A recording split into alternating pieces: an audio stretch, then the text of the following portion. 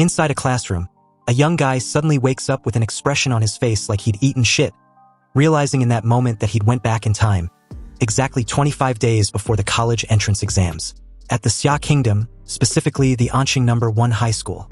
Inside the 3rd grade of the 7th class, every student seems to be busy doing their assignment when suddenly, a young man stands up abruptly, screaming like a disfigured banshee.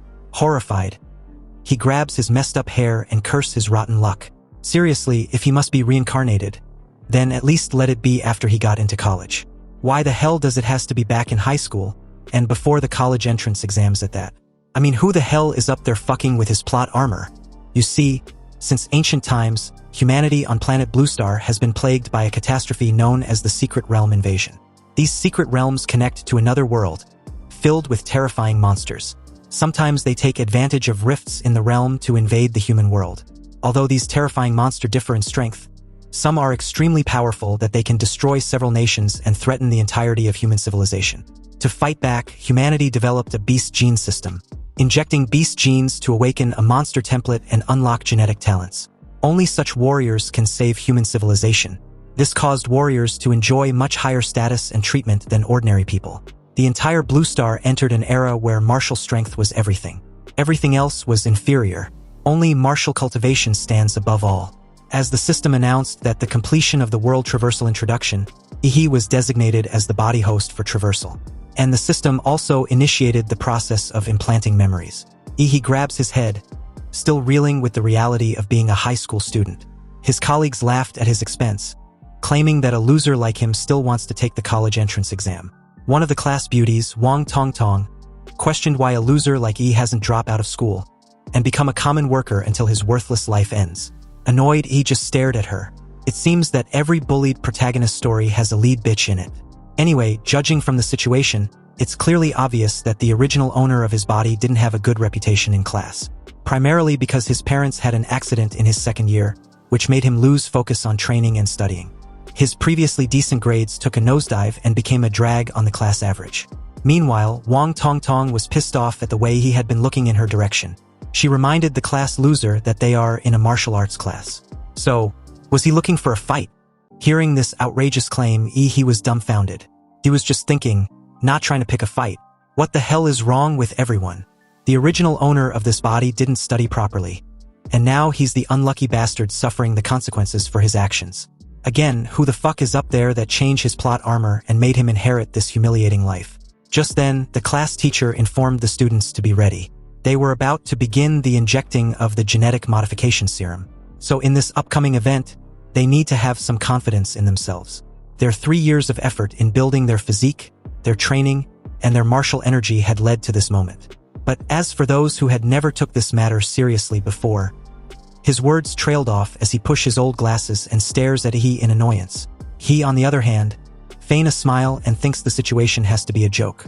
Seriously, it wasn't like he was the one slacking off but that poor guy who used to own this body. So why panic? And since he'd inherited this unfortunate guy's role, he will do everything right and clean his freaking mess. A while later, the scene shifted to the gene injection hall, where all the students undergoing the gene injection had gathered for the genetic injection conference. Their endless chatter heavily centered on what ability they will awaken. Some even suggested awakening Tier 3 Mountain Splitter or a Tier 4 Sea Bridge Dragon, or a laughable Tier 1 Butt Beast. Anyway, just then a massive machine opens up, and as cold air engulfed the surroundings, several test tubes were shown inside. These test tubes were the Gene Awakening Serum. They contain the primal genes of all magical beasts ever recorded by human warriors. And after injection, the students would absorb one at random and awaken. Usually, the stronger their physique, the stronger the gene they awaken. The crappy-looking class teacher continues, telling them not to be nervous. Once the serum was injected, they should calmly accept the surge of power. Now, those whose names are called should come up to receive their serum. The class teachers start calling names, and one by one, they injected themselves with the serum. After injecting themselves with the serum, apparently their teacher's advice was horseshit because they suddenly started screaming in pain or pleasure like they were having an orgasm or some shit. He saw this, knew exactly what he was in for, but immediately bit the bullet and injected himself with the serum, expecting to undergo a similar process like the rest. But nothing. With his eyes opened wide, he remained speechless as the class teacher approached him with a skeptical look on his face. You don't seem to have changed much, he questioned. Clueless as to why, he replied that he might have gotten a fake dose. Wang Tongtong mocked and laughed at him as she approached, stating the obvious that he seemed to have not awakened anything at all.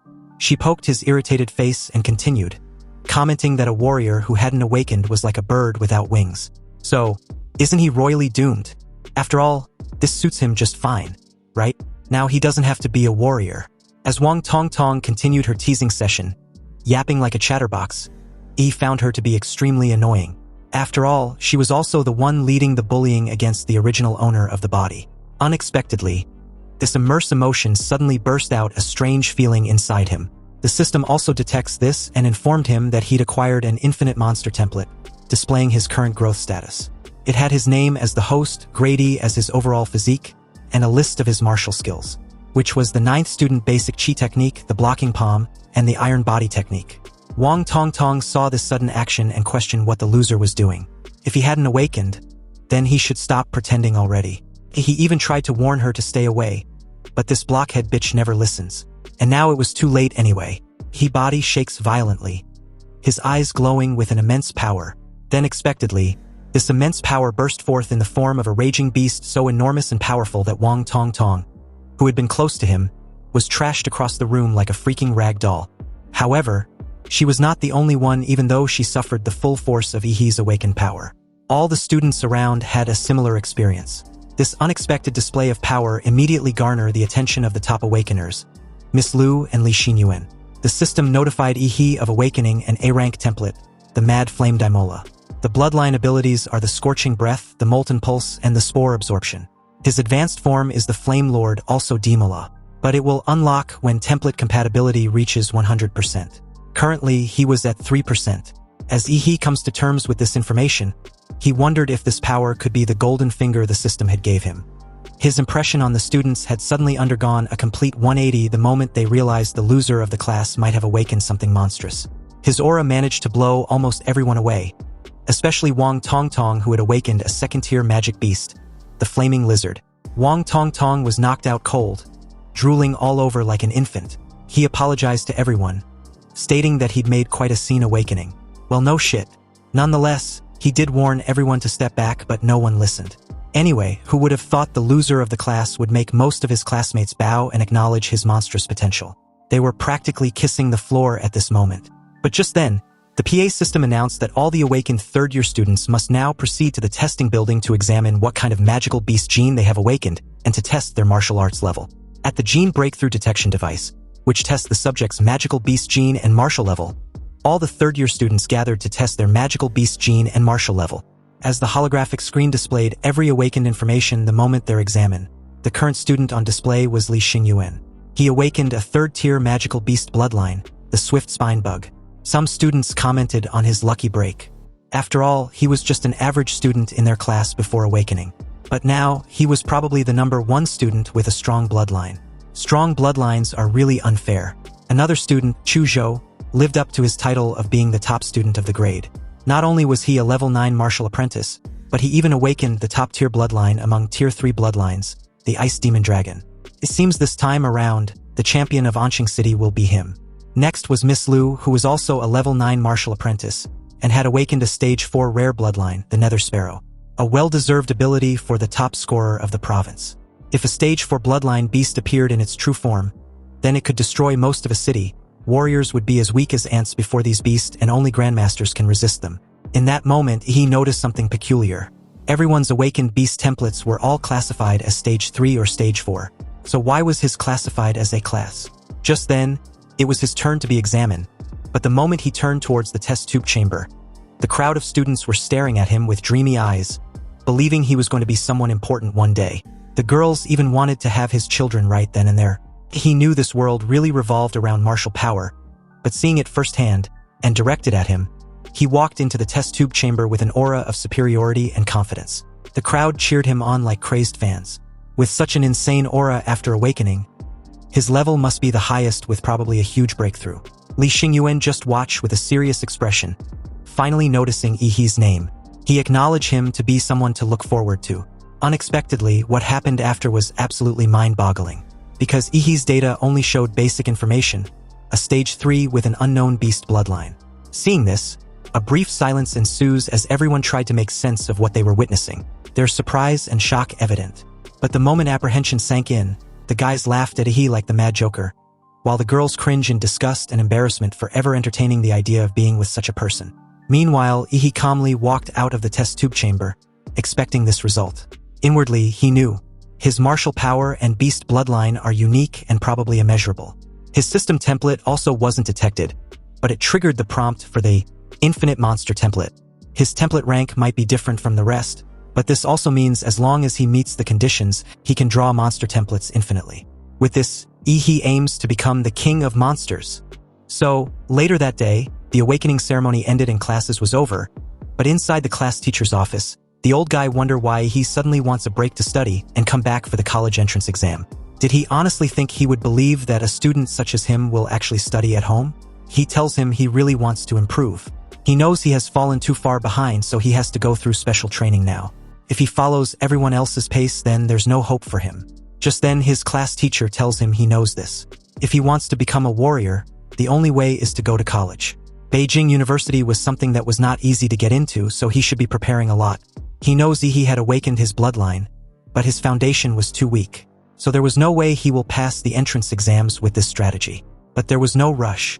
He should prepare to repeat the year and try again next year if he fails. However, he ignores this. He states that he was desperate to learn. He might not understand, especially since he awakened a powerful bloodline. As long as he can train hard, he will achieve everything he wants. And to tell the truth, he asks his class teacher to look into his eyes. His eyes would not lie to him. Seeing those eyes, the class teacher deems them to be full of sincerity, so he reluctantly agreed. But if he fails, he will be coming back to study under him to repeat the year for next year. A while later, Ihi arrives at the Anqing Warrior Center. Upon entering the center, Ihi, already aware that his parents' house was mortgaged for about 600,000 yen, and with the compensation for their accident over 1 million, he now has enough money to be heading to the main city. But to improve his power now, he has two options. One is to level up as a warrior, but the other way is to increase the contract rate with Tamura's model. And according to the data of the Infinite Monster template, each template starts with only 1 point of compatibility. But Tamura clearly has 3 compatibility points. What Ihi doesn't understand was where did the last 2 points come from? And for that, there was only one answer. The Tamura model absorbed the power of the genetic awakening serum and gained 2 accounting points. This proves that the serum basically related to the genes in this world may be improving its model abilities. Instead of training to death as a warrior, he could be spending money to increase his compatibility. This strategy, if he's being honest, will be much better and suits him perfectly. Anyway, he needed to hurry up and buy some genetic enhancement serum. However, the moment Ihi passes by the identification card checkpoint and entered the building, he experienced the biggest shock of his life. His eyes widened in surprise. In front of him were warriors with various awakened bloodlines, the overwhelming presence of their genes clearly evident. But what was surprising was that everyone in there had already awakened their lineage. After awakening the Mad Flame Tamura, Ihi obtained a unique sensory ability, the magnetic field of life. Since Tamura may be sensing vital signs emitted by creatures through the release of his vital magnetic field, he may be clearly feeling the chi and blood of the warriors burning them, as if it were a furnace inside them. And along with the roars of their beast bloodlines as warriors or monsters, he can no longer suppress the fighting desire within him. After all, the Mad Tamura is the king of beasts in their world, destined to conquer all life on the planet. But unfortunately, he was just a rookie at the moment, so he can only suppress Tamura's fighting bloodline for now. When he gets stronger, he will show the whole world the meaning of being the king of beasts. Suddenly, someone grabbed him by the shoulder from behind and called out to him. This person turns out to be a baddie who advised Ihi to not peek at people so casually like he intends to challenge them. He was a bit startled upon realizing this, so he apologized. She replied that it was fine. After all, it seems Ihi probably just awakened his monster gene, so not being able to control his powers was normal. But what brings him to the warrior's center? She questioned. He calmly replies that he was there to buy genetic medicine. But the place was huge and he can't seem to find his way. Could you help me out? Sure, but why are you already using genetic medicine at this stage? He asked if there was something wrong with that. Not really. She smiled and continued. It's just that gene medicine isn't cheap and can easily cause resistance, making it less effective over time. If you want to maximize the effect, warriors usually wait until their bloodline reaches the bottleneck before using it. He then asked how much one gene potion cost. At Ihi's current stage, he can only use the solid-type beginner potion, and it costs around 400,000 yen. This price tag scared the young king of beasts shitless. It was way too expensive for a broke guy such as himself. Even if he used all his savings, he couldn't afford 5. But he still needed to buy it, so he wanted to know if the lady knew anyone who could get him the potion at a discount. The lady, who happens to be a good person, ends up giving Ihi a business card. It was a recommendation from a veteran warrior so he could get a really good discount if everything goes his way. He thanked her and took his leave. If fate allows it, they would likely meet again. After clearing out his account, he heads to a warrior's weapon shop. And after his insane spending, it was already nightfall when he got home. Inside his apartment, Ihi began his upgrade. He took those injections and was under immense pain. He could feel his bones shuddering and blood boiling as his compatibility increases from 3% to 4%, then to 7%. His overall stats also increased from 8 to 10, then from 10 to 15, which was the armed rank 7. When he was done, he crouched on the floor, completely exhausted. So this is what leveling up feels like, he stated breathlessly. However, with each shot of gene potion, Ihi's physique improved. By the final one, it only increased a little. It seems that as his body strengthens, further base mutations become harder and harder to trigger. Nonetheless, his current development was not bad at all. In just a few minutes, he gained what others work 3 years for. And this was just using his base physical stats. If he activates the Daimola's bloodline power, then maybe he really does have a shot at being the top scorer in the exam. This is just too incredible. If cheat mode can't beat the geniuses, then this cheat is way too weak. Next, it seems he has to depart to the secret realm. For context, the secret realm rifts are ranked from S-class to E-class. The higher the ranks, the stronger the beasts inside.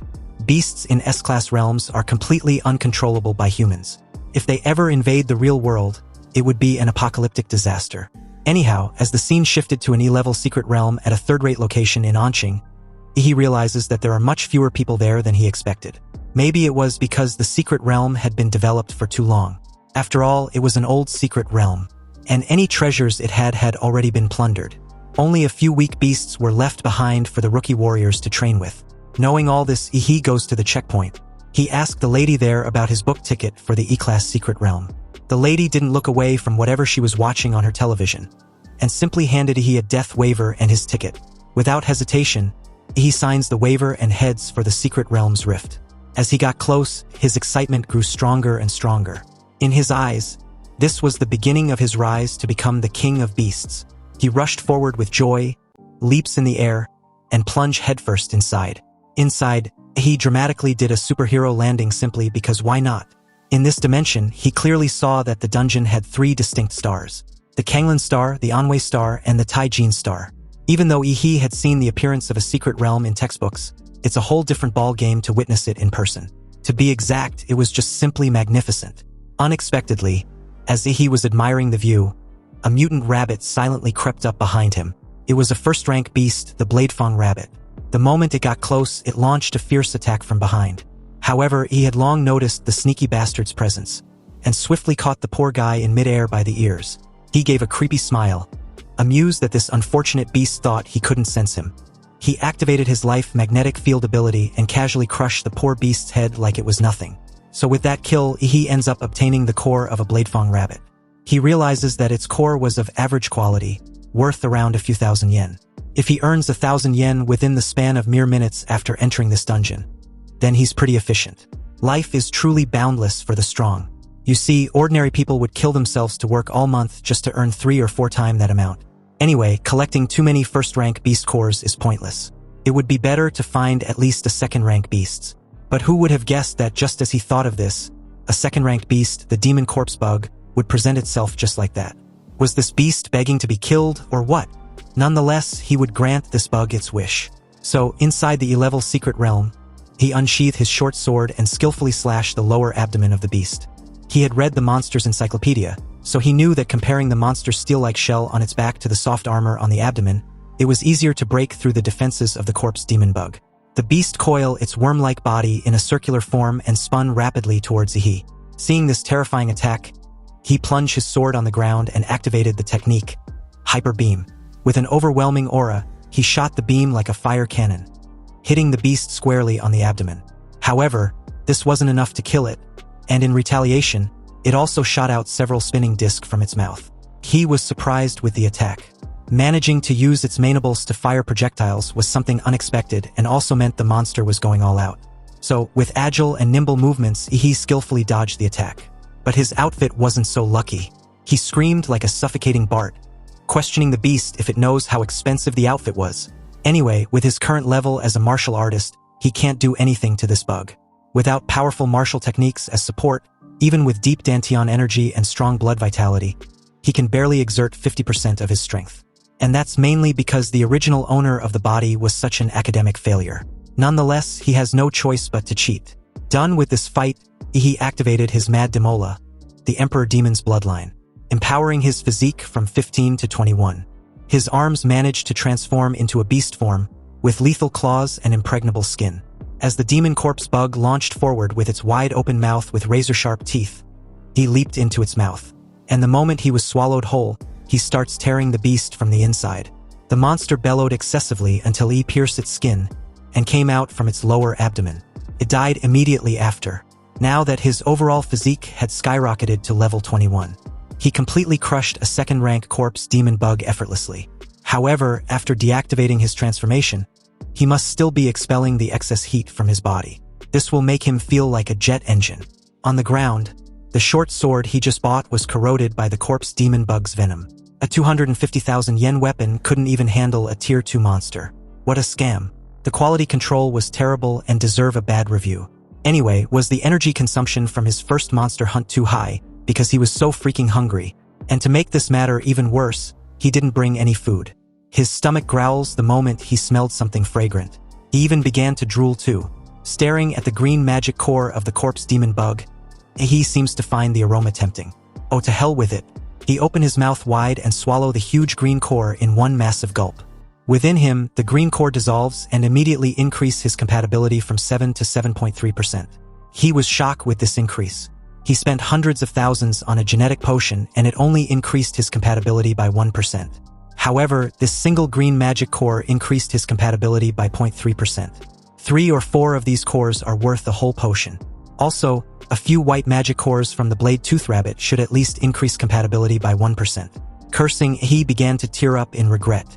He had wasted his money on pay-to-win and lost miserably. Whatever, he would turn his frustration into motivation. Because tonight, he will hunt to his heart's content.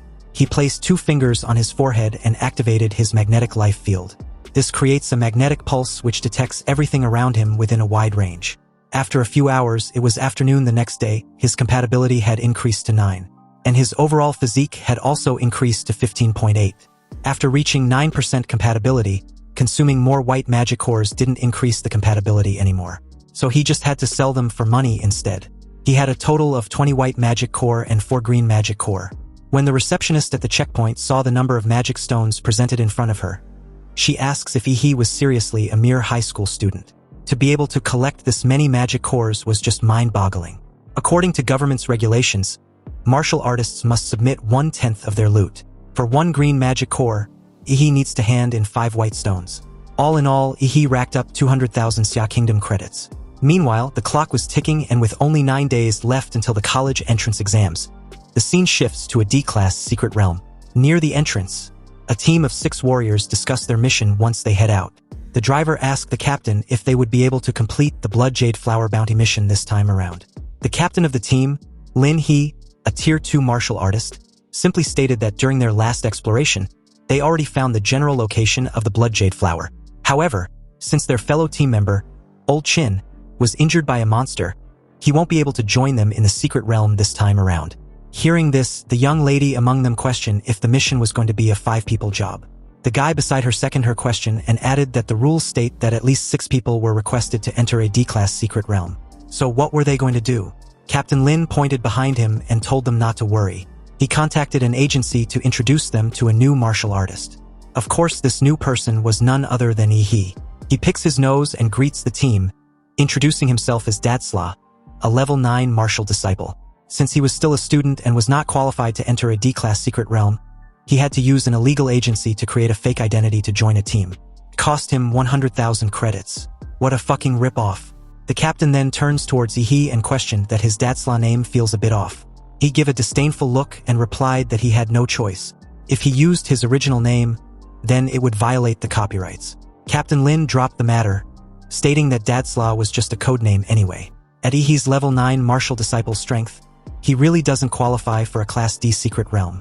So, their team will let him observe and learn, but he shouldn't hold them back. Ihi agreed. He had no problem with this arrangement. After all, clarifying responsibilities before a mission was actually pretty reliable. Far better than screwing him over during the mission. They soon took off and drove into the portal. According to the tracker, the bloody jade flower was in an oasis a little further ahead. It was guarded by a Tier 2 monster with general-level bloodline. He observed his surroundings and noticed something. Just recently, he was at a rainforest, now a desert. It seems that the secret realms were not connected to just one world. In that moment, the driver noticed the horde of earth demon rats from his rearview mirror.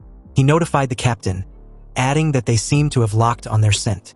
The guy in the back seat named Hood was ordered by the captain to take care of them. With a murderous glee in his eyes, he replied that he understood. He took out a couple daggers, then casually threw them at the horde of earth demon rats. The moment the daggers pierced the earth demon rats, they exploded. The team casually proceeds forward without any further interference. Mr. Hood nonchalantly stared ahead, inwardly feeling full of himself. He, on the other hand, just stared at the guy. Mr. Hood infused martial energy into his throwing dart, which exploded like a bomb upon impact. Seems this guy is ruthless. Shortly after, the group arrived at their destination. They got out of the car and walked the remaining distance on foot. He, like a true rookie, casually asked why they weren't driving.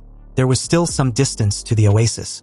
Captain Lin replied that the monsters in the oasis were highly sensitive, so the sound of an off-road engine would definitely alert them. Anyway, to distribute tasks while walking, Captain Lin tells Xiao Xia to throw the stun grenade later to lure the beast out. Xiao Wu and Hood would set up the traps.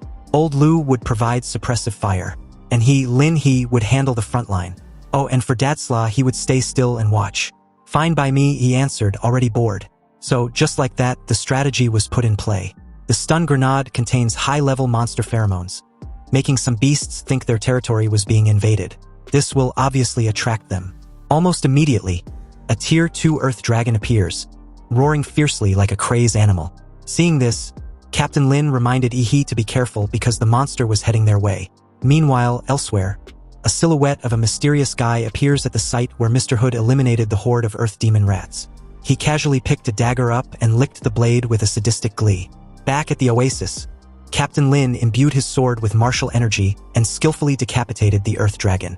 The moment he landed, Xiao Xia and Xiao Wu rushed to his side, questioning if he was okay. Captain Lin sheathed his sword and replied that he was okay.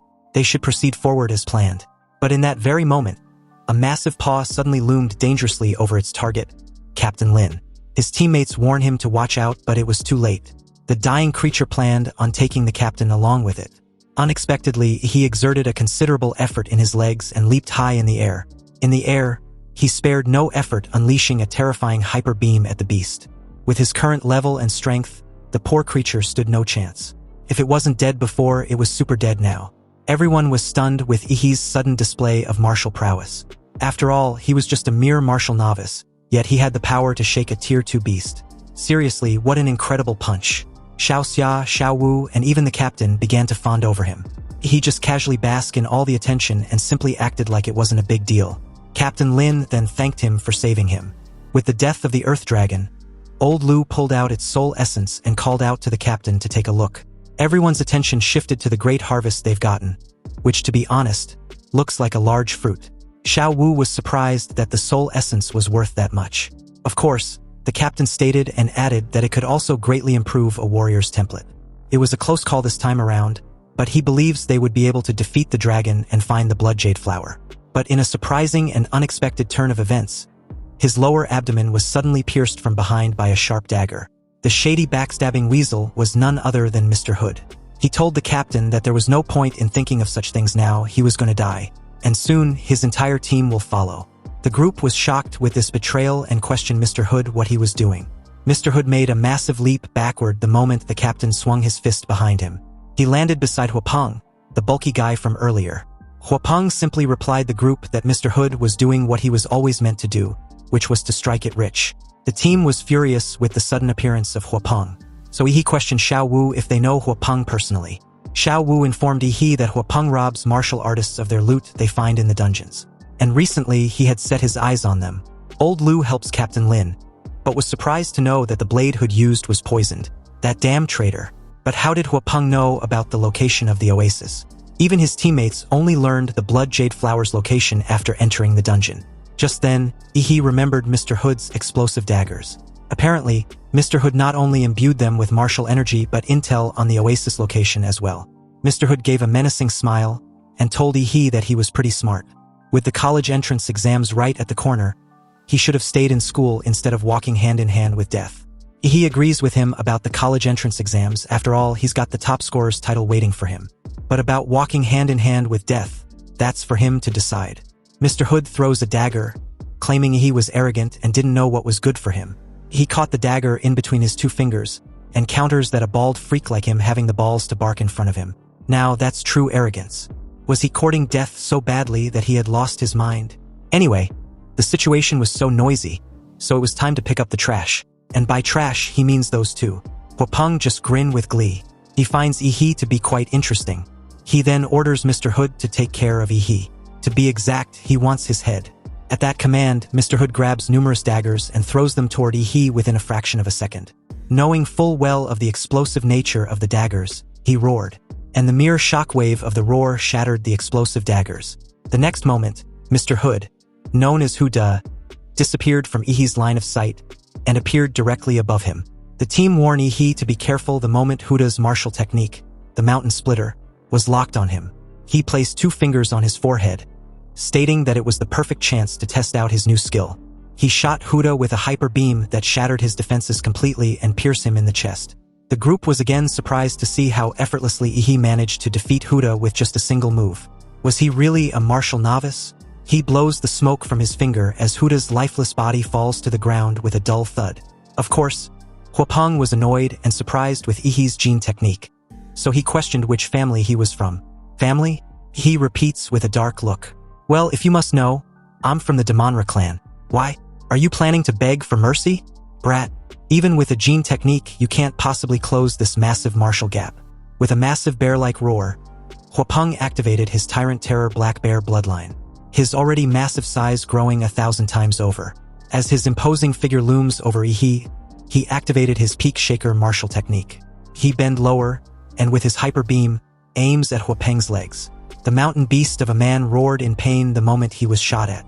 The moment he closed his hands into one massive fist and slams down on Yi, he was already above him in the air. Huapeng immediately leaps in the air as Yi comments about how second-tier martial artists are really something else. His atomic beam couldn't even penetrate or melt Huapeng's ankle bone. The moment Huapeng leaped in the air, his massive hands appeared on opposite sides of Yi, intending to literally clap him into meat paste. The clap created a terrifying shockwave the moment they connected. But obviously, he dodged and suddenly appeared behind Huapeng, stating that it was his turn. Huapeng's eyes widened the moment Yi activated another technique, the core-fused mountain-crushing fist. His hands grew in size and was imbued with martial energy.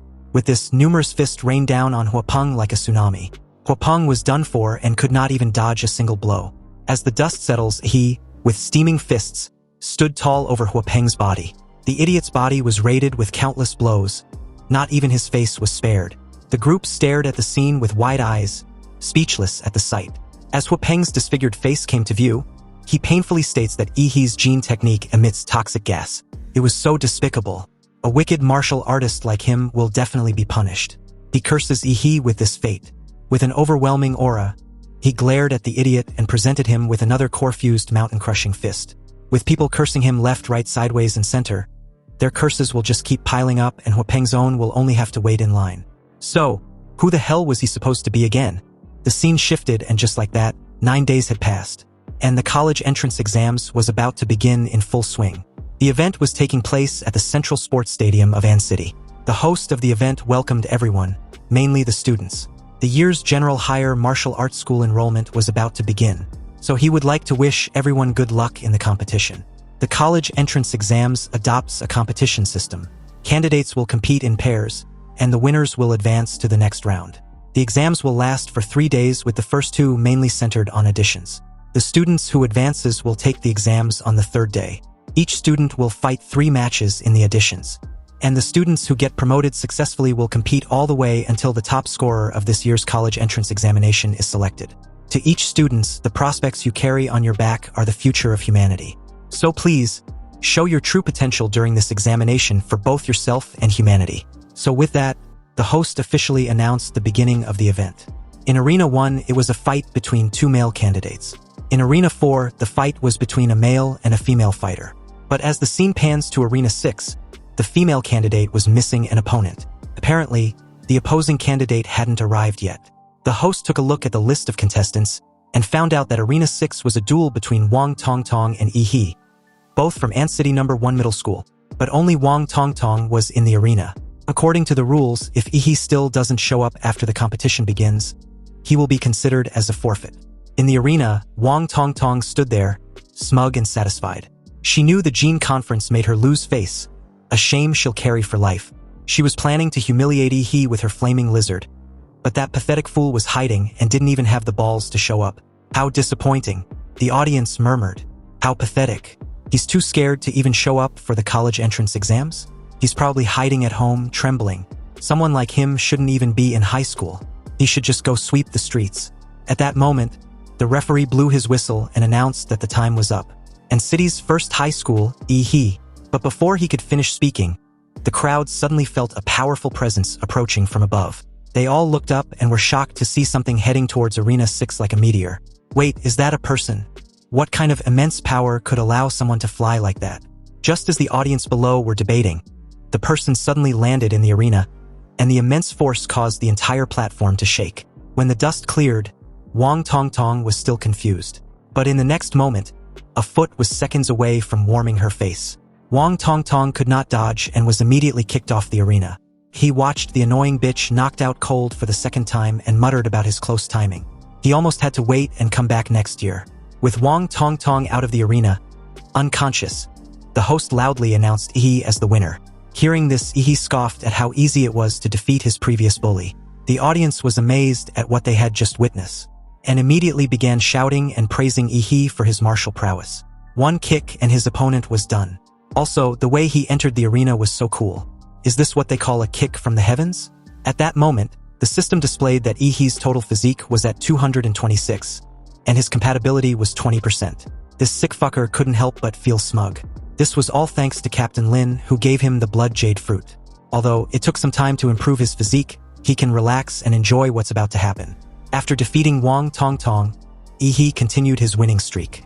First, it was against a guy from Ant City's No. 4 Middle School, Long Tao. Then against another from the same middle school. 3 matches, 3 wins.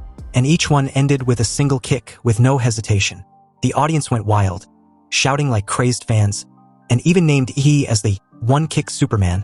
As expected, the host announced Yi He from Ant City's first high school as the winner of 3 matches in a row with just 1 strike. And with that, he had advanced to the 3rd round.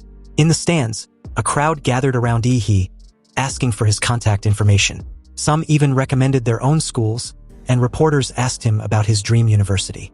Upon hearing these questions, Yi He's eyes flashed with a proud yet creepy smile. He confidently replied that he was aiming for Huadu University. Hearing this, the crowd around him suddenly dispersed, deeming him to be too arrogant. He sighed helplessly. They didn't believe in him, and he couldn't blame them. Huadu University was the best martial arts college in Xia Kingdom, one of the top 5 in the world, a holy land for all warriors. Cities like Ant City only allow the top students to enter that sacred place. But that's fine. Martial artists are judged by their strength. He couldn't wait to see the look on their faces once he wins first place. At that moment, the examiners noticed Yi He's performance and approached him, asking for a retest of his martial level. After a quick scan, the examiner was shocked. He exclaimed that half a month ago, Yi He was just a level 3 martial disciple, but now he had reached level 9. Upon further investigation, they found out that Yi He had frequently visited E-Tier's secret realms after leaving school. So they asked him why he ventured into such dangerous places right before the college entrance exams.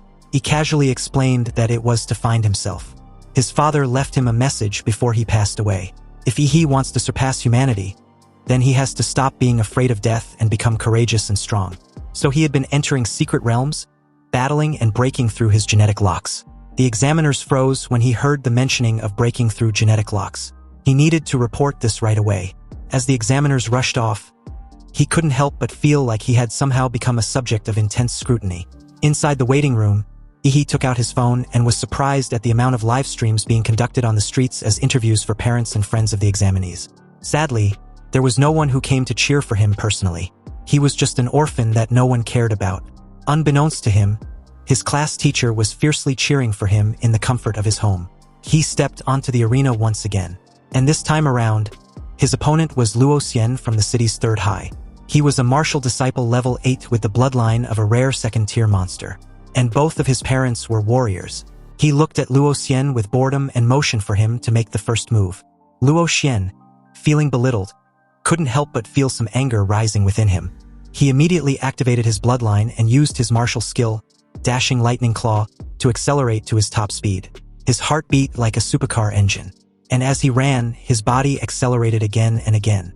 His sharp claws aimed at Ihi's throat. Luo Xian's martial skill cut through the air like a bolt of lightning, creating sparks with a sonic boom. His attack could even kill a martial disciple of the 9th level if he made contact. However, he never expected that as his arm came near his opponent's throat, he would effortlessly grab it. He casually stated that Luo Xian's momentum was quite good, but he was far from the collision force of Huapeng. Luo Xian, shocked, scared and sweating bullets, begged for mercy. Without hesitation, Ihi delivered a palm strike to Luo Xian's head, and the immense force knocked Luo Xian out cold right on the spot. He then arrogantly asked for a decent opponent. Or are there really no such contestants? The host quickly announced another victory with one strike, and this time, Ihi defeated the seated player Luo Xian. Dozens of high-speed cameras focused on Ihi, capturing shots from every angle, and the live broadcast was buzzing. Viewers couldn't stop talking, some in awe, commenting that although Luo Xian looked so fierce, he was defeated in the blink of an eye. Ihi's strength was on a whole different level compared to the other candidates. In this martial arts-driven era, Ihi's overwhelming display of power stirred the passion of everyone watching. Like seriously, the women even wanted to have his babies. Su Zhou watched as Luo Xian was carried off the stage by medics, his eyes filled with fierce determination. As expected, he smiled. This guy was the one I've been rooting for. When we meet in the finals, I'll definitely defeat you with an overwhelming power. At the head of the Huadu University admissions office, having watched Ihi's impressive performance through the live broadcast, demanded to have all of his information within half an hour. Just after he finished his match, the second group of the qualifiers was already in full swing. This match was even more heated than his, as both competitors were top-tier beauties with larger followings, making it even more of a spectacle. One of them was Kai Shaoling from N-City's second high, a petite girl with an incredibly sexy figure. She flipped her long golden pigtails, giving Lu Qingzhu a provocative look, and remarked that she hated the robotic expression of Lu's family's young lady. Lu Qingzhu didn't respond. Instead, she simply bowed slightly and greeted her, her face expressionless, as if she didn't take Kai Shaoling's challenge seriously at all. The referee blew the whistle, signaling the start of the match. With the aura of a martial disciple level 9, Kai Shaoling instantly appeared in front of Lu Qingzhu, sweeping a kick towards Lu Qingzhu's neck, threatening to slam her to the ground. Lu Qingzhu still made no move, lightly waving her palms, causing the air around her to thicken, becoming as viscous as a swamp under the influence of her martial technique. When Kai Shaoling's kick met the air in front of Lu Qingzhu, she felt as though her leg, which could tear through military-grade steel, had instead sunk into soft cotton. Under the diminishing effects, even the high-speed cameras could only capture Kai Shaoling's white leg moving in slow motion, visibly decelerating. Kai Shaoling, furious at Lu Qingzhu's immovable expression, intensified her attack. She cloaked her body in martial energy, minimizing air resistance, and blurred her form into a shadow as she circled Lu Qingzhu, waiting for the right moment to strike a palm to Lu Qingzhu's side. But as her palm neared Lu Qingzhu's waist by just 3 inches, it suddenly couldn't get any closer. Realizing she had fallen into a trap, Kai Shaoling tried to retract her hand, but the air in front of her exploded with unimaginable suction, preventing her from pulling back. At that moment, Lu Qingzhu made her first move, extending her slender fingers, which now shimmered with a jade-like light. The warriors watching the livestream had their eyes widen as they recognized the move, the Hunyuan jade finger from the Xianhuang martial technique. To see a student about to take the high school entrance exams mastering the Xianhuang technique was astonishing. Such martial talent didn't need to be proven through exams. This alone could guarantee a direct admission to Huadu University. Standing close to Lu Qingzhu, Kai Shaoling could feel the terrifying energy from the jade finger, realizing that if she didn't pull out her trump card now, it would be her last chance. Without hesitation, she activated her bloodline, Shadow Tiger King. A massive shockwave exploded from her body, shattering the air around her.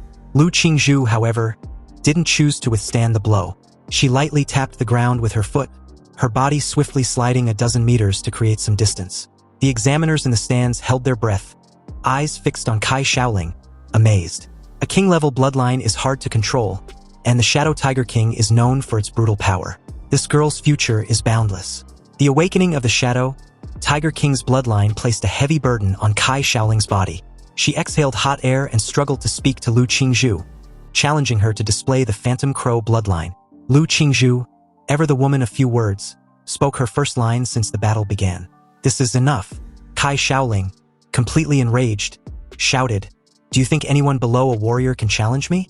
Her body moved like a vicious tiger, her fierce blood energy coiling into a torrent behind her, her palms slashing through the air toward Lu Qingzhu.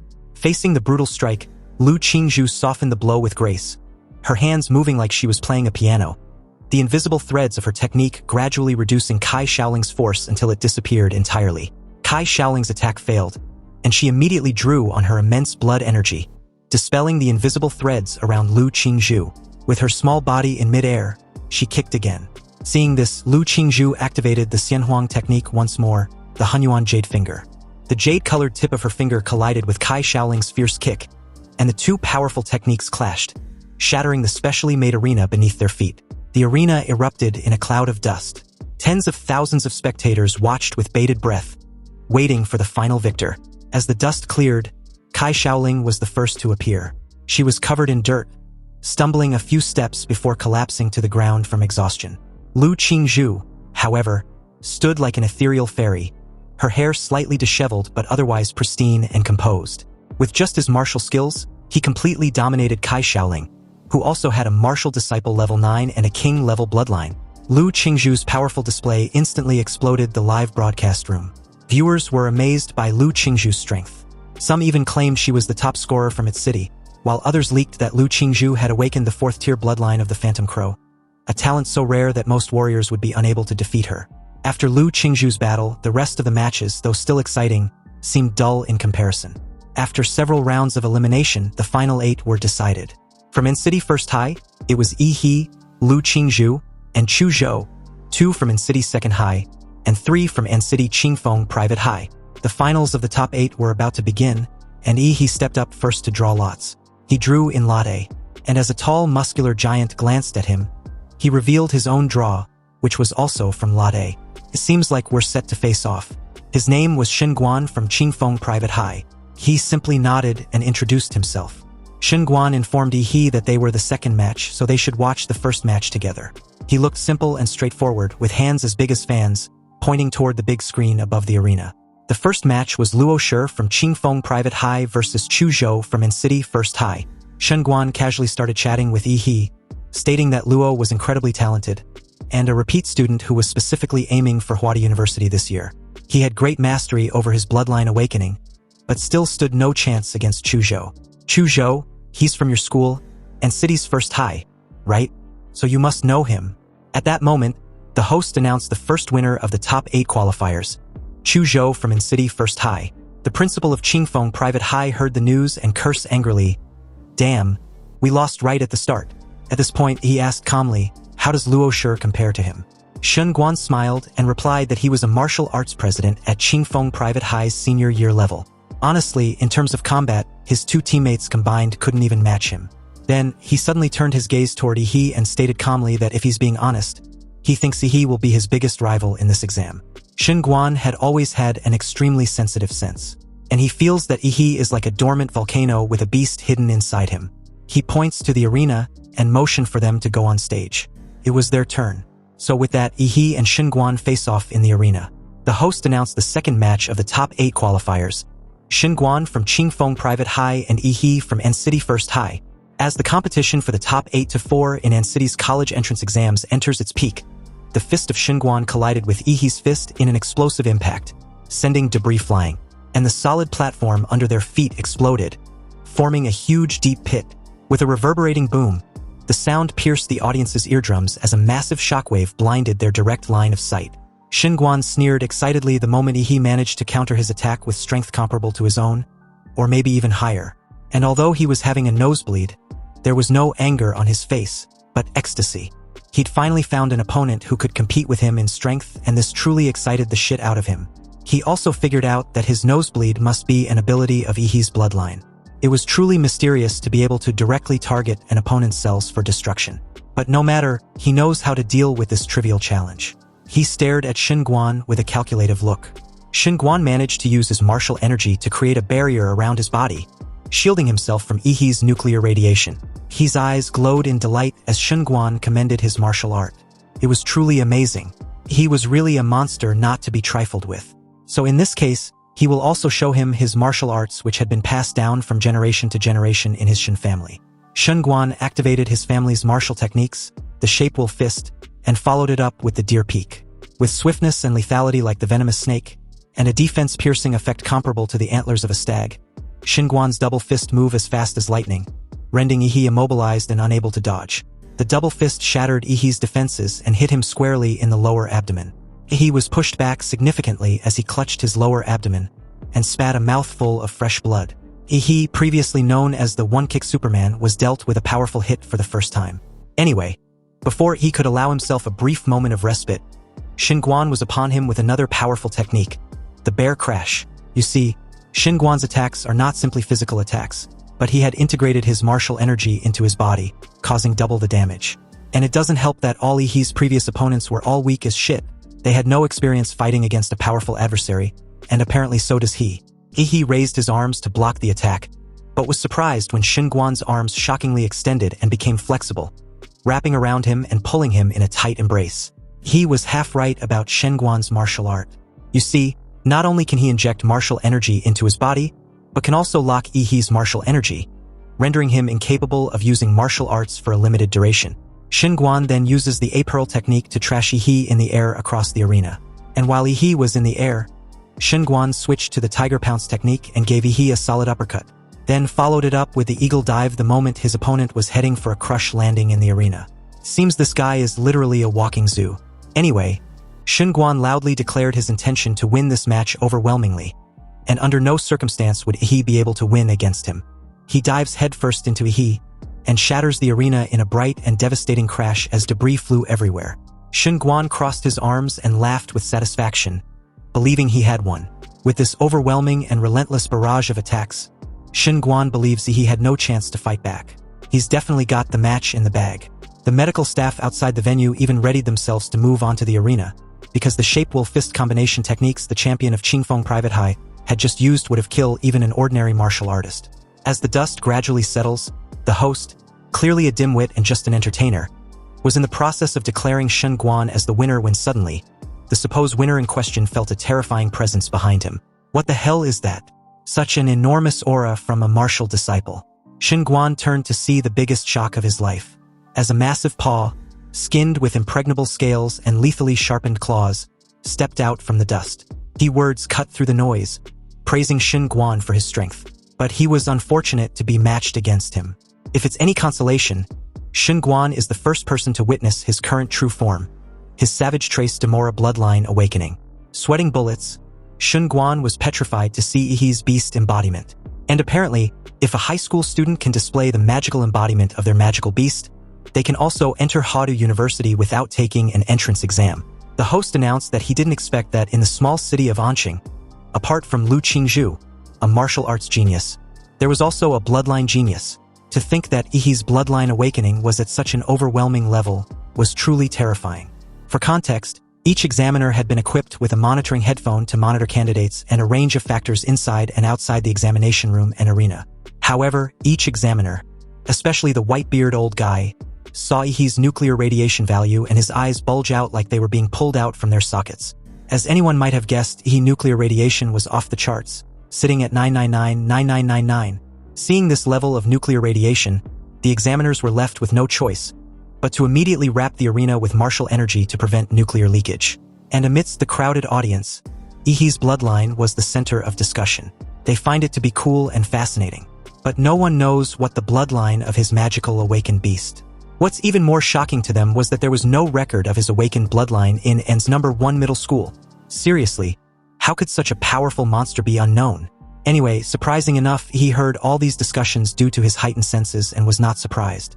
After all, it seems that there was no creature like Demora on planet Bluestar, so it's of no wonder that no one had heard of it. Anyhow, back to Xinguan, he was currently having a nosebleed again. So it seems that his martial energy, acting as a shield, was no longer sufficient to block Yihee's nuclear energy. With this in mind, Xinguan intended to end the fight since he couldn't drag it out for long.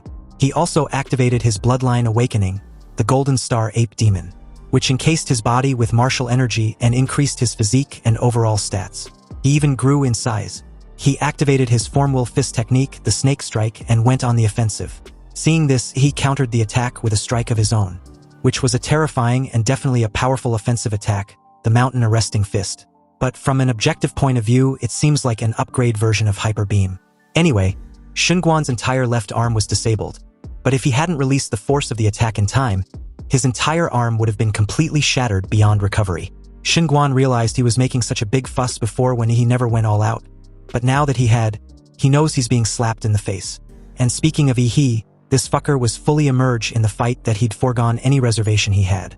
He told a dominated Xinguan that he was outstanding. But unfortunately, this is as far as he can go. This current outcome cannot be changed.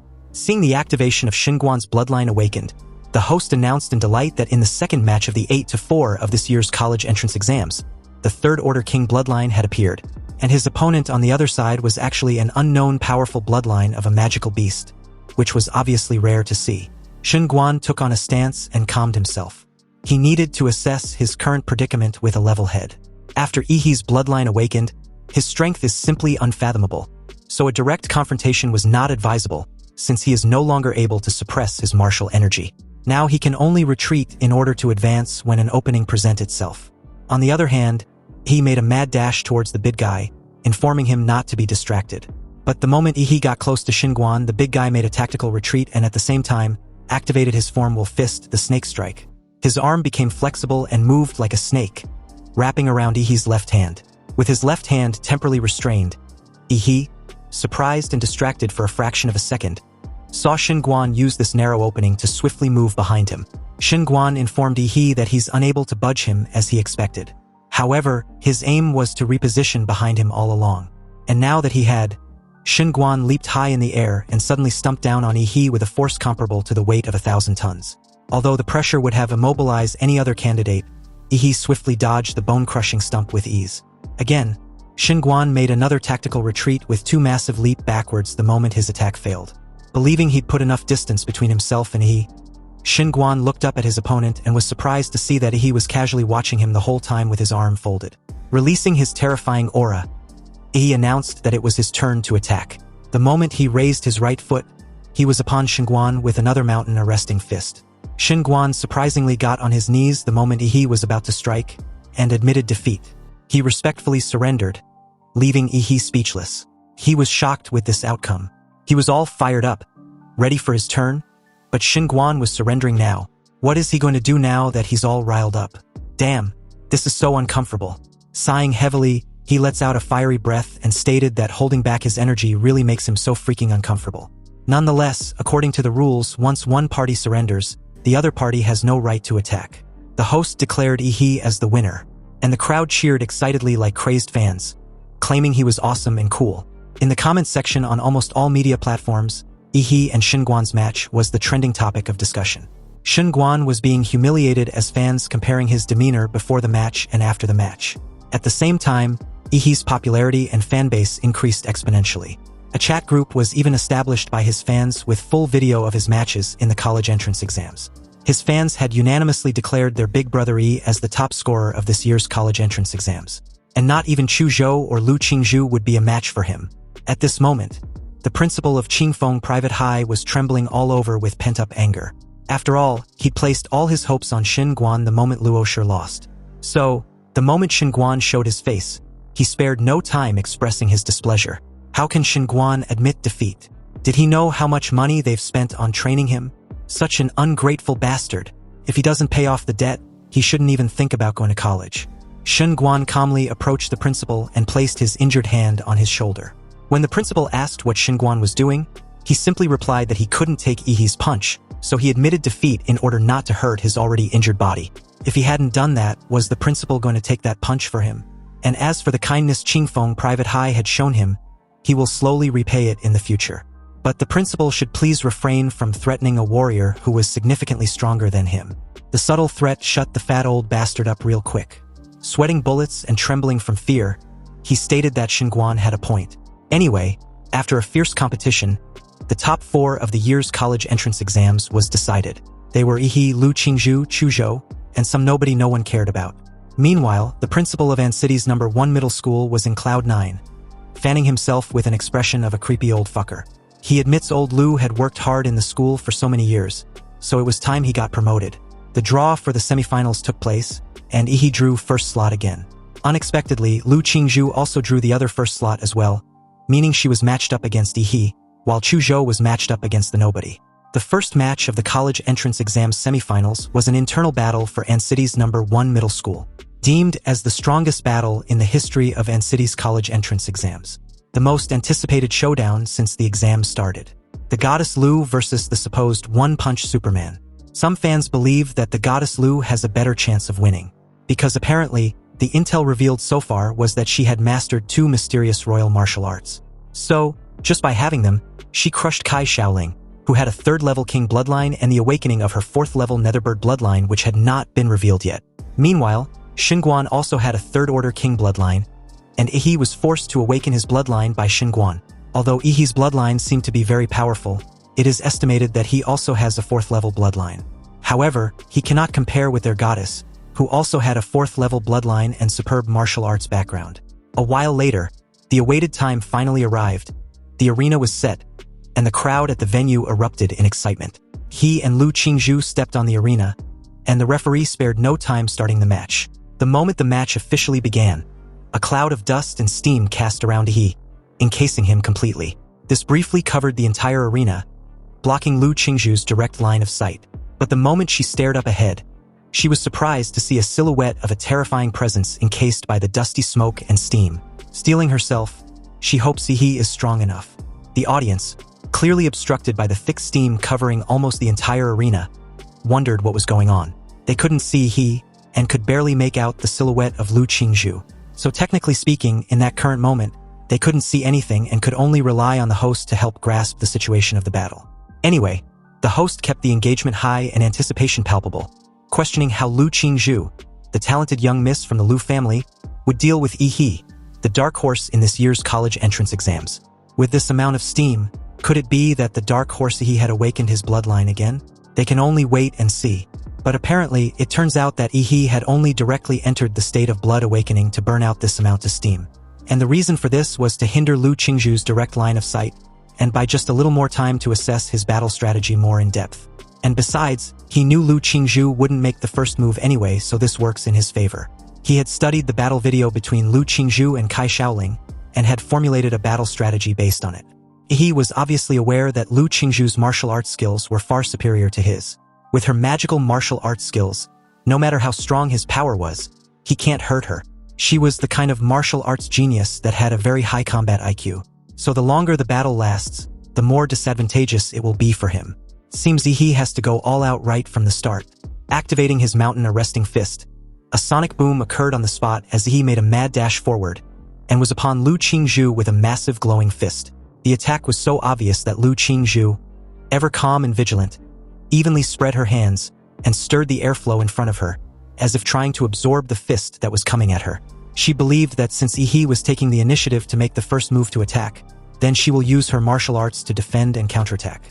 However, in an unexpected turn of events, Yihee's mountain-arresting fist never came.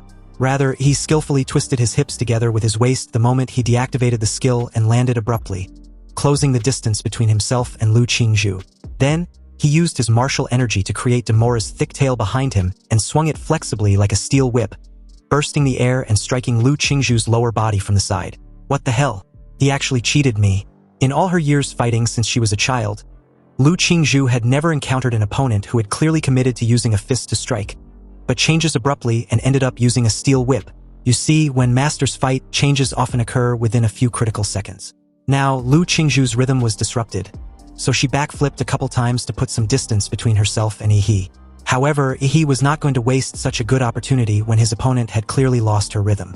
Relying on his strong physique to chase and attack fiercely and firmly to gain the upper hand, he was suddenly upon Lu Qingzhu the moment she tried to balance herself. Meanwhile, in the live broadcast, netizens watched Lu Qingzhu being deceived by the cunning Yi and had immediately fallen into a disadvantage.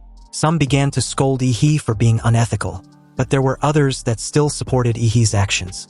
After all, when warriors fight on a battlefield, all is fair war. Anyway, Yi's pursuit was too fierce and relentless, leaving no chance for Lu Qingzhu to escape at all. An endless barrage of skill and attack rained down on Lu Qingzhu like a meteor shower. At some point, Lu Qingzhu was able to use her martial energy to shake off Yi slightly, briefly escaping her opponent's grasp. Or so she thought, because Yi transformed his right hand into a beast form with lethal claws. And it seems Lu Qingzhu wasn't getting away that easily. Suddenly, the dark, impregnable claws of Yi was directly imbued with martial energy as it tore through the air. Fortunately for Lu Qingzhu, she was able to sense this. She skillfully flipped back horizontally in the air just in time to avoid being swept by the projected claws imbued with martial energy. They even exploded behind her the moment she gracefully landed. And of course, her dear classmate was upon her again, giving her no room of respite. The two were right back where they started. He on offensive, releasing an endless barrage of attacks, and Lu Qingzhu on the defensive, blocking one wave of attack after another. He roared, and his fists swung out like afterimages, constantly compressing Lu Qingzhu's escape space. At some point, she wondered why he wasn't even the least bit tired from these numerous high-intensity attacks. Seriously, it seems her opponent had a great physical strength and stamina.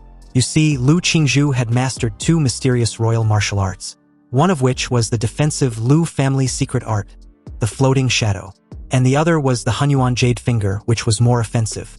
If she could use either of these techniques, she would be able to escape from Yi's onslaught. But it was as if Yi was aware of this and wasn't even giving her any chance to do so at all. And from the looks of things, she won't be able to hold on for much longer before she falls off the arena, thereby losing by eviction. Lu Qingzhu had a cool and pretty face on the surface, but inwardly, she was already sweating from anxiety. Also, forced into a corner, she was left with no choice but to use her trump card. He immediately sensed a sudden shift as Lu Qingzhu activated her bloodline awakening, the Nether Bird. At that very moment, Yi, who was about to punch Lu Qingzhu, quickly retracted his fist and retreated. The reason was the dark purple sparks that came out of Lu Qingzhu's body. With a loud and sharp cry of a bird, he saw Lu Qingzhu soaring into the sky, and the Demora's blood flowing in his body began to boil, as if he felt the provocation of another creature at a very high level of life. Plump dark purple wings had grew on Lu Qingzhu's back, and under the light, the wings sparkled with colorful light. The dark purple wings did not need to flap because the wind element automatically lifted Lu Qingzhu into the air. Her amethyst-like pupils stared directly below at the dark blue demon on the arena, and the air suddenly seemed to be sparking with the fighting spirit of the two. The host loudly and enthusiastically announced that although Lu Qingzhu was still far from mastering the true form of her bloodline, she was able to develop the most important organ of her bloodline, the wings of the Nether Bird. For the first time, the Nether Bird can be seen on full display by none other than our genius beauty Lu Qingzhu. Subsequently, the live broadcast platform lit up at this moment as comment kept pouring in like a tidal wave. After her bloodline awakened, Lu Qingzhu stretched out her slender jade finger and pointed at Yi as her fingertips began to turn a transparent jade color. In a cold tone, Lu Qingzhu declared for Yi to be careful, because she can't control her strength in this awakened form. Really? Yi replied excitedly from below. I'm glad you said that because up until now, I have only exerted about 50% of my strength. So I guess I can finally go all out. Don't disappoint me.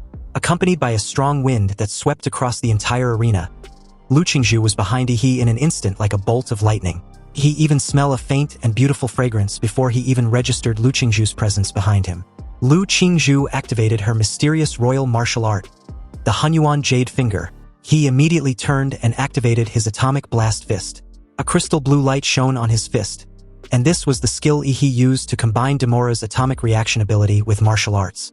The elegant jade fingertips collided with the ferocious blue magic fist, and a massive energy reaction occurred where the two touched. Then, following a huge explosion of light and heat, the audience were blinded by the bright impact and the strong gush of wind. In the arena, the two, on the other hand, were also blown away by the turbulent airflow at the same time.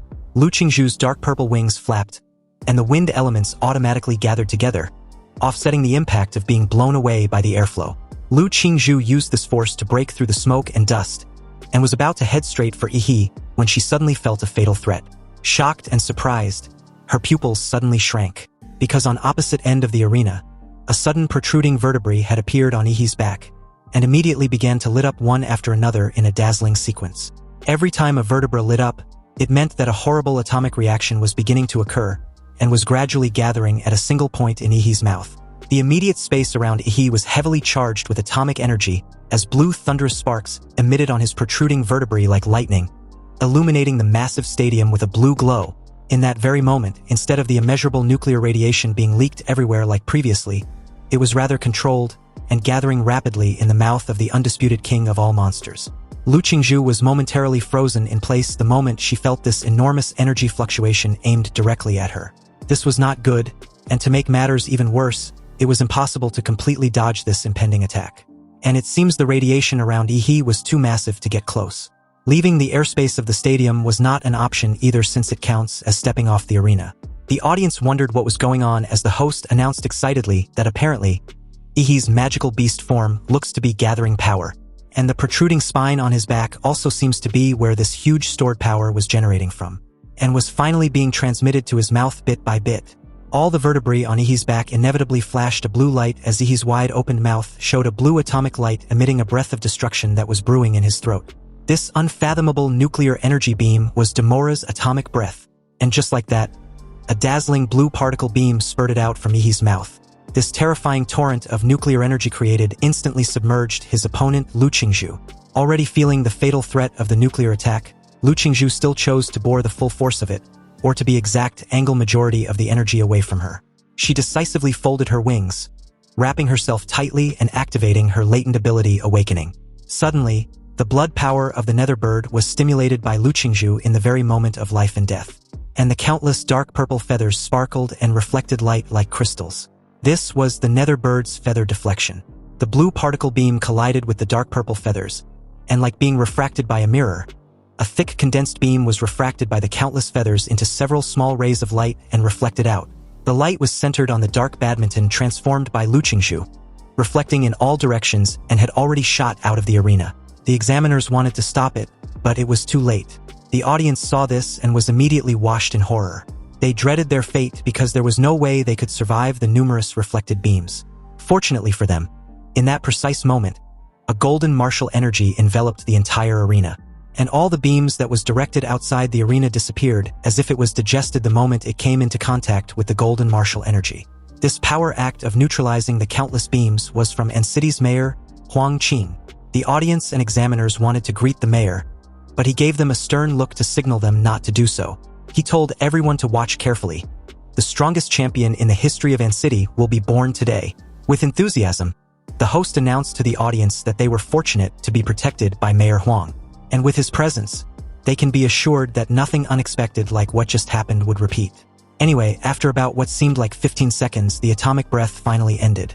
Thick smoke was coming out of Yi's mouth and back like a steam engine, and his eyes were fixed on the girl in front of him who looked somewhat miserable. Lu Qingzhu spat out a mouthful of fresh blood. Her two dark purple wings had melted after reflecting the atomic breath to the limit. If she had not used Vanity and Shadow in time to dissipate the remaining energy impact to the surroundings, she might not have been able to withstand Yi's attack. It's a pity that the bloodline of the Netherbird's true form was too difficult to control, so she hadn't unlocked its core attribute abilities yet. Otherwise, she wouldn't have had such a hard time facing that energy beam just now. You see, from the moment Lu Qingzhu was born, the Lu family had placed high hopes on her. Under the expectations of her family, Lu Qingzhu had to fight in one battle after another to establish her reputation as the eldest daughter of the Lu family. Although outsiders praised her genius and strength, she was not keen on these titles. Maybe she herself didn't even know why she was fighting, or even that she wanted to fight. She felt that it was meaningless to compare herself with others. She just followed her mother's expectations and moved forward silently, always giving outsiders the impression of being aloof and difficult to approach, but in fact she is just simply socially anxious. And the cold and expressionless demeanor is just a protective front for her social phobia. Anyhow, mentally and physically, she was so tired and drained, But based on the current situation of the battle, this could be about the extent of it if she plays her cards right. And no one would be the wiser. After all, with such a strong opponent, it's only natural that she couldn't win, right? Lu Qingzhu thought of this, and immediately prepared herself to pretend to admit defeat after a few more moves with Yi. She came in front of Yi and slapped his chest with a palm, inwardly begging him to hurry up and defeat her already. She knew Yi was smart enough to be able to seize the flaw she was showing. Unexpectedly, Yi didn't make any move and took her palm strike head-on. Lu Qingzhu's big beautiful eyes widened with great confusion in them. She wondered why he didn't dodge like he obviously should, but rather lowered his gaze and just stared coldly at her. Classmate Lu Qingzhu, Yi spoke calmly. Why don't you have the fighting spirit? I felt you were a little absent-minded since the start of the battle. Lu Qingzhu was surprised by this. She never expected that Yi would reject her subtle offer. He continued, his tone cold and clipped. Lu Qingzhu, have you ever looked me in the face? Because if you had, even once, you would have seen instantly that I'd always intended on winning this title fairly and squarely. He suddenly swung his fist, imbued with martial energy, downwards, and the wind from his fists whistled. In desperation, Lu Qingzhu used her arms to block her face and mobilize the airflow, trying to block Yi's fist. But in that moment, all the airflow mobilized by her was torn apart by her opponent. And although her arms protected her face, the punch still managed to connect with the lower section of her face. He called her out on her earlier move and warned her to better start facing him seriously. If she cherished her face, that is. You see, he didn't just throw that one punch and call it a day. He pounced on Lu Qingzhu and began raining punches on her face wildly, furiously urging her to start getting serious. Lu Qingzhu, on the other hand, protected her face with her arms, looking extremely embarrassed. She felt extremely wronged, recalling how she had never been beaten like this since she was a child. And now she's been dunked on the ground in front of hundreds of thousands of live viewers, with punches raining down on her head endlessly. She clearly wanted to give Yi the victory, so why was he still provoking her, trying to force her to fight seriously? You see, everybody has a bottom line, and Lu Qingzhu had tried her best not to lose control, but she finally reached her limit to what she could tolerate after being punched in the face. She roared like a phoenix rising from the ashes, calling Yi an asshole for hitting a girl in the face. Her eyes turned red, and an extremely powerful martial energy burst out, knocking Yi back a couple steps. When the scene shifted to Yi, the fucker looked extremely pleased. That's more like it, he coldly murmured. If the eldest daughter of the Lu family doesn't want to be hit in the face again, then she needs to get serious. There was a strong fighting spirit in Yi's eyes. As the king of monsters, his innate desire was to conquer other monsters. He wanted to let other monsters know that even if they try their best, they will inevitably submit to him in terms of strength. Lu Qingzhu's eyes were red, and the sudden burst of power was her activating the Lu family's forbidden martial arts secret technique, the blood ignition. It can increase the purity of the user's blood in a short period of time, squeeze out the maximum potential of the user, and increase the user's strength dramatically. However, this secret technique has too many side effects and should not be used until it's the last resort. This also means that Lu Qingzhu was starting to fight for her life. Ashes flew all over the sky, and a huge pair of dark purple wings spread out, stirring up a howling wind. There were strange patterns that had spread on Lu Qingzhu's pretty face, and the tail feathers behind her were swayed like an imperial robe as the shrill cries of the bird in her body echoed in all directions. Lu Qingzhu had also unexpectedly entered the true form of the nether bird, and after her true bloodline awakening, she looked radiant and confident, staring at Yi from above. Classmate Yi, I will defeat you with my strongest form as you wish. So, in that very moment, the fight between Lu Qingzhu and Yi reached the point where both parties were finally clear and explicit about their intentions to go all out. All the expectations from her family and everything that goes with it, such as her reputation as the eldest daughter of the Lu family, any lingering doubts, and all the expectation of affirming her status of being the strongest student in this year in city's college entrance exams faded at this moment. Lu Qingzhu was ultimately resolved, and her only focus was on defeating Yi. On the other hand, Yi, finally successful in pushing Lu Qingzhu to fight seriously and revealing her strongest form, was satisfied with this outcome. From below, he stared at Lu Qingzhu's radiant and dazzling nether bird's magical beast form with excitement. Now that his opponent's true form was revealed, the battle was eventually getting interesting. And since it had finally come to this, he won't be negligent either. He will also reveal his true form. Suddenly, the martial energy of Yi attached with his atomic reaction energy enveloped his whole body as blue flaming lights and thunderous sparks surrounded him. Shortly after, his entire body was skinned with impregnable scales radiating with a terrifying energy, radioactive energy to be precise. This was Ihi's physical skill that combines Demora's template with his hard qigong, named the Nuclear Light Combat Body. Accompanied with a sudden explosive boom, the energy gathered under Ihi's feet made a deafening sound as he was propelled into the sky. This huge energy explosion pushed Ihi straight towards Lu Qingzhu like a missile. But this sudden display of engagement did not faze Lu Qingzhu at all. She just watched Ihi with an eerie calm. Then, she flapped her wings, mobilizing the surrounding air currents to gather into a hurricane. This hurricane, known as the Tearing Hurricane, was attached with the netherworld energy which had the property of devouring any form of energy. The Tearing Hurricane enveloped the entire space, crushing the base of the arena to pieces. He showed no fear at all, and dived directly into the netherworld hurricane like a torpedo. For context, diving headfirst into the Tearing Hurricane was tantamount to nothing short than a suicide, especially for a martial art disciple. The moment Ihi entered the Tearing Hurricane, he activated his atomic fist and produced a blasting punch. A massive blue energy explosion tore through the hurricane, breaking through the dust and rushing towards Lu Qingzhu in an unstoppable manner. Seeing this, Lu Qingzhu tapped into the explosive power of her netherworld bloodline and activated the cry of the nether bird. The strange patterns on her face instantly turned red and purple, becoming as hot as a branding iron. Lu Qingzhu endured this pain and opened her mouth towards Ihi. Then, visible sound waves distorted the air and swept over. Ihi's figure was drowned by these sonic waves, and the atomic energy in his body began to flicker like a flame. You see, if Ihi's legendary Demora bloodline wasn't high enough, his internal organs would have directly been torn into pieces by the aura of the nether bird's sound waves. Obviously, Ihi would eventually die by the attack. "Do you think you're the only one who can scream?" he questioned, almost amused, his eyes sparkling with a blue atomic glow. And just like that, he opened his mouth, and beams of blue light lit up on the vertebrae behind him, one after another. The atomic energy reacted violently, and this terrifying aura spread out. This sequence was familiar and could only lead to one outcome, Demora's atomic breath. Only this time, however, it was at the maximum power output.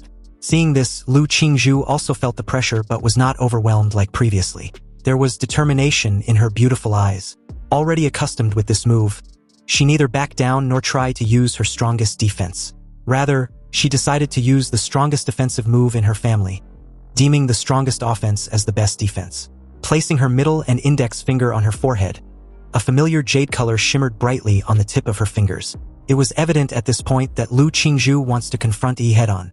In that moment, a dazzling blue light beam rushed straight towards Lu Qingzhu with the force that broke through the clouds. You see, the outcome with this move will decide the winner of this battle, because after using the maximum power of the atomic breath, no atomic reaction will be able to take place in Ihi's body for the time being. On the other end, Lu Qingzhu, who had already given up on any defense and released her strongest means of attack, the Shenhuang martial arts Hunyuan Jade Finger, superimposed with the power of the Nether Sparrow bloodline, the Netherworld Bloodthorn, produced an explosive and matching counterattack. The jade-colored fingertips gathered purple-red destructive energy, and Lu Qingzhu pointed at the incoming atomic breath light column. The dark purple wings behind her also provided her with all the impact force to split the atomic breath light column forward. The two destructive attacks headed towards each other with a head-on collision imminent. But at this moment outside the arena, everyone watched with anticipation as the host announced excitedly that the kind of collision of power released was not something the two warriors can control. The examiners knew the severity of the collision and immediately maxed the barrier around the arena with martial energy. On the other hand, the mayor wasn't pleased with Lu Qingzhu's battle strategy of using an offensive attack to counterattack Yihi's atomic breath. In his eyes, no matter which of these two geniuses had an accident, it would be a loss for the entire Anqing and even the Xia Kingdom, so he decided to intervene. Not to stop the match, but rather to make sure neither Yihi nor Lu Qingzhu ends up as collateral damage. They've proven to be too important for their city to suffer any irreparable damage. Activating his genetic earth magic, the divine leyline wall, the earth trembled, and three thick high walls blessed with his martial energy rose up in an instant, blocking the atomic breath and netherworld blood thorn. The next moment, the stone wall collapsed and dazzling colorful light flooded everything. So as the dazzling energy explosion drowned everything, the martial arts shields released by the examiners together were all crumbling under the impact of this energy. Dust and smoke filled the entire arena and covered a huge portion of the stadium. Witnessing the aftermath of the collision, the audience realized that if the mayor hadn't intervened, most of them would have been collateral damage. Anyway, speaking of the mayor, the guy just stared at the smoke-filled arena with a solemn expression. You see, although he had just released 3 divine leyline walls in time to slow down the full-strength attack of Yi and Lu Qingzhu, his preparation time was too hasty, so the 3 divine leyline walls were not as strong as usual. In the end, they were smashed one after another from both sides, causing Yi's atomic breath and Lu Qingzhu's netherworld bloodthorn to inevitably collide with each other. You see, if anything goes wrong with either of these 2 people, even if he resigns as the mayor, he will not be able to quell the public's anger. In the hearts of the Xia people, a martial arts genius had the same appeal as a top star. Anyhow, at this moment inside the arena, a slender hand came to view as fresh blood drips onto the floor continuously. This hand obviously belongs to Lu Qingzhu, who had her entire left arm severely burned and messed up.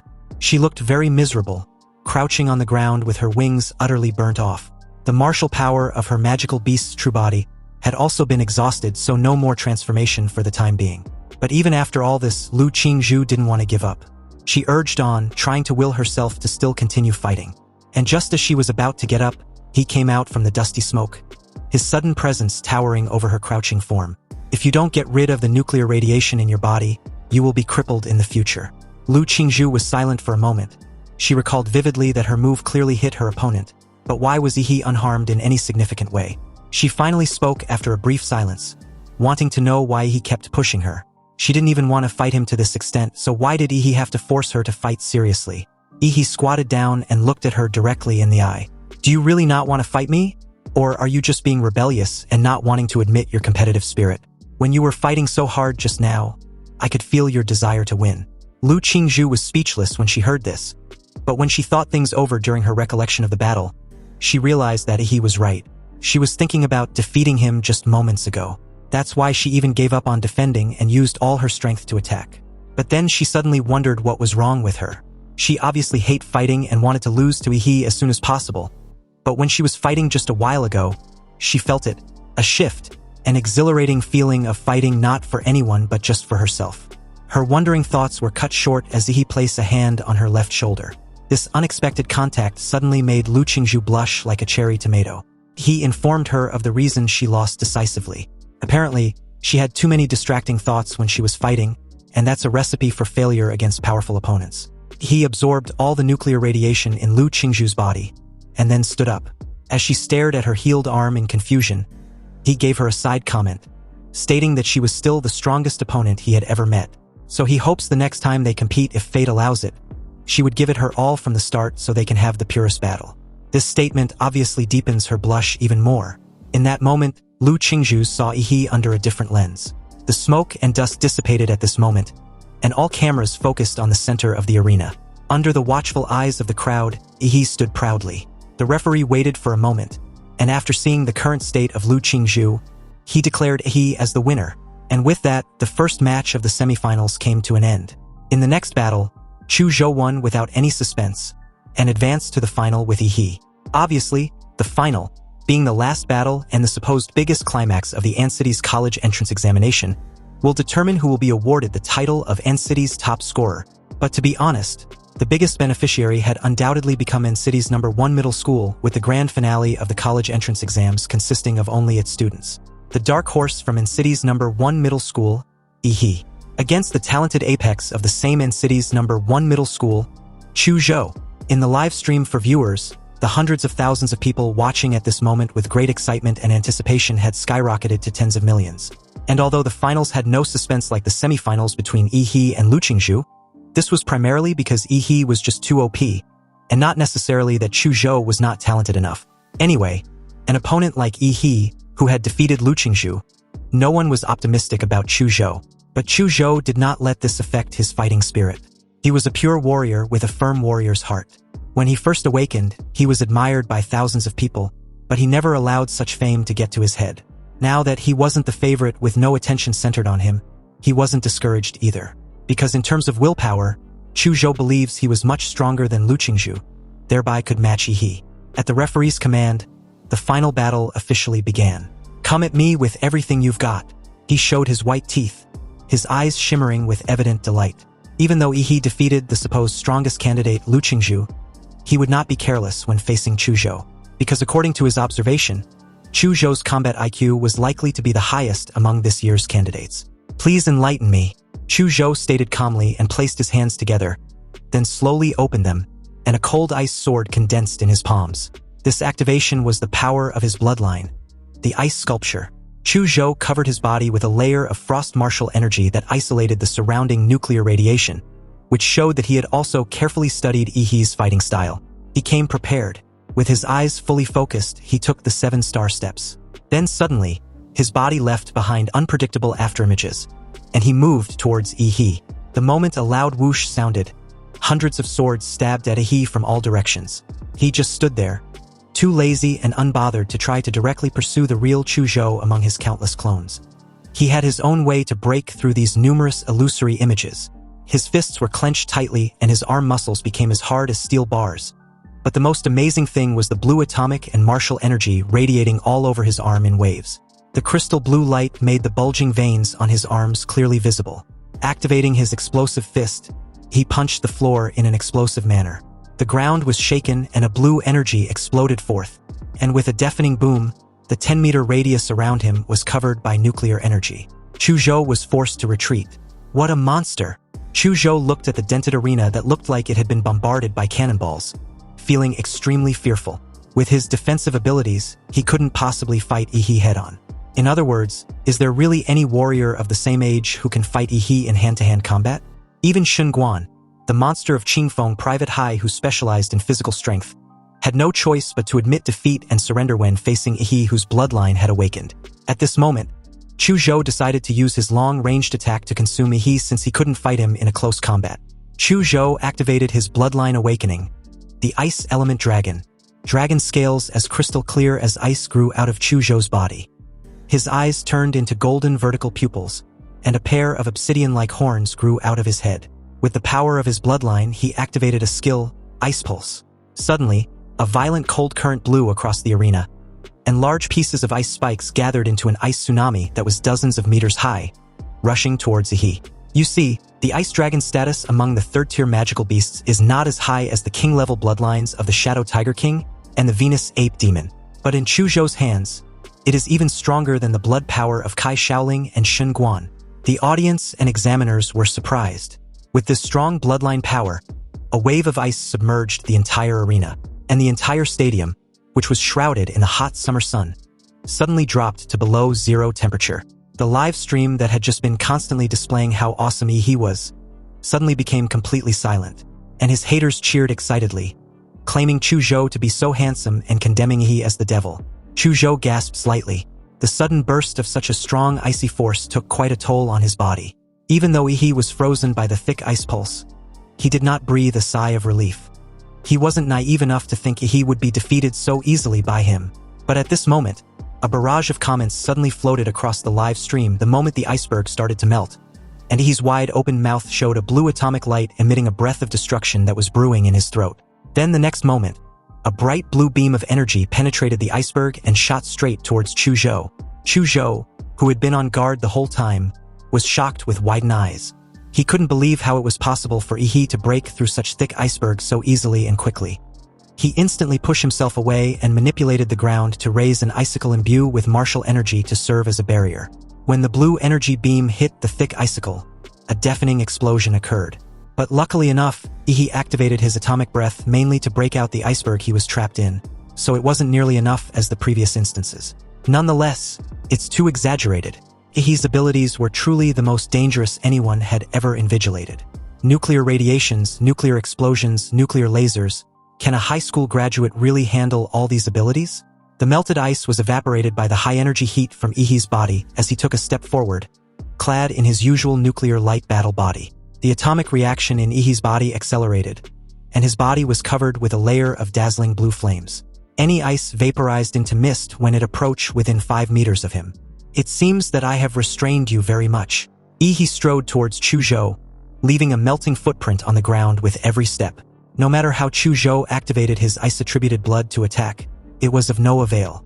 The gap in strength was simply too big. So far, only Lu Qingzhu had faced Yihee in this form head-on, and even Shen Guan had surrendered directly. Nonetheless, Chu Zhou wanted to give it a try. Chu Zhou's golden dragon eyes flashed as he stared at Yihee. He told his overpowered opponent of his last move. It was the current limit of his martial arts, and what he originally saved to face Lu Qingzhu with. Chu Zhou closed his eyes, shut down his 5 senses, and pointed the ice sword in his hand directly at the sky. A layer of frost covered his body, and the ice crystal dragon scales on his body appeared even more dazzling. This was a manifestation of the full activation of his bloodline power. Soul-damaging sword intent. The first person to react was the mayor. The shock on his face was no less than when he saw Lu Qingzhu performing the Shenhuang martial arts. This is sword intent, he thought silently. But how old is Chu Zhou to already possess such strength? Accompanied by a gust of cold wind, Chu Zhou was already upon Yi, and a high-pitched dragon roar and sword sound echoed throughout the arena. A few drops of hot fresh blood dripped onto the ground, burning several pits in the ground as Yi showed his slightly injured hand. There was a sword wound on the back of his hand that was deep enough to draw blood, but the flesh on the wound began wriggling and also started to flash a familiar blue light, as if it was slowly healing itself. He calmly told Chu Zhou to wait until he gets a better sword in the future. Then there might still be a chance to seriously cut his skin. Chu Zhou's eyes widened as he stared at the broken ice sword in absolute disbelief. He knew full well he had lost, but his curiosity made him ask Yi how much of a chance he had. Well, the chance of success is a little better than being a dog licker. Sighing softly, Chu Zhou raised his hand, looked at the referee, and announced that he'd given up. And just like that, Yi became the winner of An City's college entrance examination finals. The audience and the viewers across all platforms on every live stream erupted in joy and celebrations, especially the numerous fans of Yi. It was unbelievable for the dark horse of this year's college entrance exams to truly be the dark horse to the very end. Yi's face and title was displayed on every billboard, every news channel, and every live streaming platform as netizens praised and celebrated their city's champion. Everyone knew that the level of this An City's college entrance examination qualifying tournament was much higher than in the past, and Yi, who was able to make it out of it, was naturally the strongest number 1 scorer in the entire Anqing's history. No one will be able to surpass him in the future. Back at the stadium, the audience chanted Yi's name repeatedly as the mayor joined him on stage. The host also quickly got on the stage and announced with bated breath.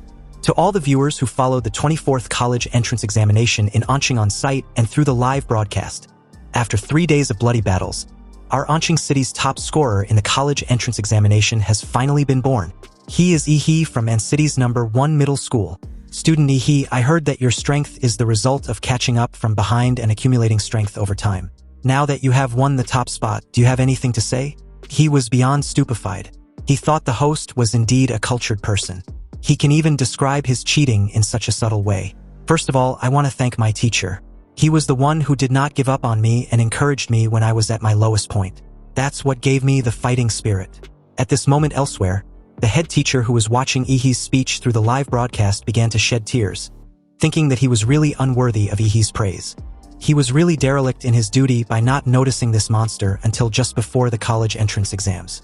Anyway, the moment Yi was about to continue, a lean, middle-aged man suddenly appeared in the audience and waved his hands excessively in front of Yi. But realizing Yi had no intention of acknowledging his presence, he raised his hands in the air and made the number 2 million. The middle-aged man lip-synced, and he turned out to be the principal of An City's number 1 middle school, who wanted Yi to promote their school. His reward was a 2 million scholarship. This changed the attitude of the money-hungry hyena real quick. Also, I want to thank my alma mater and my principal. Without his wise leadership, we wouldn't be here. Yi originally didn't know what to say, but after seeing the principal's clear instructions, he suddenly understood how to finish the award speech. Finally, I want to thank myself. Without my hard work and wisdom, I would never be as glorious as I am today. Seriously, this bastard didn't even feel the least bit embarrassed when he spout those lies.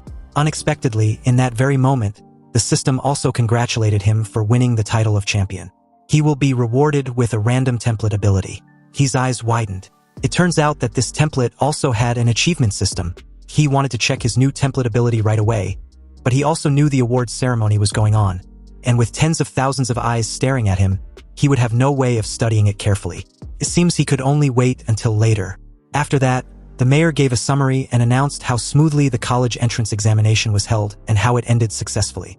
But the moment he left the arena, passing through the stadium's corridor and heading towards the entrance, a swarm of reporters, like a cackle of crazed hyenas, rushed him with cameras of all kinds as soon as he passed through the open door.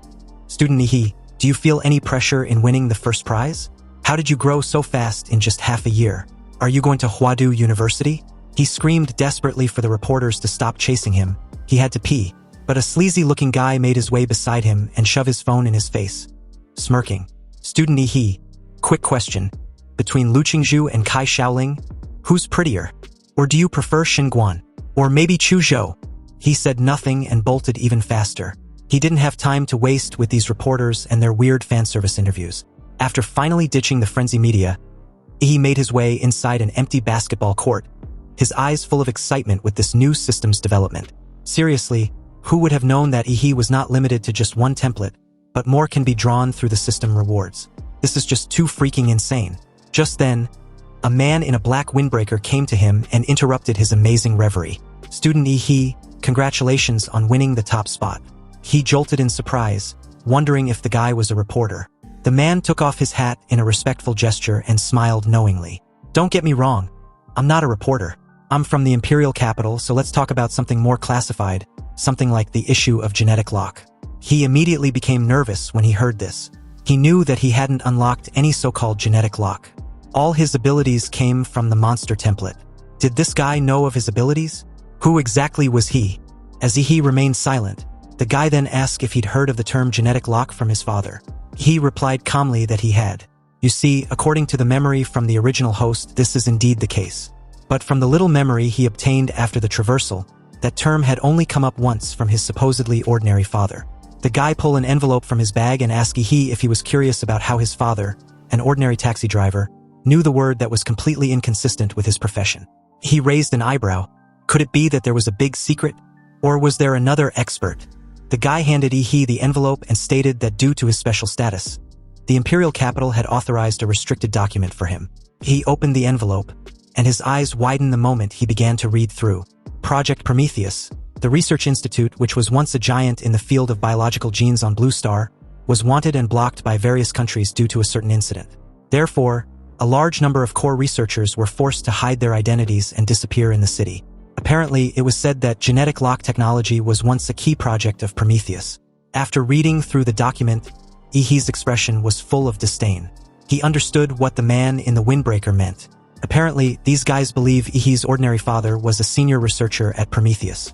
And he, the son, was definitely one of the secret research results of Prometheus.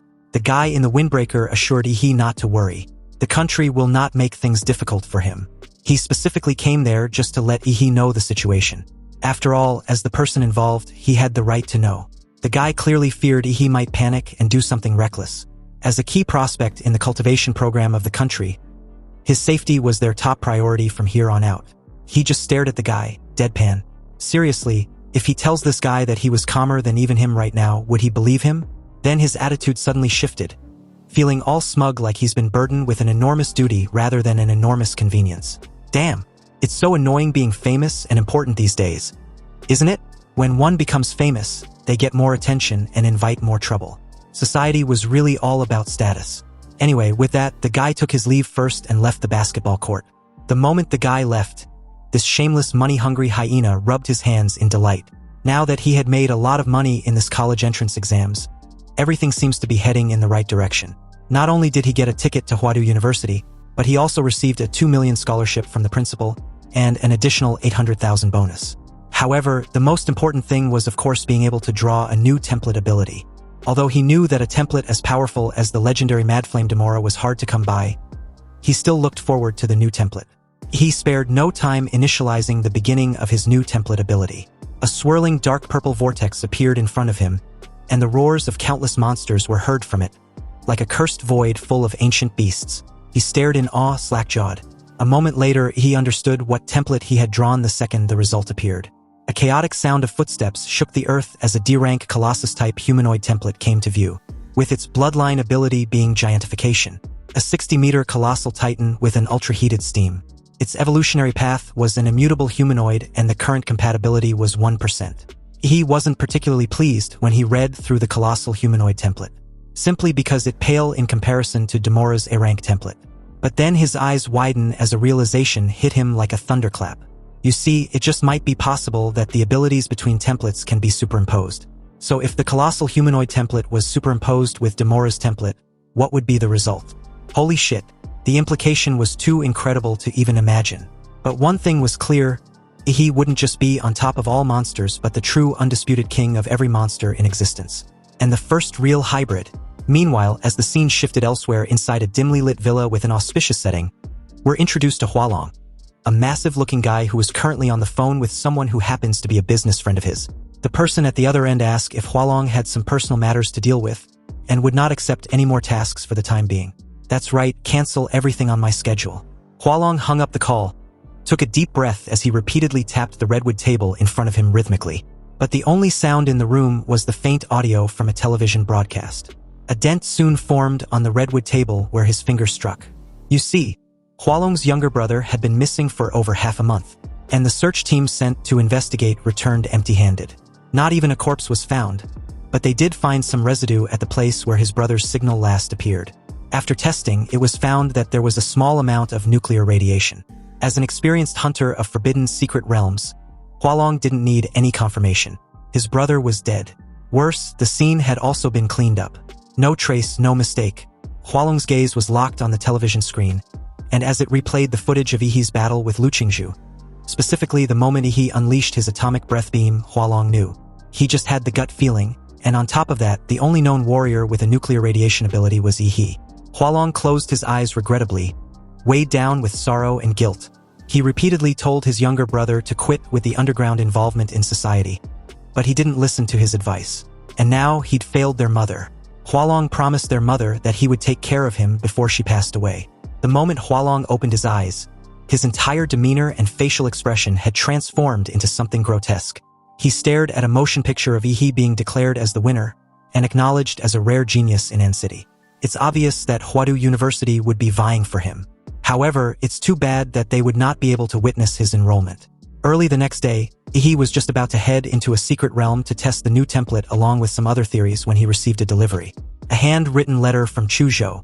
In the letter, Chu Zhou informed Yihee that according to the investigation of the Huadu Central Research Bureau, a new secret realm rift was projected to open in An City's Redwood Mountain at 3 p.m. that very day. The estimated level of the secret realm was around C rank or probably higher. Chu Zhou plans to join the warriors who plan to explore the new secret realm, and was asking if Yihee would like a team-up. Yihee's first reaction after reading the letter was not about the new secret realm, but rather at the absurdity of using a letter as a means of communication. Seriously, what era was Chu Zhou freaking in? Could that weird fucker also be a time traveler? Anyway, 3 o'clock in the afternoon at An City's Redwood Mountain.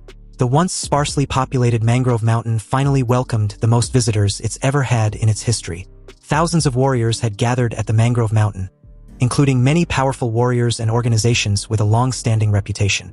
Even helicopters and troops have been stationed there to prevent any accidental conflicts. The new secret realm means unpredictable dangers, but it also means that everything is undeveloped. It's also filled with rumors of getting rich overnight or opportunities for low-level warriors to soar to the sky. At the base of the mountain, he met up with Chu Zhou, who now had a sword hanging around his waist. Chu Zhou noticed immediately that Yihee had grown stronger again. He gave a creepy smile, annoyed and also surprised at this insight. He didn't expect Chu Zhou to have such a keen sense. After all, he had just used some of his prize money to buy several gene serums and managed to increase the compatibility of the colossal humanoid template to 35%. Sure, it's just a D-rank monster template, but it has its advantages and grows faster, which can produce results quickly. The two chatted casually as they waited for the rift to open. Curious, he asked Chu Zhou which university he applied for. Chu Zhou's mood seems to be a little off, but he still replied that he applied for Huadu University. He had noticed this but chose not to pry. He simply stated that they might still end up as classmates in the future. In that very moment, the crowd erupted in excitement, announcing that the secret realm was opening. A gap about several dozen meters long appeared on the mountainside of Redwood Mountain, with a galaxy-like fluid flowing inside. Suddenly, a sharp scream came from the spatial rift, and the next moment, a ferocious monster bird with 3 heads and dark and purple feathers forced its way halfway out of the rift. This was undoubtedly a high-tier monster. Relying on its incredible advantage in the air, it grabbed the first position to rush out of the secret realm. But unfortunately, it was greeted by thousands of fully armed warriors. The warriors let out a battle roar that shook the mountains and forests, not caring at all about the 3-headed strange bird stuck in front of them as they all rushed forward aggressively. The 3-headed strange bird looked in horror at the thousands of warriors rushing towards it like crazy. The poor bird tried to drill back in, but embarrassingly, it was stuck. Within a few seconds, its huge body was trampled into mud by the warriors. He and Chuzhou followed behind a large group of warriors and also passed through the rift in the secret realm. And as for that three-headed strange bird, both its body and magic core were hacked to pieces. It was a tragic death. Inside the Redwood Mountains secret realm, everyone was greeted by a jaw-dropping sight. It was an extremely exaggerated forest of giant colorful trees. Each tree was nearly 100 meters high. A dozen people may not be able to hug a tree, and the warriors under the trees were no different from ants. A thick metallic stench of blood rushed into Ihi's nose. Then he saw that a small tide of beasts had already gathered in front of the rift in the secret realm. It seems a few distance away from the entrance of the rift would undoubtedly become the first battlefield between the mini-beast tide and the arriving warriors. Without a moment of hesitation, the warriors rushed forward. Their roars and wails gathered together to play a cruel and bloody symphony of war. You see, the reason why the warriors resisted the beast tide in front of the secret realm instead of dispersing to look for treasures was because of a law enacted by the state. Warriors have the right to freely explore the secret realm, and also have the obligation to resist the beast tide in the secret realm for their planet Blue Star. If a warrior ignores the beast tide and causes the beast tide to flood into reality and cause casualties among the people, his warrior status will be revoked and he will be brought to a military court. For a warrior, the greater the ability, the greater the responsibility. He and Chuzhou also joined the ranks to fight against the beast tide. Chuzhou activated his bloodline and released a large stream of ice to freeze the feet of the monsters in front, hindering their movement. Although the ice would soon be shattered by the monsters and break free, it still successfully hindered their actions for a few seconds. Many warriors seized the opportunity and rushed forward to kill the frozen monsters. Unexpectedly, a beast tried to ambush Chuzhou from behind, but in that split second, the poor bastard was hit with an atomic fist and instantly melted into a meat paste. Chuzhou thanked a completely unfazed He the moment he warned him to watch his back. He, looking quite bored, added that none of the beasts inside the secret realm were worth fighting. And true to his words, a field of smoldering corpses behind him was a testament to this. Witnessing such an absolutely terrifying, grotesque scene, Chuzhou was stunned. He had already wiped out so many monsters effortlessly while he and the other warriors were carefully holding the line. This was undoubtedly the results of his nuclear radiation. It was hard to resist and silent. The most terrifying thing is that it will directly attack the cells of living things. On the battlefield, He, the human-shaped nuclear pollution source, can finally release radiation without restraint. There were constant wailing sounds coming from the herd of beasts. They opened their bloody mouths wide and tried to get close to He, but before they got a few meters closer, their flesh and blood melted and they collapsed to the ground, wailing weakly. Even if a few monsters forcibly break through the nuclear radiation network, they will only face Ihi's more ferocious atomic blasting fist. If a monster wants to attack in the air, it will be greeted by the dazzling atomic breath that symbolizes destruction.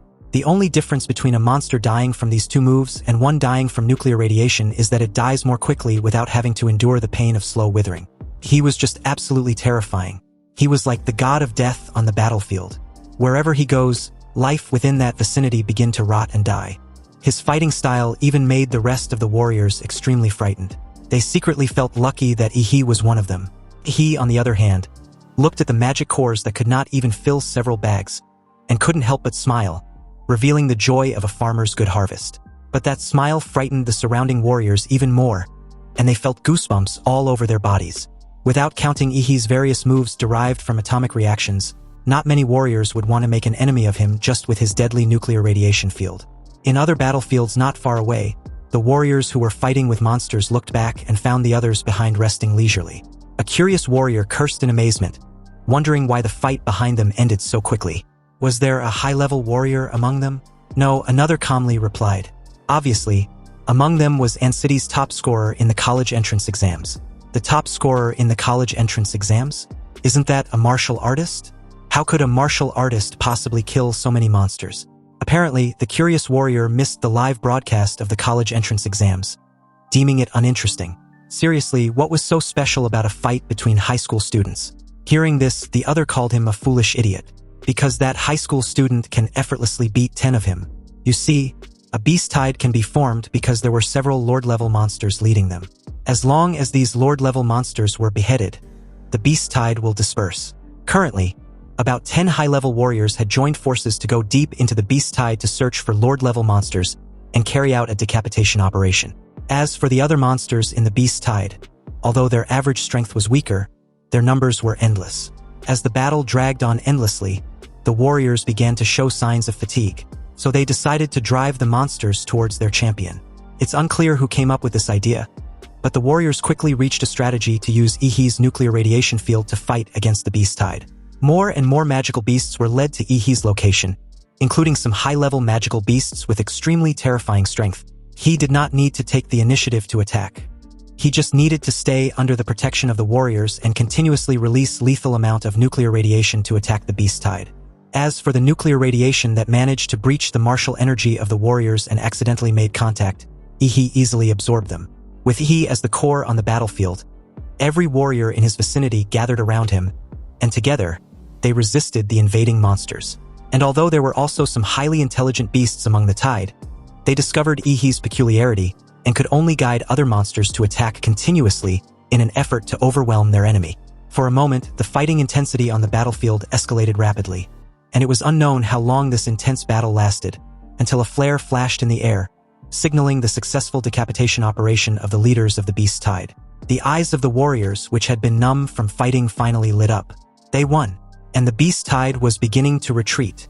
On the other side of the battlefield, Chu Zhou, who had been forced into a desperate situation a while back, finally wiped the sweat on his face in exhaustion.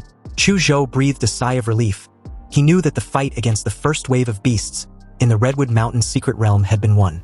The beast tide retreated, and the thousands of warriors that had originally gathered were now reduced to just over 800 people. Those who survived were covered in blood, and many were left disabled, ending their path as warriors. This is the life of a warrior, enjoying glory and unfathomable danger, and never knowing which will come first. He walked towards Chu Zhou carrying several large sacks on his back. His relaxed look was very conspicuous among the warriors after the battle. He asked Chu Zhou if he knew how he can transport all his goods.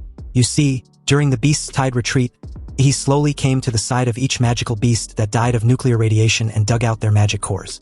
Perhaps the warriors could still take advantage of the magical beasts that died from other attacks, but facing the magical beasts covered in deadly nuclear radiation, no one dared to even get close.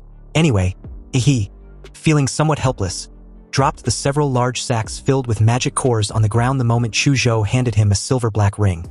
It was his space ring. The money-hungry hyena couldn't help smiling when he saw a space ring worth tens of millions. He never knew Chu Zhou was that rich. A sudden bustling from the crowd behind them drew their attention. He and Chu Zhou looked up and found that many people were crowded in one place, each with eyes full of admiration. Soon the crowd made a path, and a tall, particularly upright man named Wu San strode in. He found that he was actually walking towards him. Apparently, Wu San and his group of friends were the high-level warriors who managed to eliminate the Lord-level monsters, ending the beast tide before the rest died of exhaustion sooner or later. He walked up to Ihi and introduced himself as Wu San, the leader of the Silver Wolf martial arts group in Anqing. He had just heard of Ihi's heroic performance from the members of the group, and was wondering if Ihi would like to join them. Joining the Silver Wolf martial arts group will not affect Ihi's college education, but will allow him to enjoy various subsidies and benefits. Wu San was even willing to sign an S-level group membership contract with Ihi. Wu San's words made the surrounding warriors extremely envious of Ihi. On planet Blue Star, warriors can apply to the Warrior Association to form a martial arts group. The group will receive sponsorship from various companies, which will be converted into activity funds for the group and various subsidies for the members. Without the support of a martial arts group, a single warrior cannot support his extremely expensive career. The Silver Wolf martial arts group was considered as a large-scale martial arts group in the entire Xia Kingdom. Even ordinary students of the Imperial Capital University were not eligible for the S-level contracts. This signing was definitely not unfair to Ihi, but rather a sign that Wu San values his talent. In that very moment, a gorgeous tiger with shiny hair walked out from the crowd. It wasn't a warcraft, but a genetically synthesized beast, created by a genetic company. Sitting cross-legged on it was a heroic woman. The woman previously wondered why Wu San left the moment the beast tide ended. Turns out he was running ahead to snatch away a prospect. She then invited Ihi to join the Chengda martial arts group. Although they were smaller than the Silver Wolf, she can guarantee that after Ihi joins the group, he can enjoy 15% of the group's monthly training resources. As soon as these words were spoken, all the warriors' eyes widened. 15% of the training resources? Isn't this equivalent to investing? It seems that they still underestimated Ihi's potential, causing these martial arts groups to make crazy concessions and scramble for him. Other martial arts group leaders were all silent. They also wanted to win over Yi, but Chengda and Silver Wolf both offered such high conditions. They needed to think about whether it was worth it to offer conditions comparable to those of these two martial arts groups. But soon, Yi gave his answer, apologizing to the two that he doesn't have any intention of joining a martial arts group for the time being. Wu Sen and his companions were not surprised by this answer. After all, with Yi's level, he would be extremely outstanding even if he wasn't placed in a top martial arts group.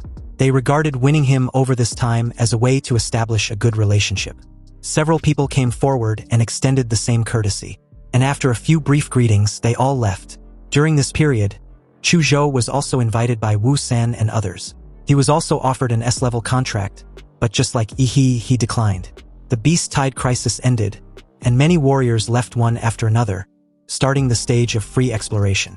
Since the secret realm was a forest of giant trees, he suggested they go to the top of the tree canopy to see the overall layout of the entire area before making any plans. Chu Zhou had no objection, he thought so too. Looking at the giant tree that was hundreds of meters high, they used their own methods to climb up. Chu Zhou gathered strength with his knees and then jumped up suddenly. When his jump reaches the highest point, he will control the moisture in the air and condense it into ice under his feet as a fulcrum, and then perform a double jump. He was even simpler and more brutal. He directly activated his nuclear light combat body mode, gathered nuclear energy under his feet, and then ejected it like a rocket, propelling his body into the air. He was the first to reach the tree canopy, seconds before Chu Zhou did. But what the two saw made Chu Zhou's eyes widen in absolute disbelief. What the hell is that? The two saw a group of black humanoid creatures moving slowly in the distance. Their bodies are as huge as mountains, and they can be seen even hundreds of kilometers away. Such a huge body must be more than 1,000 meters tall. It's really hard to imagine. Hearing this, he disagrees. It is not difficult to imagine that they were still young. In the next few years, they may be able to even conquer these mysterious beasts and even find out the truth about the secret realm. Chu Zhou looked at Yi in silence, feeling that his classmate was worthy of his name. He would feel fear when facing an unknown powerful existence, while Yi would be confident that he could defeat such powerful existence. It seems he was not as good as Yi not only in martial arts but also in willpower. He was the real warrior. Yi, on the other hand, didn't know that his casual remark had written a 1,000-word essay in Chu Zhou's mind, and being regarded as a life mentor. Anyway, Yi was not simply looking out from the treetops, he was also maintaining his life magnetic field to detect the distribution of life in the secret realm. But the strange thing he noticed was the location of a lake that appeared completely blank in his magnetic field, like a vacuum zone. There must be something wrong when things are abnormal.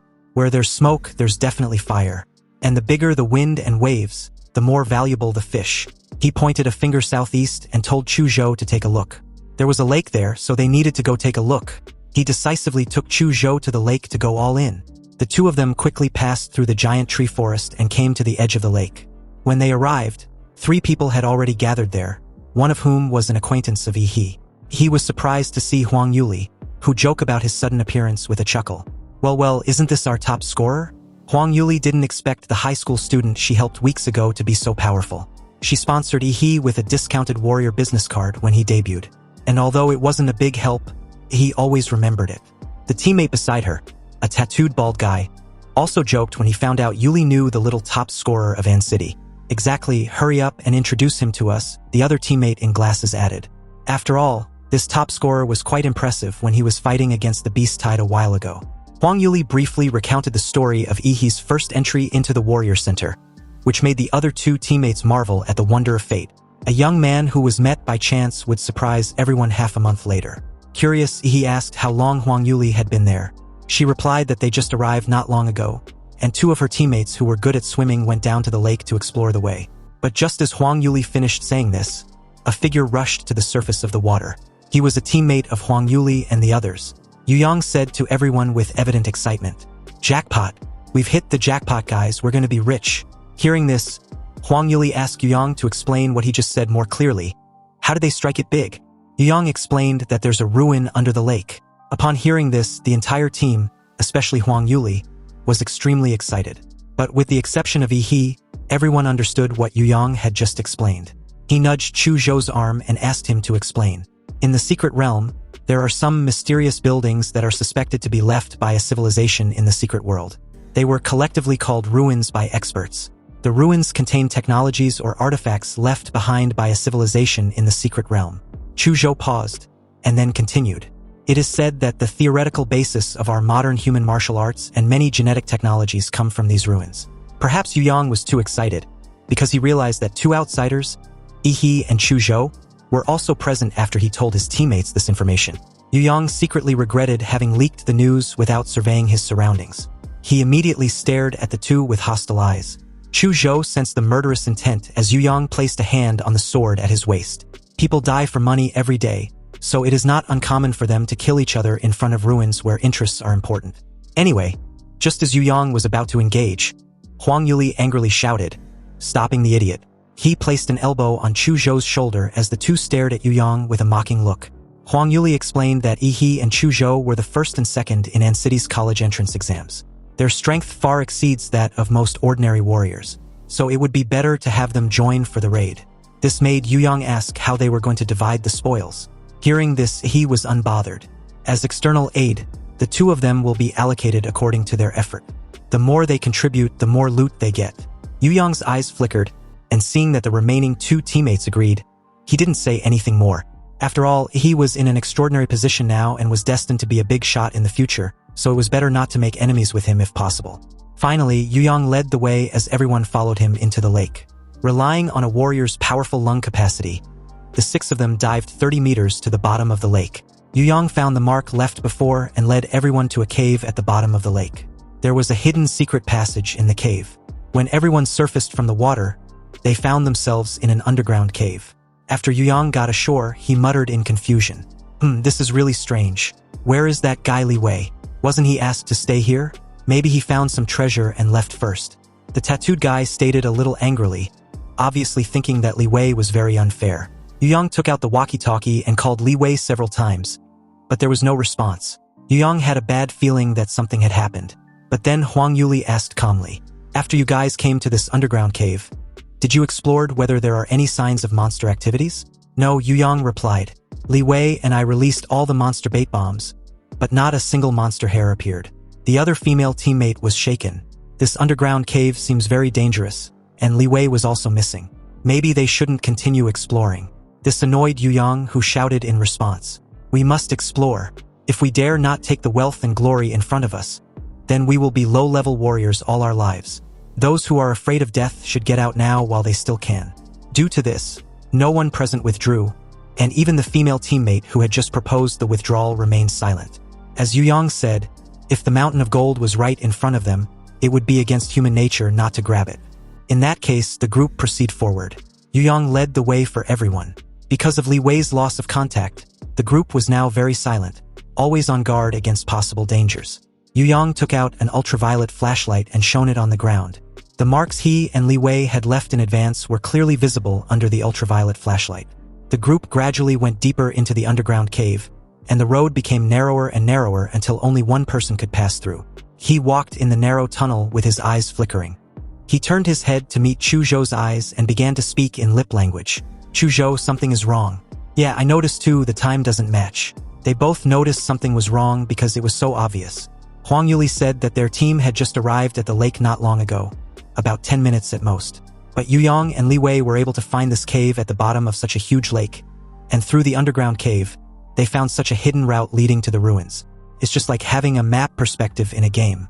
Perhaps the temptation of the news about the ruins was too great, or perhaps the parties involved are confused while the bystanders can see more clearly.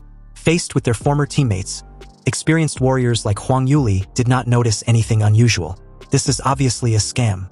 Chu Zhou wanted to know if he should alert Yi's acquaintances and leave, but Yi told him not to panic. He had a trump card. Chu Zhou nodded and remained silent. If Yi was sure, then there was no need to question. Walking out of the narrow path, the view in front of the group suddenly opened up. Huang Yuli and the other two teammates looked gloomy. Huang Yuli suddenly asked Yu Yang about the ruins he spoke of earlier. The huge cave they were in was the size of a football field, with dense dark green vines covering every corner. Many vines were wrapped with dull magic cores, and around them were the corpses of magical beasts that had turned to bones.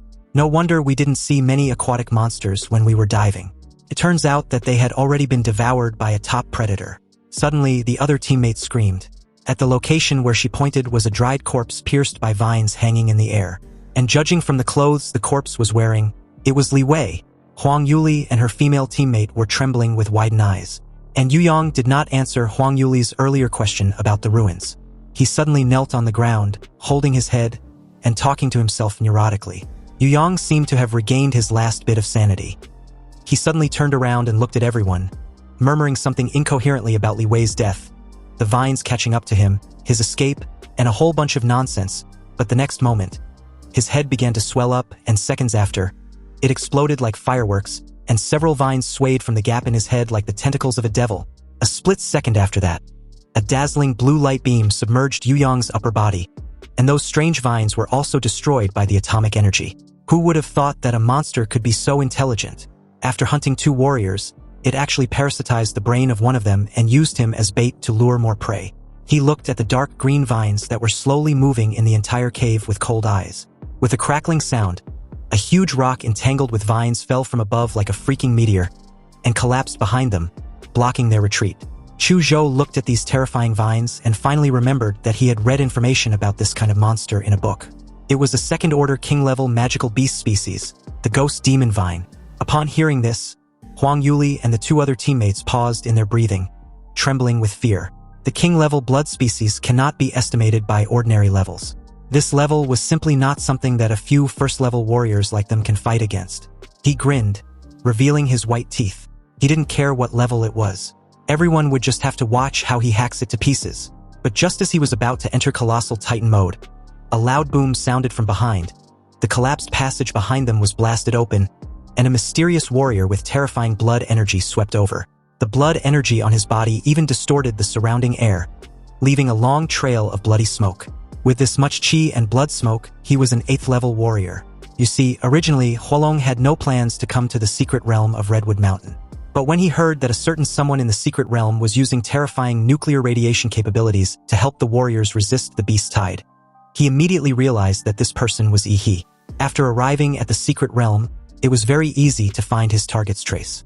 As long as he follows the routes where there was a small amount of radiation left, he can find Yi's whereabouts. When he found Yi, it was just when Yu Yang emerged from the lake. And although Huolong was far away from them when he found Yi's location, he also heard Yu Yang's mention of ruins.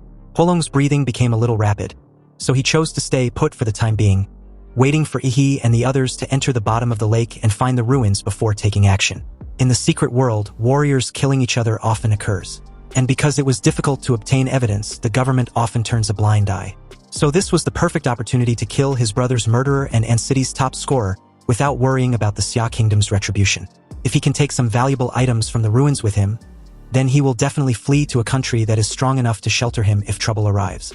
Huolong concealed his breathing and followed the group into the underground cave. But unexpectedly, they destroyed the narrow tunnel as soon as they went in, blocking Huolong's way forward. Huolong's heart sank, and his first reaction was that he had been exposed. Huolong believed he noticed his presence, even though he stopped his heartbeat, breathing, and other states and fell into a state of suspended animation. He really underestimated Yi, and Yi was worthy of being the one who can force his younger brother into a desperate situation.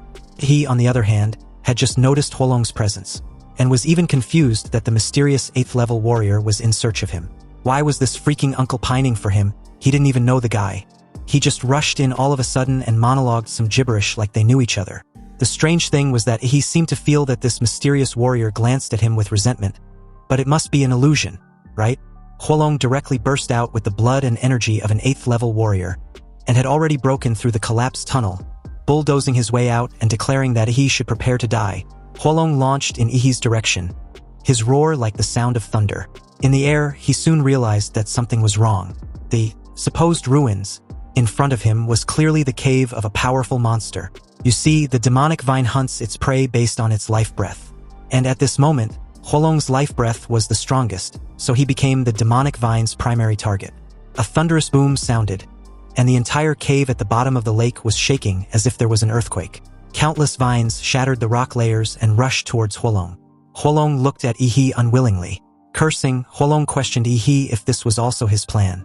Huolong's path towards Yi was blocked, and he could only resist the attack of the demonic vine. After all, it was a king-level blood species, Even if it was only the second level, it could still cause a veteran warrior like him to fall. The ghost demon vine raised wave after wave of demon vines, trying to kill Huolong. But Huolong's punches and kicks were like artillery shells, and countless vines close to him were blown into pieces, with their juice spilling onto the ground.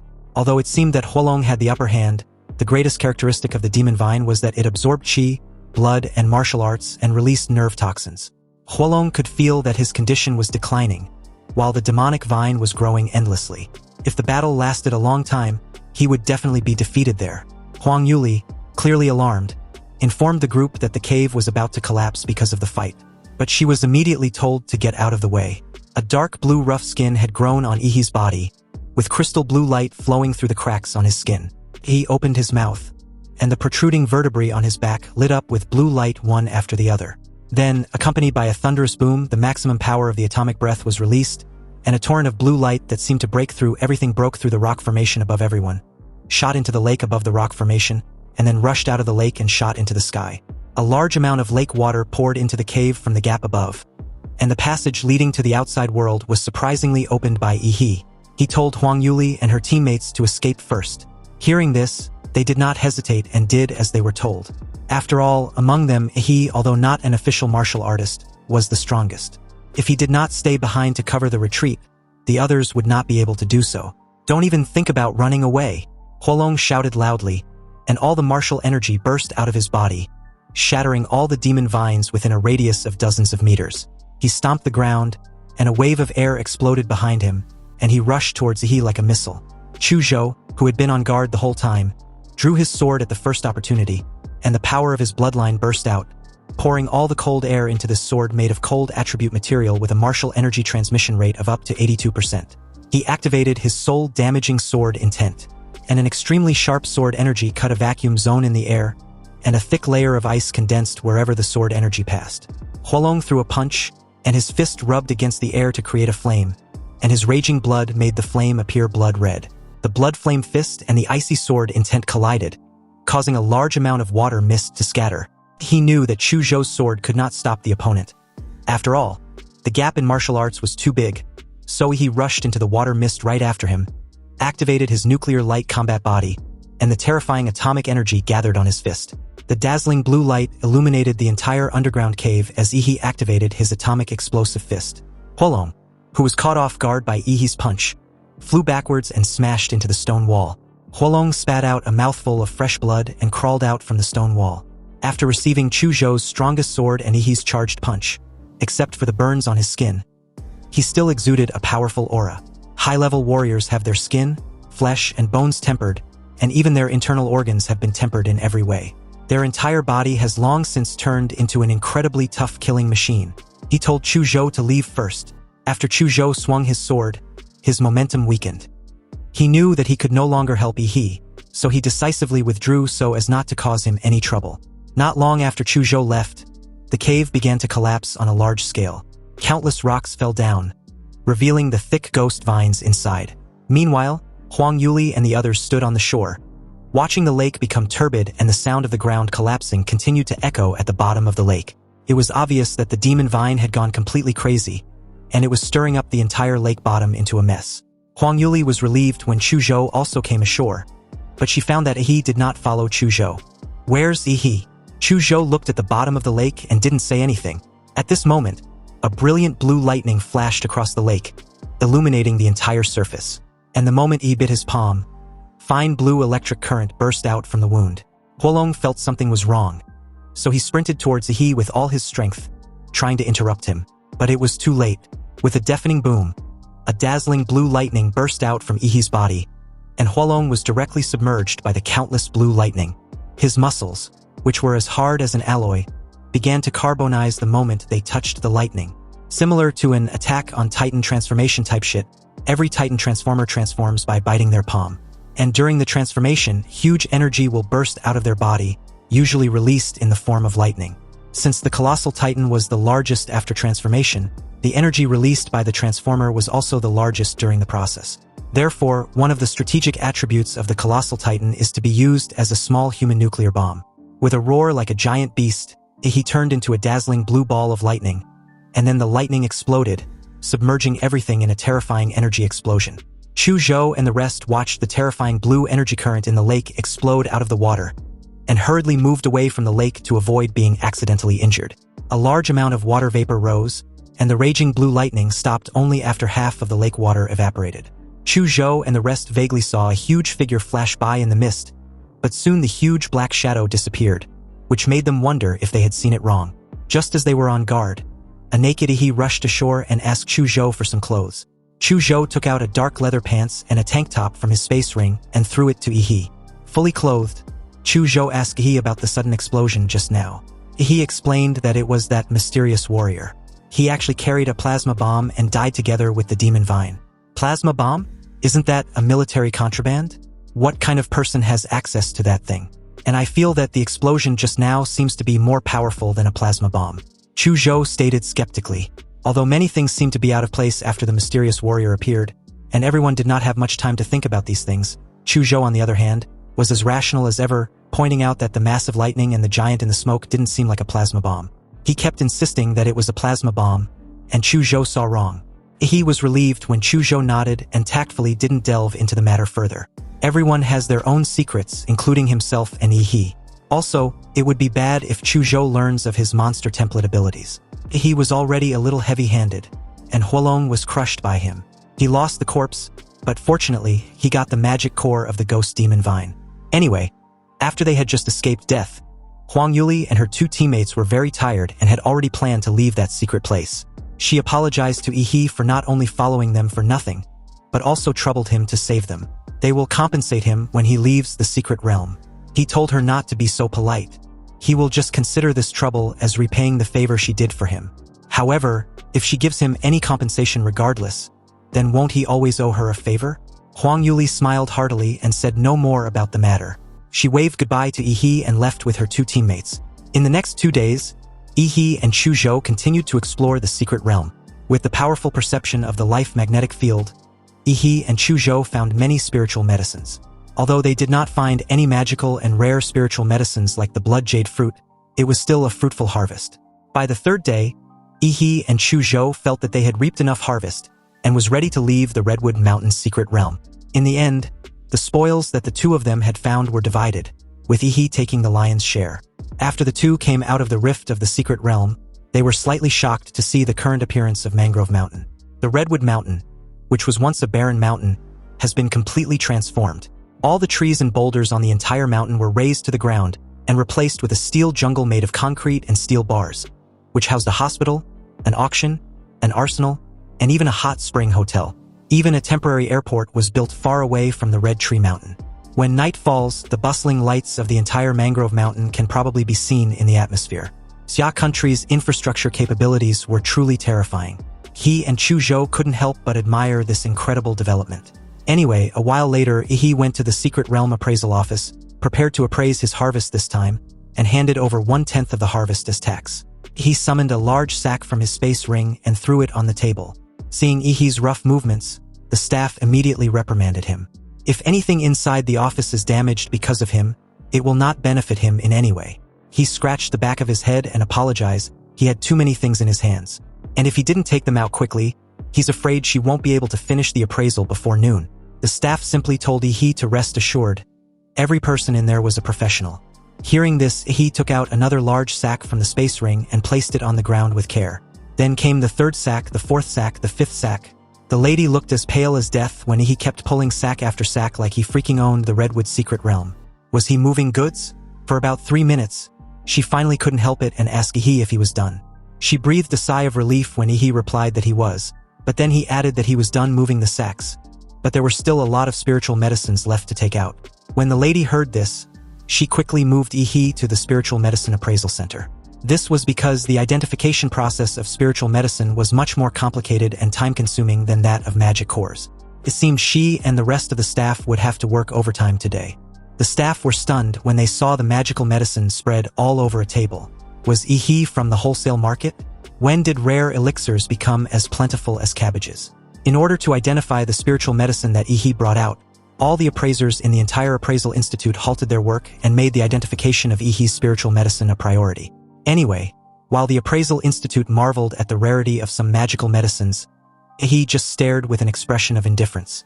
Now that the green and white quality magic cores had no effect on him, he can exchange them all for money. And as for the 5 blue magic cores of 3rd level monsters he collected when fighting the Beast Tide, and the green magic core with gold patterns that exploded from the 2nd level king level ghost vine, he wanted to keep them for himself. After coming out of the magic core recycling station, he had more than 27 million Xia country currency deposited into his bank card. Although his account now had a long string of zeros behind a number, he no longer had his previous joy. Maybe it was because there was so much money that it was just a string of numbers, or maybe it was because Ihi's vision had broadened. He felt that such a large number was not as beneficial as being able to improve the degree of his template compatibility by 10%. Just as Ihi was about to pick up the elixir stored at the appraisal center, an extended luxury business car stopped beside him, and a friendly middle-aged man got out of the car and greeted him with a warm smile. He introduced himself as Li Yutian, the owner of Pingy Pharmacy. He heard that Ihi got a large number of spiritual medicines from the secret realm of Redwood Mountain, and was wondering if he was willing to sell them to him. Li Yutian was willing to buy them at a price 1 point higher than the market price. He just stared silently. As expected, he thought. Personal information was not confidential. It seems that his information had been leaked by those old foxes in the identification center. But it didn't matter. It just so happens that he needed to sell this batch of spiritual medicines anyway. Then someone suddenly comes along willing to do business with him. This definitely spares him the trip of running around for potential buyers. The deal went smoothly, and as the owner of Pingy Pharmacy was leaving, he happily handed over a contract. Those who didn't know would have thought that it was him, the pharmacy owner, who was begging for purchase. Of course, this was indeed the case. The reason why Li Yutian was willing to suffer a loss and give profits to Ihi was because of the young man's talent in finding a large number of elixirs in one raid. As a businessman, Li Yutian keenly sensed that Ihi was exceptional. He wanted to take this opportunity to establish a long-term relationship with Ihi, and perhaps he would be able to purchase rare and large quantities of goods from him in the future. With a large sum of money added to the bank card, Ihi also faced a new difficulty. All this money still couldn't compare to improving 10% of his personal strength. The genetic potions generally available on the market, and the white magic and green magic cores also give almost no improvement. Thinking of this, he couldn't help but sigh. It turned out that the template had a picky appetite, more so than himself, the host. Ihi wanted to get a higher-level genetic medicine, but unfortunately that kind of thing was subject to purchase restrictions, and his current status did not even allow him to have the privilege to purchase it. If Ihi wants to improve the degree of compatibility, he must get another rare treasure like the blood jade fruit, but that kind of thing was in short supply and there was no place to spend money even if he wants to buy it. But suddenly, his eyes lit up when a realization occurred to him. There was another way to improve his strength. And this was none other than martial arts techniques. In the college entrance examination, he was able to defeat Lu Qingzhu and the others, relying entirely on the powerful abilities of Demora's template. However, in terms of martial arts, he was no match for those martial arts masters. He only had the upper hand because of the powerful bloodline abilities. After realizing this, Ihi thought of the only person he knew who had the best social connections around and could help him obtain advanced martial arts, Principal Lao Deng. With this realization, he immediately bolted in the direction of An City's number 1 middle school. At the principal's office, Principal Lao Deng poured Ihi a cup of hot tea, massaged his shoulders, and stated that he didn't expect his champion to still come back to visit his alma mater. With his experience, this old fucker naturally saw that Ihi had something to ask for. He happily took out a bottle of white wine, in which was soaked a rare ginseng elixir. This was the medicinal wine he had just obtained from Li Yutian, the boss of Pingy Pharmacy. According to him, no middle-aged person could refuse this bottle of treasure that could invigorate blood circulation, strengthen his yang, and maintain health. When the principal saw this, his eyes lit up like stars. It seems our top scorer was indeed a good student who is not only good in character and academics, but also respect his elders as well. He told the principal that it was his duty to honor his elders. That was the reason for his gift, a fine traditional virtue of their Xia country. The principal said no more as Ihi handed his gift over. The moment he did, he knew it was his opportunity to speak frankly. He asked the principal if he had any connections. He wants to learn martial arts. Although there are a large number of martial arts circulating on the market, most of them were of varying quality, and high-end martial arts were extremely rare. There are only 2 ways for a warrior to obtain more powerful martial arts. First, within the university, students of the school can redeem it through contribution points. The second type is the martial arts passed down within the warrior family, such as the Lu family's secret techniques, which was a martial art that only the core members of the family or outsiders who have made special contributions to the family can learn. This is why Lu Qingzhu, Chu Zhou and even Yi He, the top scorer, had been stuck at the peak of martial arts apprentices and had not been promoted to warriors. It obviously couldn't be because of lack of talent. And it wasn't because of lack of physical foundation either. After all, in terms of physique alone, these 3 top-notch martial art apprentices were better than many martial artists. This is because all the training methods for martial artists to become warriors can only be learned in college. The country does not allow civilians to control the methods of promotion to martial artists. Only college students can become real warriors. Now, Yi He wants to rely on Principal Lao Deng, a well-known person in An City's education circle, to help him find a way out. Curious, the principal asked why Yi He doesn't want to wait until he gets into a university to learn martial arts. He was too impatient.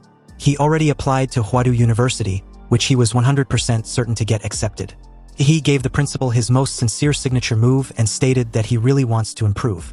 Seeing those dazzling eyes, the principal reluctantly agreed to help Yi He with this matter. After all, he had a special talent, and his future achievements would definitely be higher than his own. And as educators, they must teach students according to their aptitude and not be fixated with a dead end. He, the sly fucker, even edged the principal on, adding that the rules were dead and not meant for people like them. It was a blessing for the education industry to have educators like Principal Lao Deng who understood change.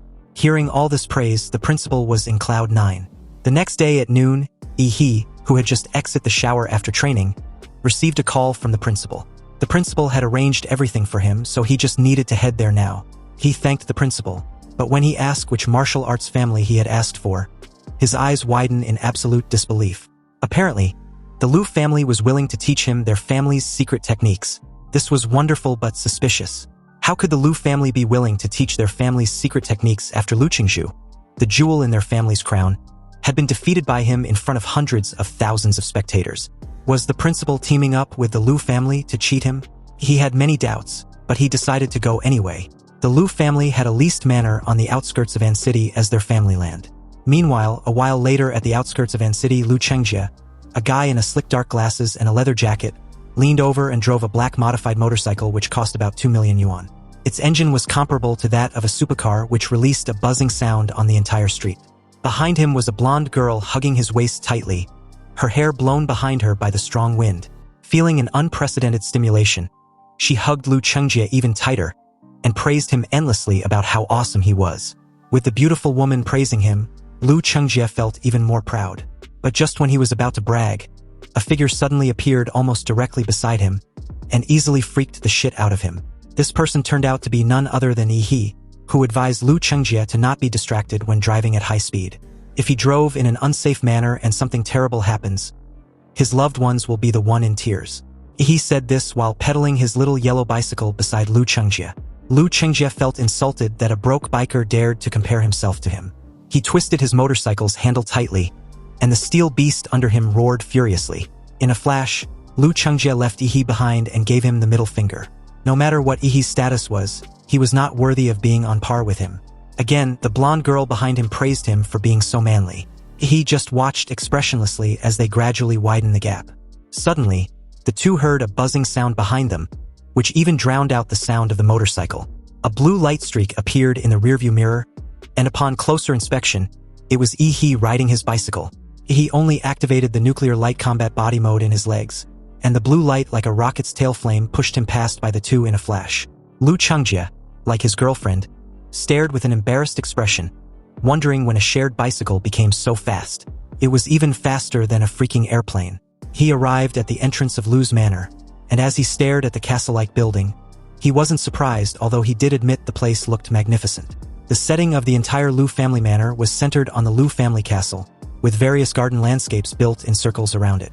The manor employs professional gardeners to trim the green plants into various shapes, mainly animals, and there are also various bronze sculptures and park fountains that complement each other, adding a lot of beauty to the empty manor. The Lu family castle itself was much more solemn and dignified, with towering stone walls and spires, combined with an old-fashioned architectural style with a strong historical heritage, making anyone feel intimidated when standing in front of the castle. This was as expected of a wealthy martial arts family. They were completely different from a nouveau riche like him. He then activated his life magnetic field to detect any powerful being in the Lu family manor. When he did, he found several of them. At that moment, from a distance, he saw a graceful figure in a white dress approaching the gate of the manor. It was Lu Qingzhu, Lu Qingzhu had her cold demeanor to hide her nervousness when she welcomed her classmate. Seeing this, he asked if she was unhappy to see him. Lu Qingzhu lowered her head and replied that that wasn't the case. "Then that means you're happy to see me?" He was amused. He never thought that the young miss was so fun to tease. Lu Qingzhu, with a flushed face, explained that her mother asked her to greet and welcome him. Lu Qingzhu did not dare to look up at he and walked quickly in front to lead the way. He didn't plan to tease her anymore. He just followed her quietly and admired the scenery of Lu's manor. At the manor main door stood two maids with impeccable etiquette and dress. After they bowed to Lu Qingzhu, they opened the door for them. Stepping on the expensive high-end carpet, he walked into a spacious hall with exquisite and grand decoration. The high ceiling and huge arched windows made the whole space look bright and luxurious. On the wall opposite the gate were self-portraits of successive heads of the Lu family, showing the Lu family's heritage and confidence, and displaying the glory and brilliance of successive heads of the family to outsiders.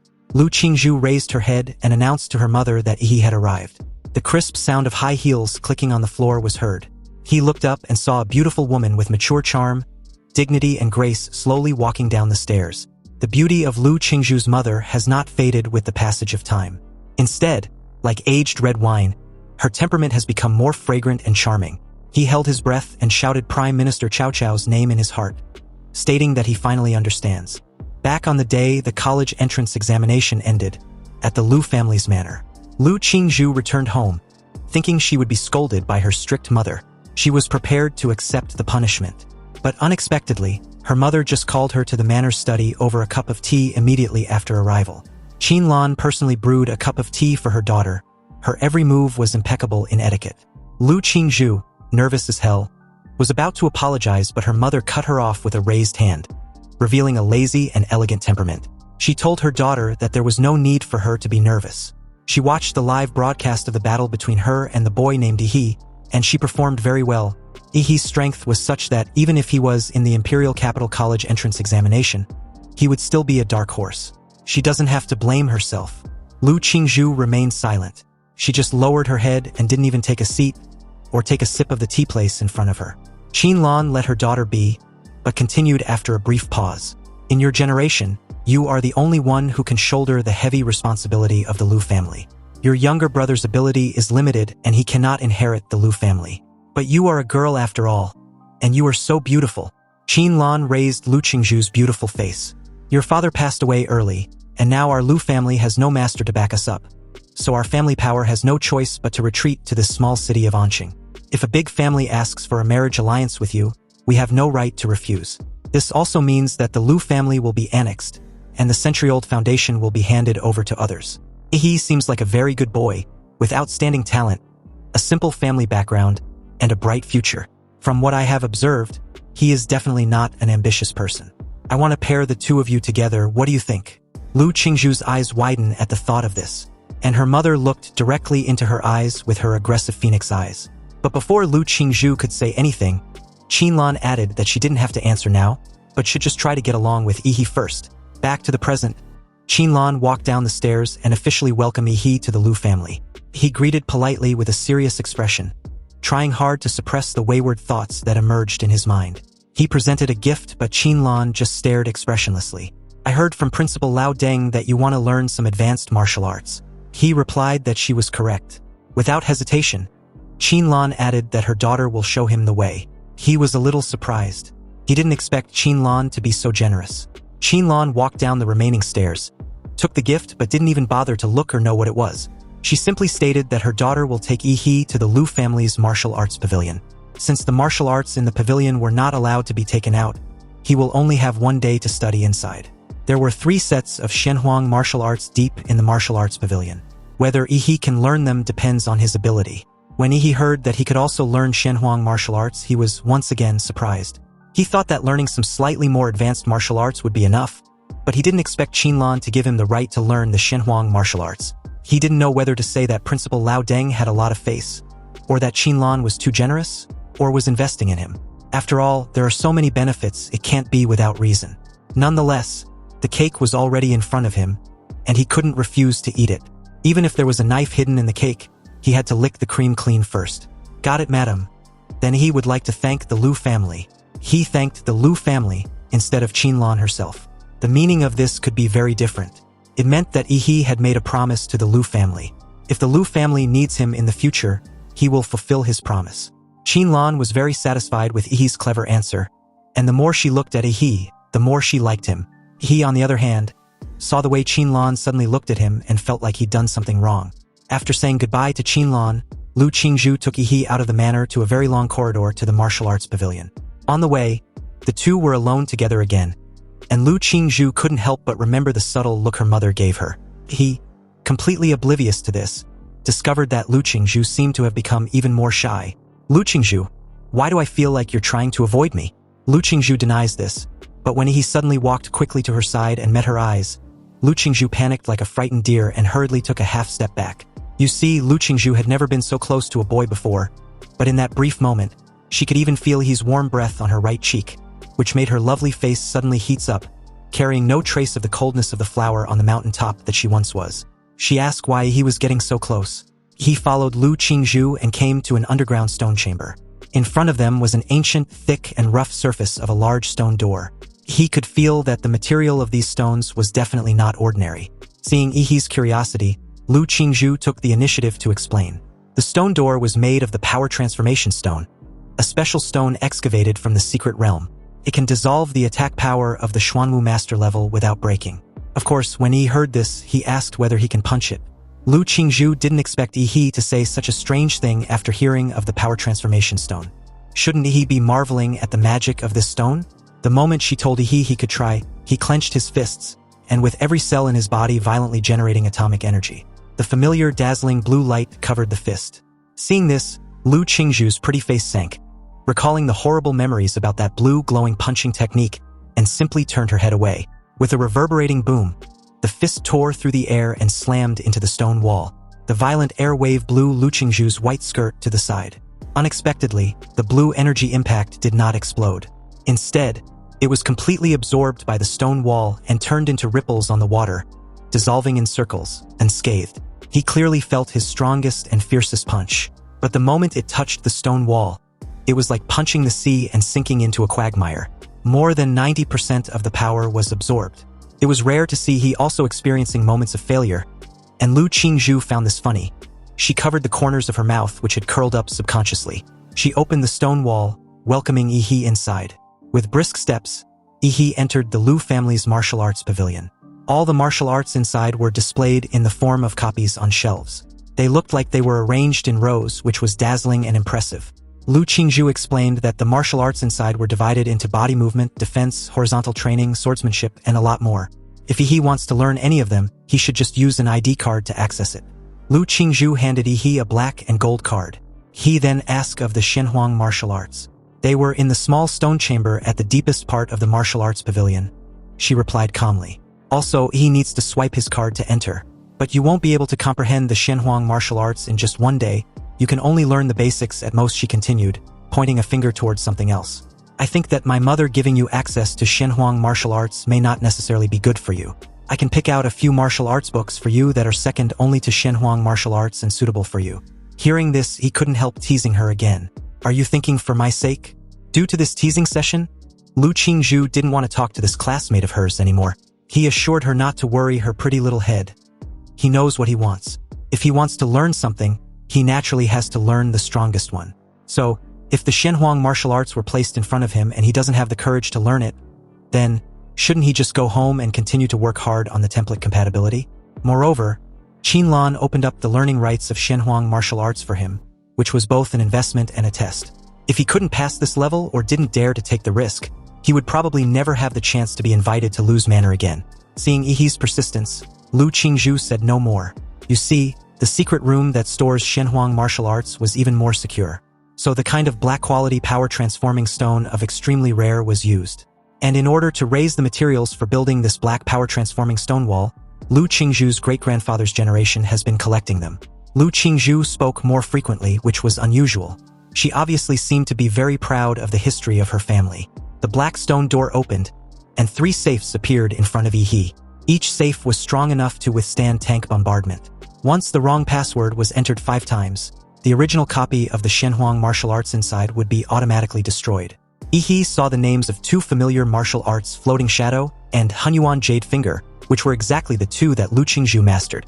The name of the third Xianhuang martial art was the Devil in the Flesh, and Yi has never seen Lu Qingzhu use it. Lu Qingzhu explained that the way to learn Xianhuang martial arts was not to watch, but to feel the martial rhyme left by the creator. If Yi can't feel it, or his martial artist's attributes conflict with the martial rhyme, he can't start practicing her family's Xianhuang martial arts. In short, the Xianhuang martial arts were alive. And it was not the martial artist who chose the martial arts, but the martial arts that choose the martial artist. After Lu Qingzhu's explanation, he understood why Lu Qingzhu did not use the third Xianhuang martial art in the college entrance examination. It wasn't a talent problem, but a conflict of attributes.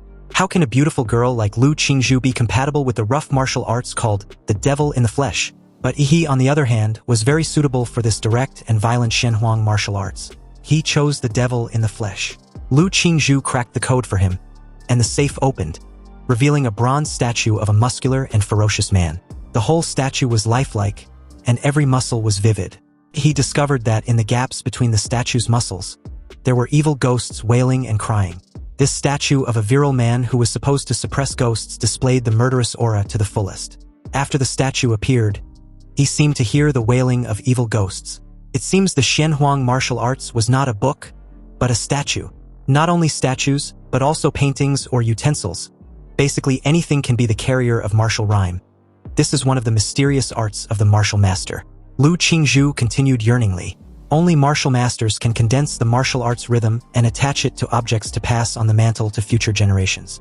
Many martial arts not only fail to improve the warrior's combat effectiveness, but will also leave hidden injuries. But only the Xianhuang martial arts can be created by the Grandmaster.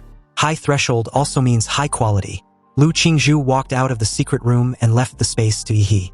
The rest of the journey could only be completed by Yi himself. Yi was surprised. He didn't understand how to feel the martial arts rhyme. So he asked Lu Qingzhu, but she simply replied that if Yi was fated, then he will be able to sense the martial art rhyme. He looked a bit disappointed. He even felt that Lu Qingzhu was withholding any insight on her experience as a form of revenge. Anyway, since it's preordained by fate, he decided to take a nap to wait. He lay down and fell asleep without saying a word, which made Lu Qingzhu, who was observing Yi through the surveillance camera, speechless. Although sleeping in front of the Wuyun carrier is also a method, she thought he would try more, such as dripping blood or kneeling and meditating, but she didn't expect him to fall asleep directly. When he opened his eyes again, he found himself in a dilapidated temple, with cobwebs all over the place and dust all over the floor. Even the angry-faced Buddha on the throne had a broken arm. Is this what's called the sensing the martial rhyme? Apparently, he had entered the world of the martial rhyme of the third Xianhuang martial arts, but he could not feel any martial energy, and even the atomic reaction of Demora's template could not be activated. It was as if he had returned to the weak form of an ordinary person. Luckily, his monster system template was still there. It detected that the host's consciousness was in a special space. And to prevent the host from dying suddenly, the system will bless the host's spiritual body. Suddenly, a domineering and ferocious voice entered Yi's ears from above. Only a real man can inherit my martial arts. Otherwise, I would rather let it rot in the ground. Boy, prove to me that you are a real man made of iron. At some point, a ferocious man as big as a wild bear sat on the only remaining arm of the angry bodhisattva. He stared at Yi with his wild eyes like a wolf. He raised his head and stared slack-jawed at the mysterious man, who looked exactly like the statue. When the thunderstorm comes, there will be hundreds of ghosts roaming at night. When that time comes, you must guard this dilapidated temple for me and don't let this angry-faced Buddha be defiled by evil spirits. If you succeed, I can at least grant you the ability to guard the house. However, if you fail, you will go insane because of the ghosts devouring your spiritual body, and you will never be able to cultivate martial arts again. If you are a wimp, then run away quickly. A drop of cold rain passed through the broken ceiling and dripped onto Yi's face. He came to his senses and found that the vicious man sitting on the arm of the angry-faced bodhisattva had disappeared. And the rain also means the trial has begun. The rain was getting heavier and heavier, and the world outside was pitch black with only the howling wind. He could feel countless malicious eyes spying on him. He found a rusty and broken sword from behind the throne of the angry bodhisattva. He held the sword, and each of them blocked the entrance of the ruined temple with a sword. The pale thunder illuminated Yi's face. This thunder seemed like a signal, causing the dark outside world to boil. There was a thunderstorm and the night parade of 100 demons began. He saw a shadow rushing towards him in the darkness, and he slashed at the shadow's head with his sword. The moment the sword blade touched the shadow, a golden light burst out from the rusty sword body.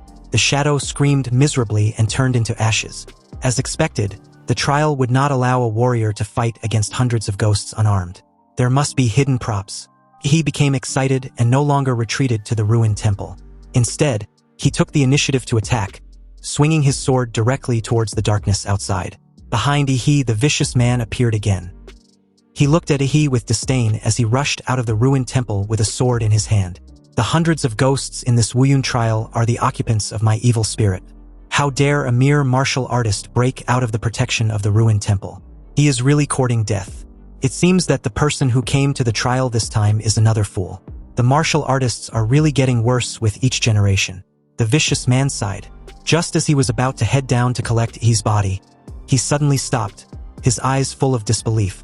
How did this kid do it? Why can't hundreds of ghosts get close to him? Outside the temple, he, who didn't know how to use swordsmanship, just randomly wielded the sword. If any ghost came near, he would just slash it and it would be done. As for defending and avoiding the attacks of those evil spirits, an evil ghost screamed and swung its claws towards Ihi, but its claws passed through the moment they touched him. The attack was ineffective. He turned around and split the evil ghost into two halves with a sword. It seems that in the spiritual world, the system will automatically protect the host, making Ihi immune to attacks. Doesn't this mean I have an invincible golden body inside this world? The broken sword in Ihi's hand flew up and down under his turtle sword skills, slashing left and right, harvesting one evil ghost after another like chopping melons and vegetables. This made the vicious man dumbfounded. When did the levels he set become so simple? As the wind howled, he stood proudly with a sword in his hand. But those ferocious evil spirits retreated like little lambs at this time and did not dare to approach Ihi at all. Seeing that hundreds of ghosts could not do anything to Ihi, the vicious man had to show up in person. "Boy, how did you do it? You are not affected by my martial arts." Ihi replied that it was nothing but hard work and diligent practice. What a good and convenient excuse. Nonetheless, since you can subdue hundreds of ghosts, I will naturally keep my promise and pass on this inheritance to you. However, it depends on whether you can accept it. The angry-faced bodhisattva in the ruined temple collapsed, revealing a dry well underneath it. The bottomless black well made people feel uneasy just by looking at it. The well contains the essence of evil spirit that the vicious man condensed during his lifetime. The technique of paralyzing the demon in the flesh was also in the well. If you can refine it. But before the vicious man could finish his words, he jumped down. The vicious man was momentarily dumbfounded, but he quickly recovered and couldn't help but have expectations for Ihi. Good, that's excellent. This is the first time I have seen a young man with such a unique personality. You see, when the vicious man was alive, he was a hero who had passed through the S-level secret realm. He lived to use the devil in the flesh, and he died by imprisoning his body. As he aged, his energy and blood began to decline, and the evil spirits suppressed in his body began to eat back at him. He began to go astray and even killed people around him. In order to avoid making the same mistake again, he chose to commit suicide. Before his death, he mixed all the evil spirits and the soul in his body with his martial arts style and cast them into the statue. Although 100 years have passed and the evil spirit in the martial rhyme space has dissipated a lot, it is still not something a mere martial artist can withstand. If Ihi can conquer the evil spirit that caused his failure, he will surely surpass himself on the road of the devil in the flesh. Back inside the observation room, Qinlan joined her daughter as the two watched Yi fall asleep and entered the martial rhyme space. Worried and confused, Lu Qingzhu's eyes widened when she saw Yi's sudden reaction on the floor. She asked her mother what was going on.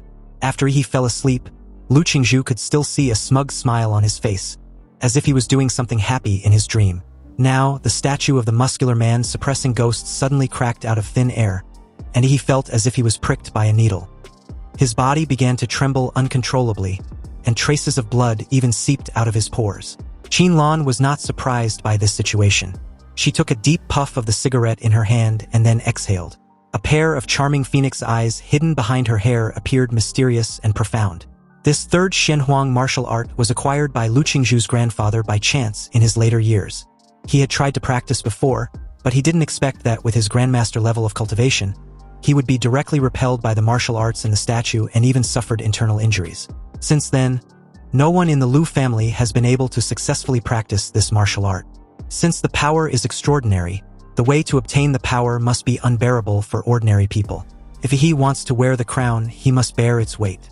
And since he has chosen to accept the power of this martial art, then Qinlan stopped short when she looked at the surveillance footage, and her confident eyes, which seemed to be able to calculate everything, showed a rare moment of confusion. She saw that he was awake, and not just awake, the fucker was even stretching and looked like he had slept comfortably. Lu Qingzhu subconsciously looked at Qinlan with a nervous smile. Mother, it seems Yi's ordeal in learning this martial art isn't as exciting as you described. The statue, which was originally full of charm, has now become dull and dull. Although the carving was still beautiful, it lacks its previous intimidating charm. Because that trace of charm is already in Yi's body. He got up and showed his respect, thanking the elder for teaching him the third Shenhuang martial arts. The last words spoken by the vicious man were still echoing in his mind. Boy, you are the most talented person I have ever met. Maybe you can find out the truth of the secret realm. This is a task that our predecessors have not completed, so I will leave it to you, the younger generation. In response to this, he could only say, Senior, you are wrong, I was just cheating. Compared with the grand mission of finding out the truth about the secret realm and shouldering the responsibility for the future of mankind, he feels that the power he has gained now is more real. He clenched his palms and murmured with a confident grin. The flesh and blood imprison the devil, the body is like Shura. Although Yi's panel attributes did not increase at all, he understood that after mastering the Shenhuang martial arts, his combat power was at least twice as much as before. Just then, the stone door opened, and Qinlan, who was always elegant and dignified, stepped on her high heels in a hurry. Yi, have you mastered it? He smiled upon hearing this, revealing his white teeth. Yes, I have mastered it. Lu Qingzhu, who had followed behind her mother, wondered if she had heard wrong and even began to doubt her life. Whenever she thought of the title of genius she had been given in the past, she blushed for no apparent reason, because the real genius is standing right in front of her. Qinlan was also silent, looking at Yi with a look of distrust. How was it possible? Even with her daughter's talent, she would have to stay in the martial rhyme space without sleep for a week. He, on the other hand, only took how much time? An hour? Did Yi really learn it just by sleeping for a while? Seeing this, he had no choice but to show off his skills to the mother and daughter. He circulated his martial energy, gathering the magical power generated from his dantian in his palm. Martial energy was originally invisible, but the martial energy that Yi gathered actually had a dark and red color. This was the evil spirit he mastered from the martial rhyme world. If he had to explain it, it's probably like the enchantment in a game. It can be added to his martial energy to make it more lethal.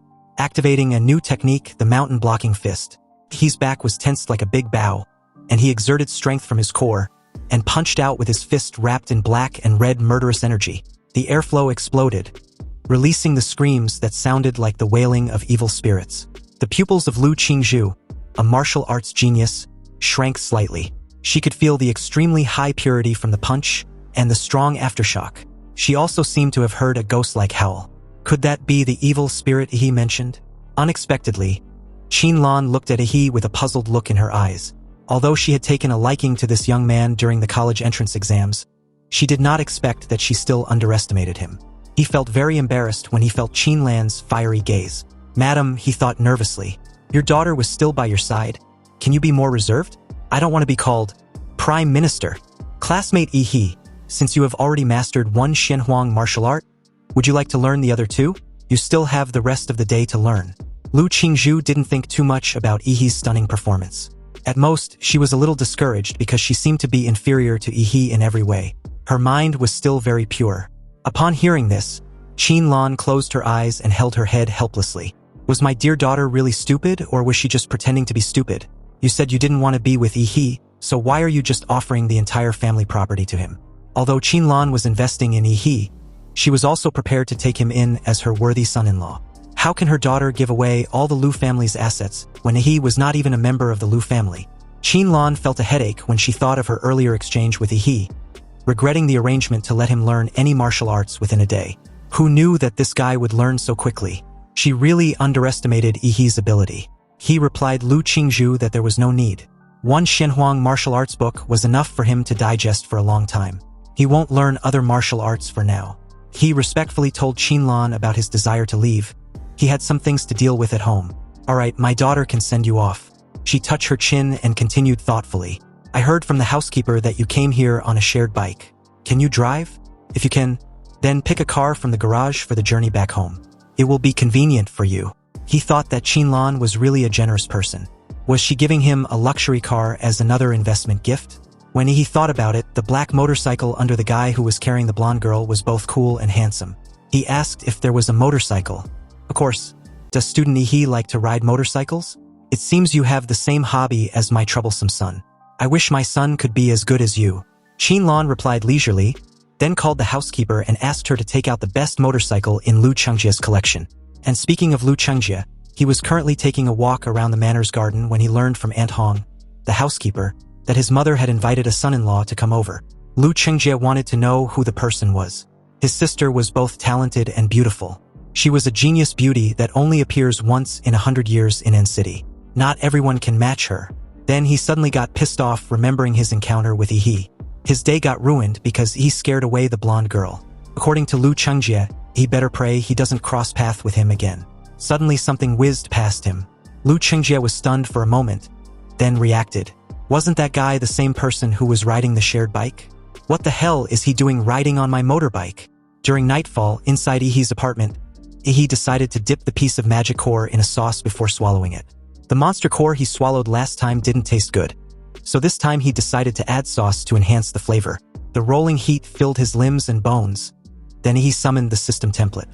Back inside the Redwood Mountain secret realm, Yi superimposed the colossal humanoid template and the legendary Demoris template, which now had their compatibility at 85 after several absorption and 21% respectively.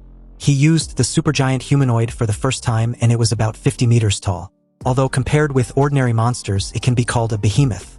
But compared with the mysterious creatures as big as the mountains in the secret realm of Redwood Mountain, it is still too small. He wants to be bigger, so he added all points to the colossal titan template. He picked up the green magic core with gold patterns, dipped it in some sauce and swallowed it. He was ready to use this special magic core to enhance his Demoris template for absorption. So the very second he did, a surge of energy exploded within him and an intense lightning enveloped his whole body. But after the excruciating process, something unexpected happened to Demoris template. The system template stated that after absorbing the genetic sequence of a special plant lifeform, a special mutation has been produced. The system template wanted to know if the host would want to prevent the template from mutating. He was surprised by this. After all, mutation means that it will become a monster template with other attributes. If the results become an advantageous attribute, then it's fine. However, if it becomes a disadvantageous attribute, then it will be a negative evolution. After a careful consideration, Yi decisively chose yes. There was no need to think about it anymore. He plans to gamble and hope for the best outcome. And as luck would have it, the mutation unlocked an S-rank nuclear template, leaving him completely speechless. When the Savage Trace Demora's template reaches 100%, there was a 2% chance of it changing into a Star Universe Demora. He clenched his fist excitedly when he read this. From the name alone, the Star Universe Demora sounds very powerful. But it requires the current template to reach 100%. It seems that he had to upgrade it quickly. Unexpectedly, Yi's reverie was interrupted by a sudden commotion not far from his apartment complex. He wondered what was going on. Could it be a terrorist attack? Right down the streets outside of Yi's apartment complex, a loud roar instructed the several armed men as dozens of police cars flooded the entire area, evacuating the crowd and forming a perimeter. Back inside his apartment, there was a sudden knock on his door that made him alert and suspicious. He knew the original owner had a withdrawn personality, and no friends would visit his home at this time. He hadn't ordered any delivery or packages, so who could be outside at this time? As he said this, his gaze suddenly shifted the moment he turned towards the open window behind him. And in a calm tone, he questioned the mysterious invisible intruder if she knew who it was. Under Yi's knowing gaze, the air around the window distorts and vibrates. Then seconds after, a figure suddenly appeared out of nowhere. This mysterious lady with a very sexy figure was wearing a white nanobattle suit that clings tightly to her skin, perfectly highlighting her curvy figure. Unfortunately, she was also wearing a black reflective mask, so her true face couldn't be seen. But she was genuinely surprised that this little fellow was not just an ordinary martial artist. Originally, she just wanted to hide something in Yi's apartment and conveniently alter his memory while she was at it. But now that her target had discovered her, she will have to let him suffer a little. He better not try to run away. Not the least bit scared and wanting no involvement, He quietly asked who she was and what she was doing in his apartment. But after receiving no reply, the shadow on the floor in front of him showed a stream of energy locked onto him like a poisonous snake. In that moment, he realized that he had no way of moving the battlefield outside. In that case, screw it. He had so much savings anyway, so he might as well buy another house. Puzzled, the mysterious lady Yaoime asked what nonsense he was spouting. For dramatic effect, he took a moment to reply and explained that Yaoime was already a dead woman walking. Anyway, in that very moment down the streets, several warriors in sweat uniforms were fighting with a man named Zhou. Facing the siege of so many special warriors, Zhou seems to actually have the upper hand until he was caught off guard and hit in the abdomen by a powerful punch. The opponent's martial energy penetrated his internal organs, and the piercing pain made Zhou clutch his lower side in pain. One of the special police soldiers instructed his group to take Zhou down the moment he revealed a flaw. You see, these special police fighters were good at cooperating in combat. And after Zhou revealed a flaw, everyone tacitly pursued him and forced Zhou to retreat step by step. Although Zhou was about to lose, he felt much more relaxed because everyone's attention was drawn to him. This was his plan all along, to buy time for Yaoime to escape with the golden gene. Thinking of this, Zhou laughed out loud like a crazed victor, and even used the forbidden blood-burning technique to fight to the death to resist all the armed police. The flames rose, illuminating the streets, but just as the battle became increasingly intense, a bright blue beam of light suddenly burst out above everyone's heads and shot straight into the sky. A dark figure fell beside Zhou, creating a hole in the ground. Zhou recognized this person as Yaoime at a glance, because her figure was so recognizable. But wasn't the nanobattle suit on her body white? How come it has now turned as black as charcoal? Zhou had risked his life just to let her take the item and escape. Why was she suddenly back? Yaoime stood up from the shallow pit, feeling extremely gloomy. She seriously underestimated Ihi's strength and was hit head-on by the beam of energy that spurted out of his throat. If it weren't for the nanobattle suit, she would have been seriously injured. She whispered to Zhou that she had successfully hidden the item, so they needed to bounce ASAP. Zhou was relieved after hearing this. But the moment the armed police realized the two were partners, they tried to surround them. Unexpectedly, a special smoke bomb that was strong enough to block the perception of martial warriors was released, engulfing the large area with a thick white fog. The armed police hurriedly used their martial energy to create a strong wind in an attempt to blow away the white fog. And by the time the white fog dissipated, they saw that the enemy had escaped into the sewers. Half an hour later, Zhou and Yaoime emerged from an alley and heard the sirens in the distant street. They knew they had temporarily escaped pursuit and finally breathed a sigh of relief. But just as Zhou was admiring the repair efficiency of the nanobattle suit, a cold voice echoed through the silent night, questioning why the beautiful lady still hadn't explained why she broke into his house. Yaoime's eyes widened in shock. She realized that she had made a serious mistake, which was to randomly select a lucky resident, but having the shittiest luck, she ended up picking Ihi, the final boss, and as a reward for breaking into his house, he will make sure to have some fun with the two of them. Zhou looked at Ihi with murderous eyes and shouted, questioning Ihi how he found them when the special cops hadn't. Ihi naturally would not explain to him that Yaoime was contaminated with his nuclear radiation. After all, when it's time to take action, he always had few words. A tiny explosion occurred under his feet, and Ihi took off like a missile using the recoil. The air buzzed, and a fist instantly appeared in front of Zhou. With the blessing of the dark and red evil spirit, a cellular-level atomic reaction was also taking place inside the fist. Activating his super mountain blocking fist, Zhou's arms that were protecting his chest tried blocking Ihi's fist. But the dark and red energy lightning burst out, blasting Zhou's tough skin like it was nothing. The moment this huge force hit him, he spat a mouth full of fresh blood. Zhou felt as if he was hit by a train and was directly thrown into the air. His flying body smashed into the concrete wall behind him as dust flew wildly in the air. Yaoime couldn't help but gasp when she saw her brother being knocked flying. A 6th-rank martial warrior was actually severely injured by a punch from a young boy whose martial energy fluctuations were that of a martial arts apprentice. Whose master's disciple was he? Zhou struggled to even get up as he grinned brightly at Yaoime. He replied that he was the disciple of Emperor Guangla. Yaoime had never heard of Emperor Guangla, and she didn't expect a small city like Anqing to have hidden masters. Zhou interrupted at this moment, telling he not to get too cocky. He had just experienced a fierce battle and used a forbidden technique that burned his blood. Now his energy and blood were declining, and his strength was probably less than 70% of what it used to be.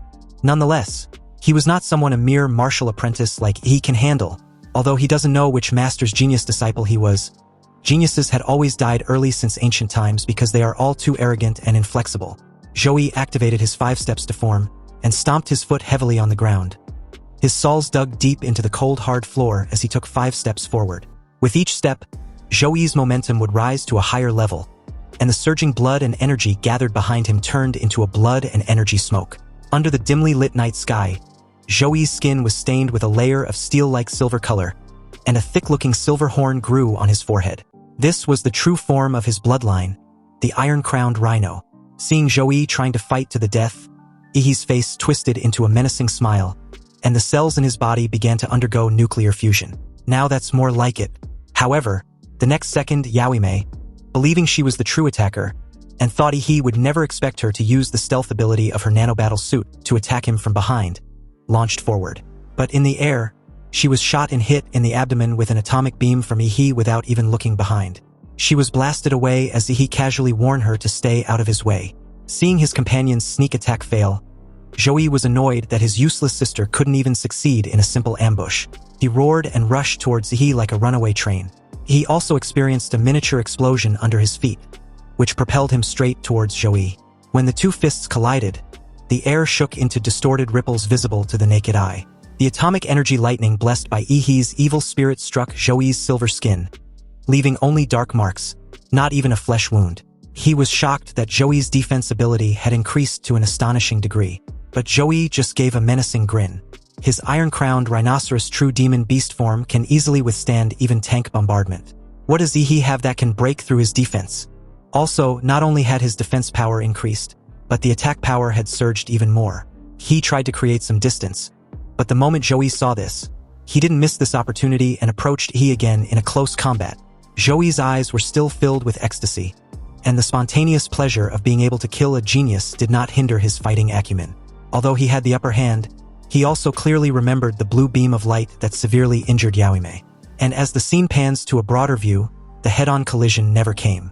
You see, the very moment Joey approached, he suddenly disappeared. Joey was unsure of what just happened, but he was sure that no matter how arrogant Ihi was, he still wouldn't be able to match his iron-crowned rhino. But where did that brat disappear to? He knew he wasn't dead because his attack never landed. A sudden explosion of blue lightning behind him made him turn. However, when he raised his head and saw a 30-meter-tall giant partially obscured in a mist, with a pair of dark blue eyes staring at him, he naturally felt a sense of awe and fear. You see, Joey was too close to move away and was engulfed by the terrifying blue sparks.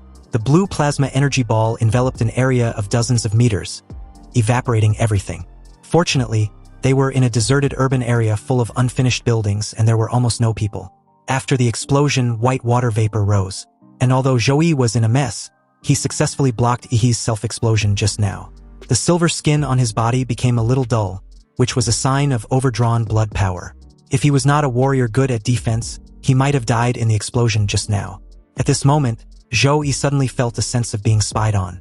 He was still stunned for a moment, staring at such a strange and terrifying giant. Is this a monster? Where did he come from? Could it be that little brat transformed?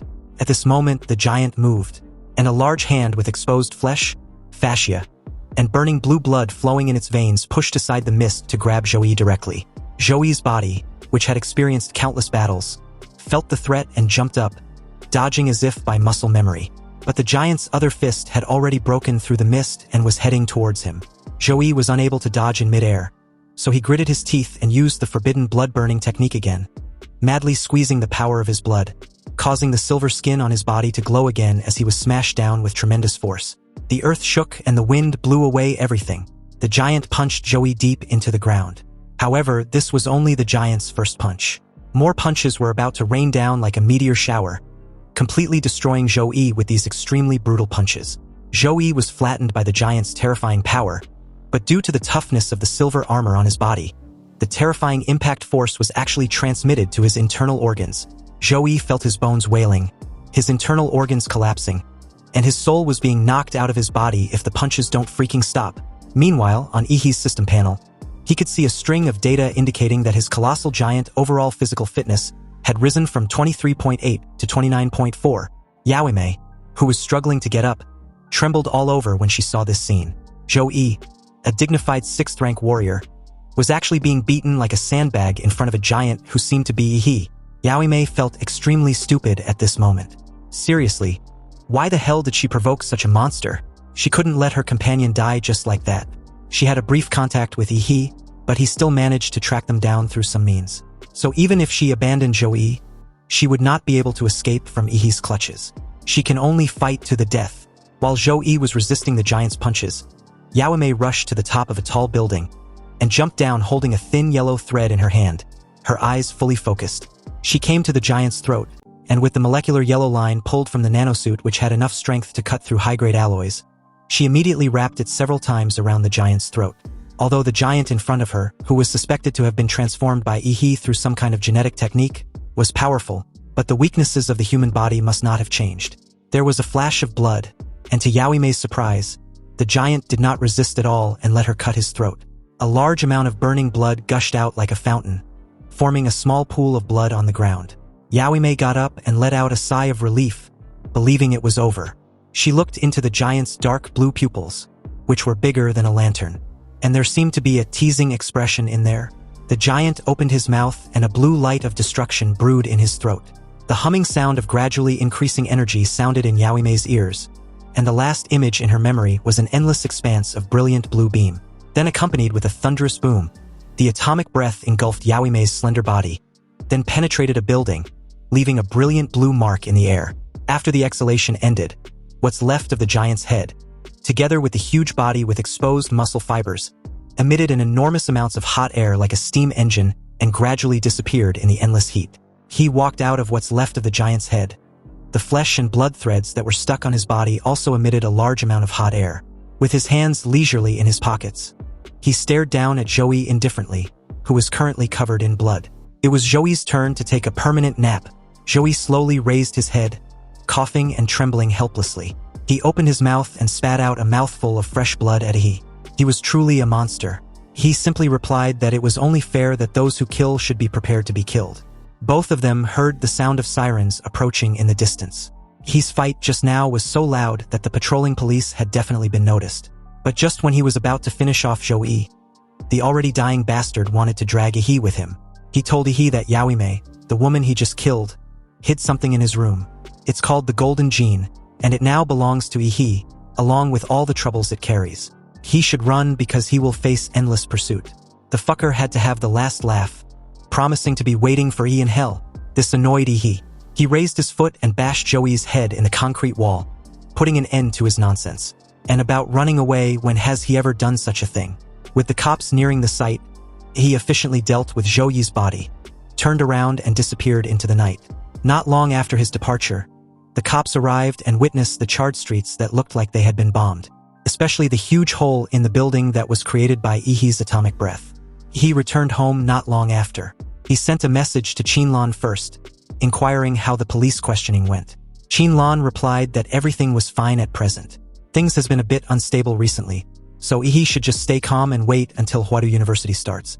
He told Aunt Qin not to worry. She knows him, and he was the most well-behaved person ever. Good thing he gave Aunt Qin a heads up in advance. Otherwise, with his signature-level nuclear blast, the cops definitely wouldn't have overlooked him after the fact. After chatting with Qinlan, Yi found the golden gene that Zhou mentioned in the room. It was a sealed silver cylindrical can with a company logo on it, which is a black eagle with its wings spread. But the eagle's wings have no flesh and blood, only skeletons. He knew this logo as the symbol of Laserbird, a giant in the biotechnology field. And according to Zhou, the golden gene is a masterpiece of genetic engineering created by Laserbird after it inherited part of Prometheus' biological research legacy. What made He unable to help but complain was that the security team hired by Laserbird to guard the golden gene actually committed embezzlement. The two stole the golden gene and got hunted during their escape. Now, they managed to dump the whole mess on him. He tried opening the sealed silver cylindrical can, but the damn thing wouldn't budge. Putting the matter of the golden gene aside for the moment, he looked at the living room, which could no longer be called that, and felt a headache. Looks like it was time to move. He needs to find a hotel to crash for the night. A month had passed since that incident, and as the scene shifts, we're introduced to the only B-level secret realm in An City, the Swan Lake. At this moment, somewhere inside the inner region of this B-level secret realm, A team with an average strength not less than a 5th-level martial warrior successfully surrounded and suppressed a 3rd high-level blood wolf monster. Just as the team captain cut open the monster's belly and took out the magic core, a sudden ominous sound reverberated from a nearby distance and immediately alarmed the entire team. With a trembling voice, the female redhead of the team called out her captain and pointed out the obvious. Something was wrong. From this distance, the trees collapsed, and footsteps of numerous monsters sounded like rolling thunder, crushing everything that stood in their way into pieces. These endless monsters filled the horizon, with no end in sight. On the head of a crocodile-type monster that was larger than a mountain, there was a throne made of bones, and countless skulls were gathered into well-crated hill, serving as the base of the throne. It's common knowledge that monsters didn't leave any bones after they die, so these bones can only be the remains of high-level warriors. Anyway, on this ostentatious throne of bones, a black ape was sitting lazily with its legs crossed like a human, its eyes half closed as if it was sleeping. But even when it was sleeping, the strange phenomenon of heaven and earth above its head proved its nobility and power. There were dark clouds with crackling thunder overhead, and in the center was this ferocious black ape on his imposing yet terrifying throne. This was a strange phenomenon between heaven and earth that only a dominant-level monster could impose. As the entire team bolted in the opposite direction in terror, the captain, not caring about the magic core he and his teammates had hunted so hard for, urgently stated about the need to notify the army. An overlord-level monster had been spotted leading a massive beast tide, about to invade An City, and it's almost impossible to resist, let alone survive it. The country must deploy grandmasters and senior grandmasters immediately to support. Cursing, he also added that high-tier monsters rarely leave their own territories and invade low-level monster areas. This was also the reason why the danger level of the secret realm has remained stable for a long time. So what was this terrifying fucker doing here? You see, each overlord-level magical beast is a moving scourge. They release a kind of sound wave from their bodies that only magical beasts can sense. And all magical beasts below the sovereign class will be controlled by this sound wave and will automatically gather around the overlord-level magical beast to become sovereign soldiers. This will snowball into a large beast tide. Moreover, the overlord-level magical beasts can promote the evolution of low-level magical beasts, and a large number of lord-level magical beasts will be born. If this 5th-tier sovereign-class monster leads this large beast tide into An City, An City will turn into a hell on earth, and millions of people will die at the hands of these monsters. The black ape sitting on his throne of bones slowly opened its scarlet eyes and looked disdainfully at the team of warriors. Then, almost immediately, the giant crocodile underneath it seemed to understand what it meant, and a sudden ferocity flashed in its vertical pupils.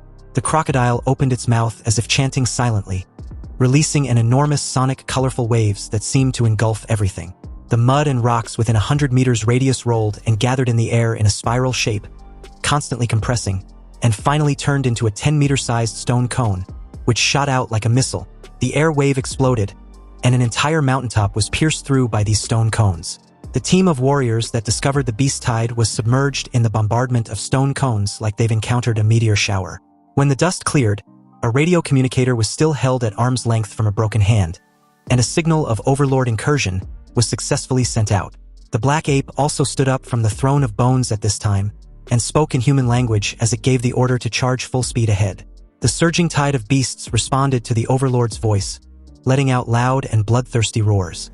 Meanwhile, at this moment outside the Swan Lake's secret realm, a high-pitched and sharp alarm of the beast tide approaching sounded, and the citizens of An City fell into a brief state of stiffness.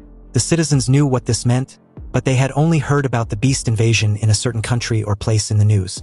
When the beast invasion came upon them, they all felt a sense of unreality and even wondered if they were dreaming.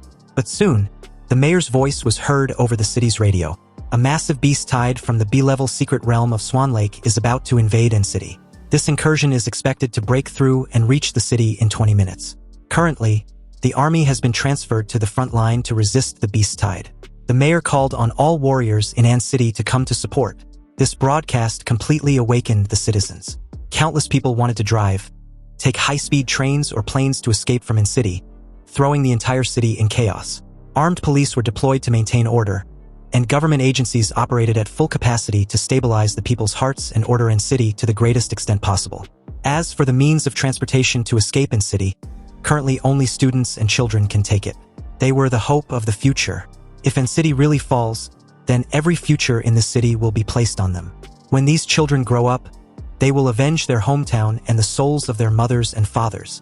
Inside the mayor's office, Mayor Huang Qing frowned after he'd made one phone call after another, trying to buy more time for N-City. And the moment his secretary rushed into his office with an update, he asked if she had finished the reinforcements request, which cities were willing to send troops. The secretary's face was gloomy when she replied that it wasn't just N-City encountering a large-scale incursion.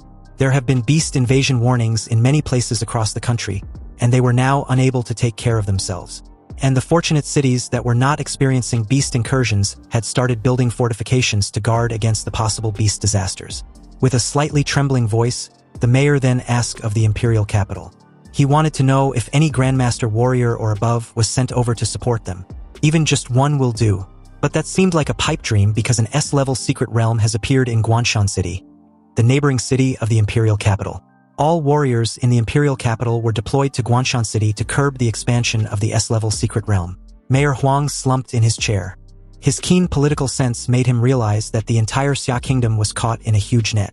This beast-tide attack was not an accident but a premeditated one. But soon he stood up again. Nearly pushing towards 50 years, Huang Qing showed the resolute look he had in his youth. They have no time to waste. The battle to defend N-City had already begun, and they can only rely on themselves. Meanwhile, in the Chu Zhou family's training ground, he and Chu Zhou were having a sparring session. Chu Zhou now understood that any so-called temptation was meaningless in front of He, and only by trying his best could he make him take things seriously. However, it seems his best was still not enough. He gave Chu Zhou a bright smile as he punched him in the chest. Chu Zhou quickly condensed ice armor on his chest for defense, but he still underestimated the power of this punch. The fist hit the ice armor, and the extremely cold ice that was several decimeters thick was torn and shattered by the evil magic fangs attached to the fist the moment Chu Zhou was forcefully pushed back. He praised Chu Zhou for being able to withstand his punch. Chu Zhou could feel the mystery of that evil spirit, which was definitely not something that could be cultivated through ordinary martial arts. He asked He when he learned Shenhuang martial arts. About a month ago, so I'm still rough around the edges, he replied. But he'd finally understood the essence of the demon in the flesh, which was centered on evil spirits. Every time he goes through a tough battle and slaughters the opponent, his own evil spirit can simulate the slaughtered person. Just as He and Chu Zhou were resuming their battle, an alarm of a beast invasion suddenly sounded outside. The expression on their faces changed at the same time because they knew something terrible was going to happen. They also received a message on their mobile phones, informing them that all college preparatory students in N-City had priority to leave. They were to go to N-City's airport and take planes B-521 and B-753, or go to the high-speed railway and take the high-speed train A-423 to evacuate immediately. He questioned Chu Zhou if he was thinking of leaving. Chu Zhou replied with a suggestion of his own. He believes that with He's talent, he should run rather than staying to defend N-City. Unbeknownst to Chu Zhou, he was already getting excited thinking about the beast invasion. The fucker was even giving off his creepy smile like the titan he was. He told Chu Zhou that he talks too much. Since when did he become this sentimental? If he was staying, then there was only one thing left to focus on. The scene shifts to the Lu family's manor. And just as Lu Qingzhu was about to go out, she found Qin Lan blocking her path. Lu Qingzhu wanted to go and support the fight against the beast tide. But her mother's only priority was her well-being. If she heads out to fight in the beast invasion, how confident was she to return alive and intact or even at all? There are about 30,000 warriors in N-City. Even if they include the old and weak retired warriors and the warriors who volunteered to join the war, there are less than 50,000 of them. This number of people was like a small sailboat in front of a large beast tide. Once it hits the beast tide, it will be buried in the sea. As for the Overlord-level monsters, they were not monsters that N-City could face at all. They were beings that only Grandmasters can barely fight against. Her daughter's life was not only her own, but also the life of the entire family. Lu Qingzhu was silent for a moment, but her action of still moving forward showed her attitude. To her, a warrior family that cannot resist monsters probably has no value in existence. Qin Lan didn't answer and let Lu Qingzhu walk past her. The moment she shut the door behind her with a loud thud, Aunt Hong suddenly appeared from the shadows behind Qin Lan. Qin Lan gracefully lit a thin cigarette, half of her face hidden behind her long hair. She didn't need to give the order for Aunt Hong to know that Lu Qingzhu wasn't allowed to leave the manor. However, Aunt Hong was curious about the boy named He. Was he leaving N-City with them? Qin Lan replied that she should send He a message and let him make his own choice. As the scene cuts back to the Swan Lake's secret realm, Tens of thousands of warriors had already formed an iron formation immediately after entering the mysterious rift with the color of the starry sky. 60% of An City's military and high-level warriors above the level of martial artists had all entered the secret realm. They were named the Vanguard Troops and have only one mission. That is to gather intel about the Beast Tide and to try to find out the strength and abilities of the powerful Lord-level monsters, or even the Overlord-level monsters. Then, make it out alive to report back. Staring at the horrific tide with bated breath, these brave warriors, which to be honest are merely cannon fodders, charged forward aggressively. Their battle roar and wails gathered together to play a cruel and bloody symphony of war that shook the mountains and forests. Meanwhile, at the entrance, a temporary military defense line has been established with tanks, anti-aircraft guns, and countless Gatling guns and large-caliber machine guns forming a steel formation. Any monster that steps out of the secret realm will be overwhelmed by countless bullets and artillery fire. The size of the spatial rift was limited, which meant the number of monsters that can pass through would also be greatly limited, thereby eliminating the advantage of the Beast Tide which was in play. As long as they hold the line at the entrance of the spatial rift of Swan Lake, which was the last checkpoint for the monsters to enter the human world, and City's capability of withstanding this disaster would not be impossible. This was what Mayor Huang was banging his hopes on when his serious gaze suddenly shot up in surprise. And not just him. Everyone was astonished to see a warrior with a broken arm and covered in blood stumbled out of the rift in the secret realm. The moment the guy got out of the rift, he drops to the ground helplessly like a bag of sand, desperately calling for Mayor Huang. A medical staff and Mayor Huang quickly rushed over, but at this point, it's obvious the guy was at death's door. He raised his trembling hand towards Mayor Huang, and in it was a USB flash drive containing all the results of the Vanguard Troops battle. Mayor Huang asked anxiously where the others were. Upon hearing this, the warrior's dirty, blood-stained face wrinkled into a ball, like a ravaged chrysanthemum. He announced that they were dead. Everyone was dead. The Beast Tide crushed everything to pieces. Not even the corpses could be brought back. As the warrior spoke, his eyes suddenly widened again, with unconcealable fear and hatred in his eyes as he recalls the brutal encounter. He advised Mayor Huang to be careful of that blood-eyed black ape. It has plotted and set them up. Otherwise, at least a few thousand of them would have made it out alive. Just as Mayor Huang was asking for specific details, a loud noise suddenly occurred from the other side of the rift. Then a huge stone cone flew out in a rotation, piercing through a building in the distance. Without stopping, more stone cones flew out. The fortifications that were built with great difficulty at the entrance to the secret realm were destroyed, and countless buried mines were also detonated by the stone cones. Several deafening and destructive explosions sounded in perfect unison, and it became apparent that the Beast Tide was trying to blow up the unfinished defensive structures. A dreading realization flashed in Mayor Huang's eyes when he noticed that the enemy's first target was the landmines beneath the defensive structures, and the attack obviously came from the secret realm. It seems these monsters want to disrupt every trap before coming out of the rift. Cursing, Mayor Huang loudly issued the order to fire towards the spatial rift in the secret realm. The tanks and anti-aircraft guns in the rear opened fire, and the flames that shot up into the sky submerged the rift in the secret realm, while the stone cone attacks on that side never stopped. Mayor Huang's expression was solemn. Instead of sending out the beasts, these monsters use long-range attacks to consume their strength first. Since when do monsters use military tactics like humans? At this moment, the words of the dead warrior echoed in his ears. The Overlord-level magical beast had indeed plotted against them, otherwise at least a few thousand of Vanguard troops would have gotten out alive. Huang Qing clenched his fists. Damn them all! Damn that blood-eyed black ape beast! Another round of stone spikes broke through the artillery encirclement and flew over with the air wave. The tank troops in the rear were prepared in advance and moved away, allowing the stone spike to hit the ground. A soldier who was on defense suddenly heard some strange sounds coming from the stone cone fragments behind him. A giant rat with membranous wings suddenly emerged from the rubble and bit off the soldier's head. This cruel and bizarre scene was played out in countless places on the battlefield. The stone cones were actually used as projection cabins for warcraft. They flew out of the cracks in the secret realm through the stone cones and were directly dropped to the rear of the battlefield to cause destruction. Mayor Huang warned everyone to be careful. The enemy's attacks were strategic and should be intercepted before they land. Damn it! Don't let those stone spikes fall. Stop them immediately. The missiles began to intercept the stone cones, but this resulted in a decrease in the firepower attacking the secret realm.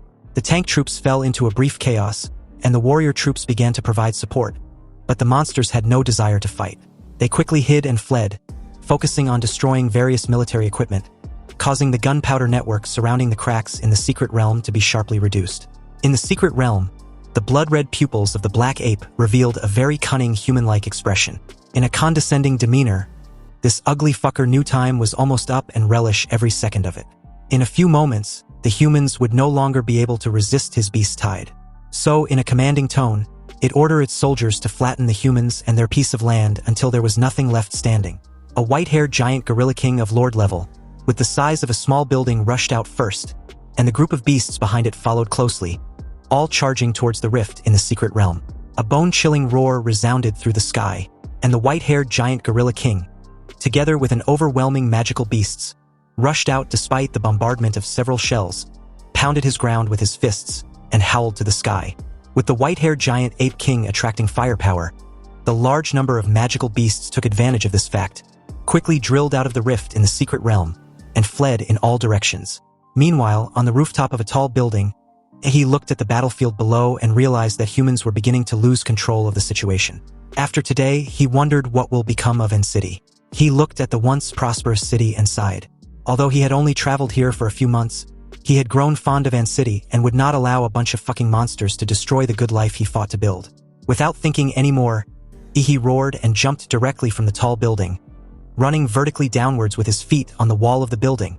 While running, tough dark skin appeared over his body as he decisively charged into the battlefield in Demora's form.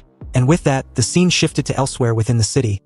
Luo Xian activated his Thunder Kick martial arts and kicked a monster in the abdomen, cracking it. Its eyeballs were even squeezed out by the impact. Another warrior praised Luo Xian for taking 5 beasts down already. He then took the opportunity to rush forward and dig open the monster's body, taking out the magic core to prevent it from healing itself. Luo Xian couldn't help but smile as he waved off the praise. The next moment, a hideous head of a beast was thrown in front of Luo Xian.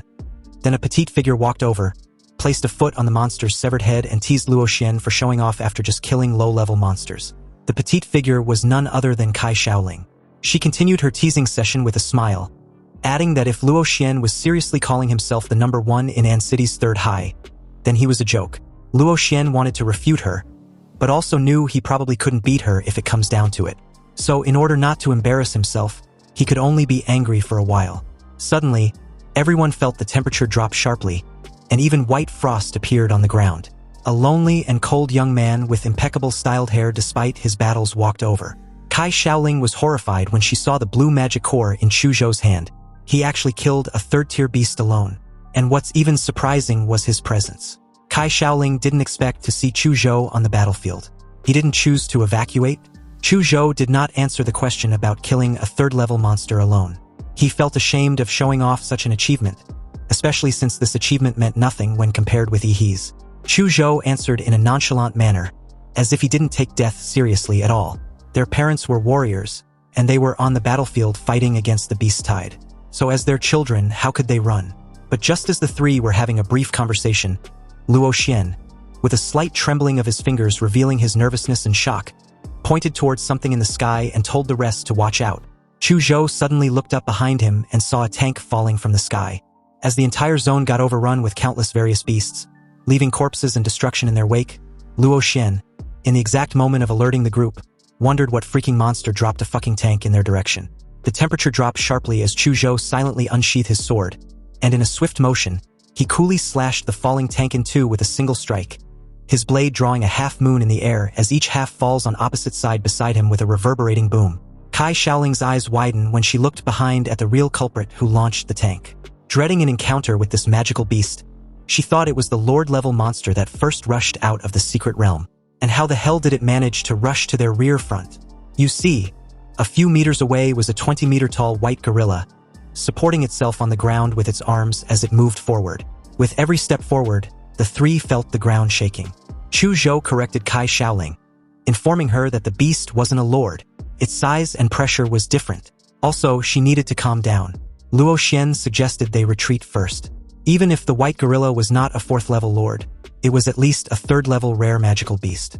It was not something that they could deal with. As they took a cautious step back, they realized the beast had already made them its target. And before any of them could react, the beast got excited and threw a fist in their direction. With the force capable of trashing a tank, the three knew a single punch could unalive them in an instant. So, with widened eyes, Chuzhou gritted his teeth, held his breath, and was about to channel everything he had to withstand the punch with his sword when suddenly, a blue atomic beam hit the white gorilla's head, causing its head to flip over as its entire body falls to the ground. The white gorilla stretched out his big hand and wanted to slap the figure away, but his huge palm was firmly held by the other party's much smaller palm, unable to move. He gave off a sinister look and told the beast to open its mouth. It was time for its dental care. Seeing Ihi's menacing expression, the white gorilla's scarlet pupils widened upon realizing that it was royally fucked. He stepped on the white gorilla's jaw and pried its mouth open with great force. A dazzling stream of blue light burst out from Ihi's mouth and directly hit the white gorilla's fragile mouth. Black smoke spread out with the smell of burnt barbecue. The white gorilla struggled desperately, but in just a few seconds, its head and torso got melted by Ihi's atomic breath. Kai Shaoling and Luo Xian looked at the familiar blue light, then looked towards Chuzhou as if to confirm. Their stunned expressions seemed to be asking if it was really Ihi. Chuzhou looked at Ihi's back as he stood on the massive corpse of the white gorilla. He told the two not to be nervous, it was indeed Ihi. And with him on the battlefield, there was a chance Sin City might just survive this disaster. Maybe this was what was called a sense of security. He had no intention of reminiscing with Chuzhou and the others. He had to go and support other battle fronts. Performing an atomic reaction on the soles of his feet, he bent his knees and took off in an ostentatious fashion. He flew dozens of meters into the air, and while in mid-air, his next step was to find the area with the most clustered magical beasts. He activated his life magnetic field. And just like that, the scene shifted to his next location on the battlefield, which was one of the defense points closest to the rift in the secret realm. Under the impact of countless monsters, it was already crumbling. The martial warriors at the highest level of martial arts cultivation at that front had died of exhaustion. But the remaining warriors and even ordinary soldiers had no plan to evacuate. Even if they had to die to the last drop of blood, they would never hand over their stronghold to the monsters. A mammoth-like monster resisted the concentrated bombardment of the tanks, accelerated and rushed in, knocking down the high walls of the stronghold. The monsters behind it swarmed in like a tide. The soldiers threw away their guns, took out their swords and fought the beasts together with the warriors. Even if they had to sacrifice themselves, they had to delay the beasts for a second to create a chance for the warriors to kill them. Faced with the mammoth monster that was not afraid of artillery fire, the warriors directly chose the simplest yet most brutal human wave tactic. They pounced on the mammoth monster like ants, and even if they were squeezed into meat paste, they had to cause it some injuries. Although the direction of the battlefield was always determined by the contest between high-level warriors and high-level monsters, ordinary warriors and even ordinary people were determined to fight in this cruel world. At least they can hold on until the human strong warriors arrive and turn the situation around. Suddenly, a large number of dark and red magic shadows appeared on the battlefield. They did not attack humans, but interfered with the beasts. Countless monsters were confused by these dark and red magic shadows, allowing the warriors to seize the opportunity to kill them successfully. Just when the warriors were wondering where these demonic shadows were, a brilliant blue light stream hit the mammoth monster.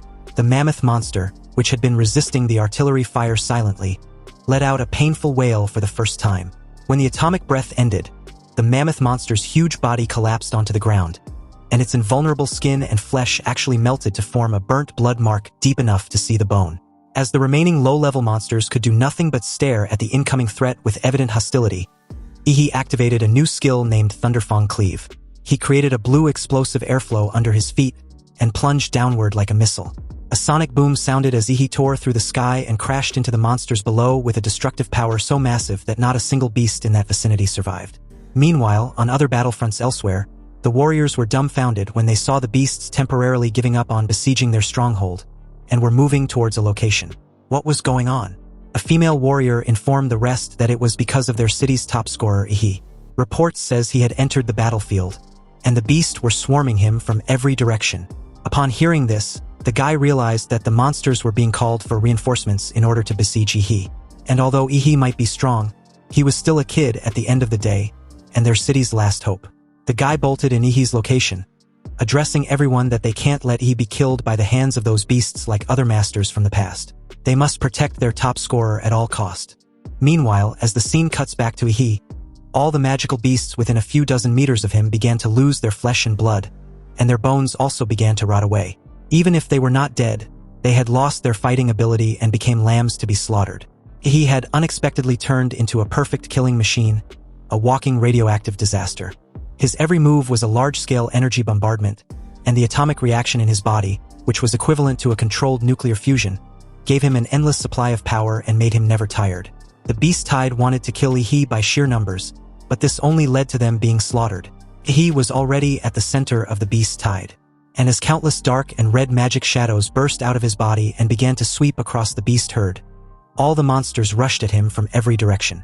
Activating his atomic breath, the familiar blue light on his body became brighter and brighter, turning him into a small blue sun as he spewed out a torrent of atomic beam from his mouth, piercing through and cutting through all the powerful monsters around him that were not killed by the intense nuclear radiation.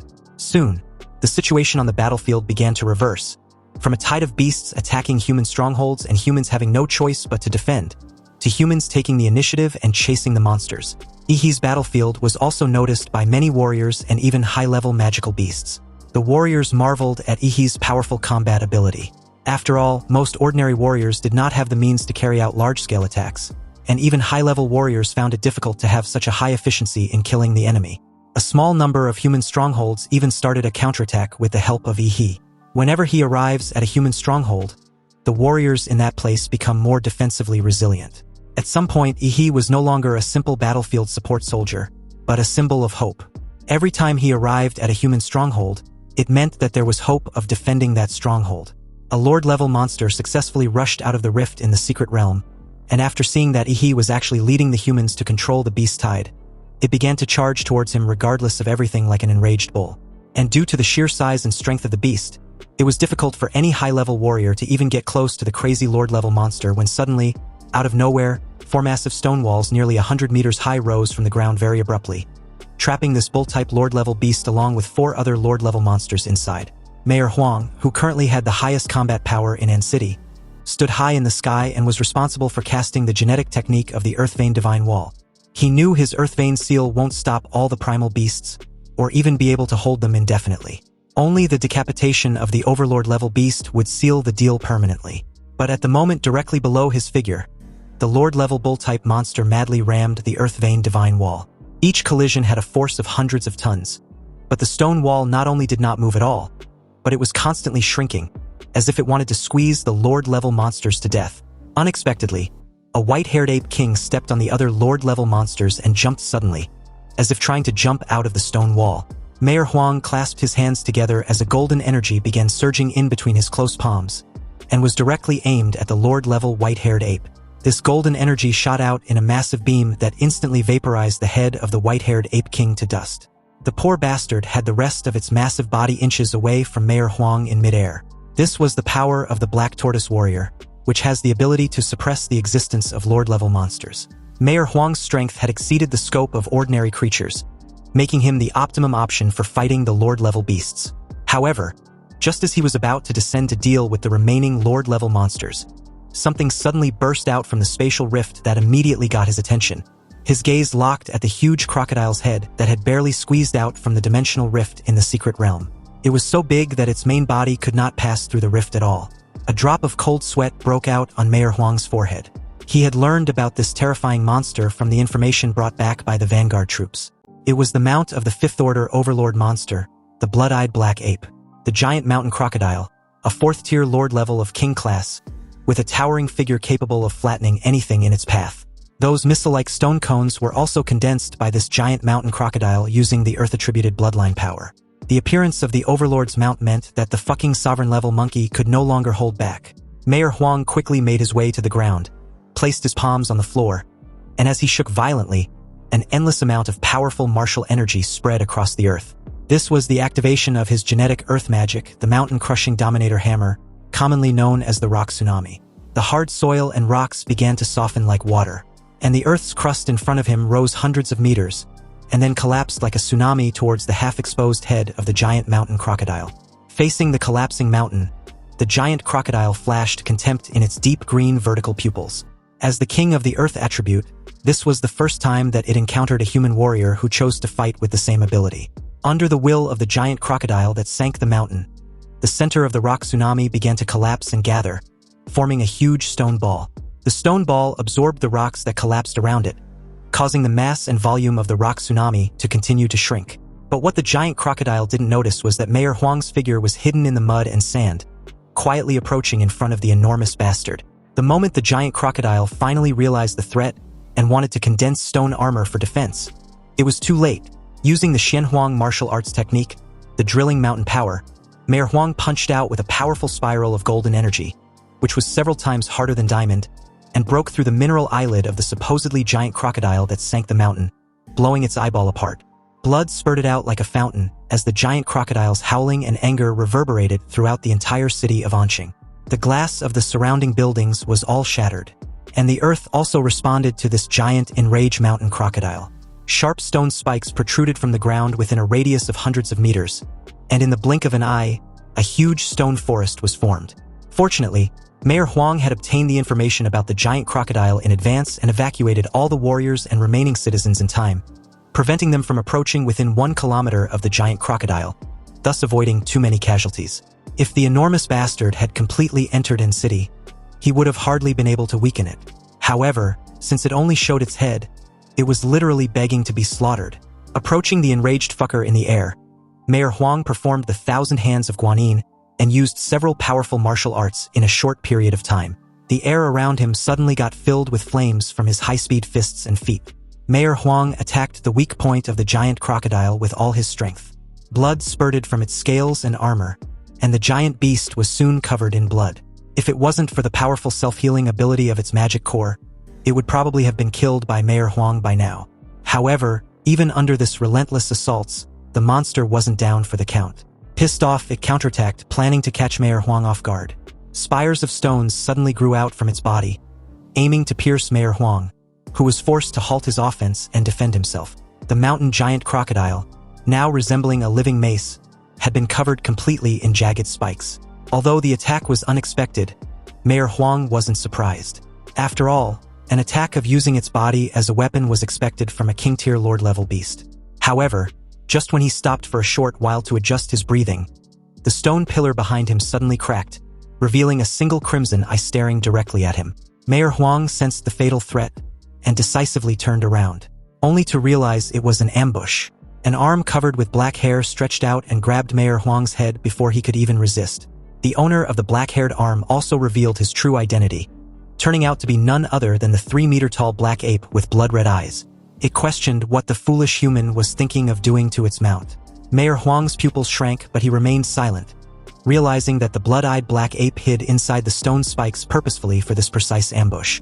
The blood-eyed black ape declared in an arrogant tone, informing Mayor Huang that he was going to crush his skull, so every human can see just how insignificant they are before him. Then, with the intention to kill in a single blow, it slammed Mayor Huang to the ground with so much force that a dent was formed. Unexpectedly, Mayor Huang's split-second decision of sacrificing his left arm to escape the blood-eyed black ape's death grip saved his life. However, this only excited the bastard immensely. It showed a sinister smile after confirming that there are no stronger martial artists left in the city. Now, it can kill without restraints. It had already tested humanity's trump card.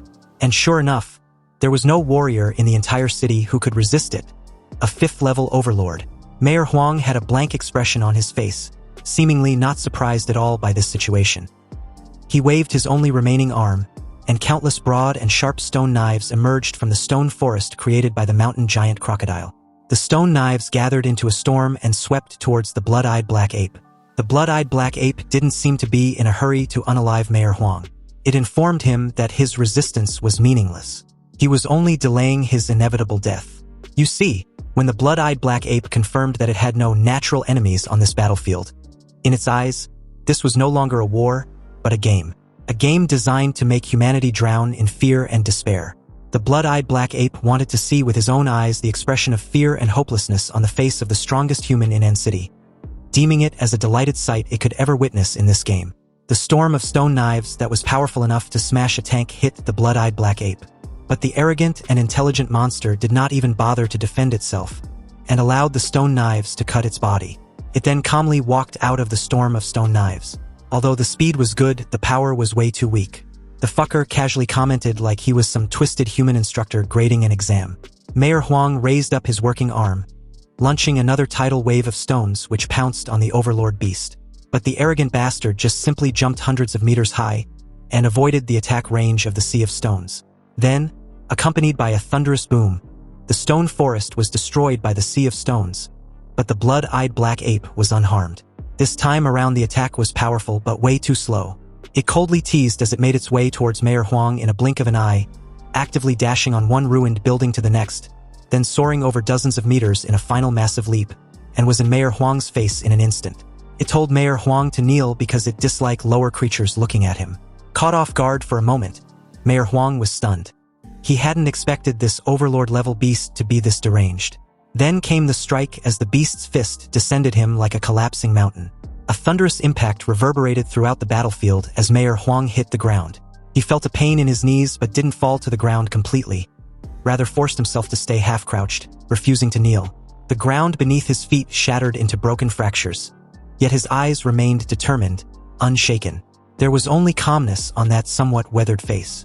As the blood-eyed black ape stared at Mayor Huang's face in confusion, it wondered why the human wasn't afraid.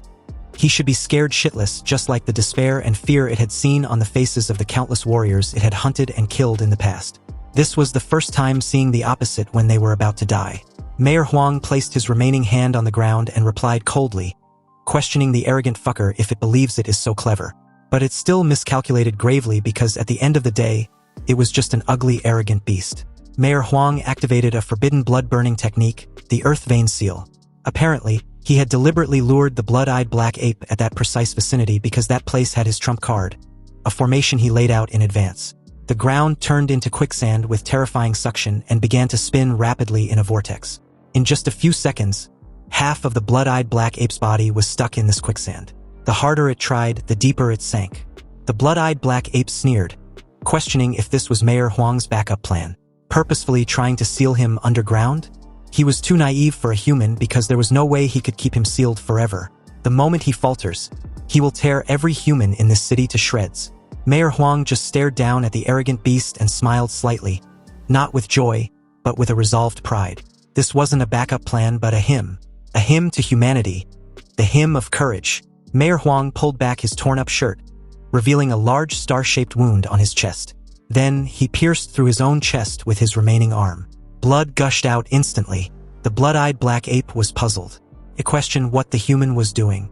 Mayor Huang coughed out blood, but his gaze was resolute. You see, at the start of this war, he buried the city's one and only tactical nuclear warhead beneath the battlefield, and the trigger was implanted inside his heart. So if Mayor Huang's heart stops, the nuclear warhead detonates. The blood-eyed black ape roared in desperation upon hearing this. Mayor Huang was definitely bluffing, and also insane. Did he expect him to fall for such bullshit? Because no human would gamble their worthless life on something like this. Mayor Huang still had that prideful smile on his face as the blood-eyed black ape continued to roar desperately. From the very beginning of the war, he had no intention of making it out alive. After all, only by actively getting involved can he perhaps completely deceive this cunning beast. Mayor Huang thought of the declaration he made at the inauguration ceremony as mayor of An City 20 years ago, declaring his name as Huang Qing, and was willing to give everything, including his life, for the city and its citizens. Now, he was at peace, finally content with what he had done. Huang Qing closed his eyes as the bright light of the nuclear bomb broke through the earth. The endless light and heat flooded his body and the body of the blood-eyed black ape, annihilating them in a single blinding instant.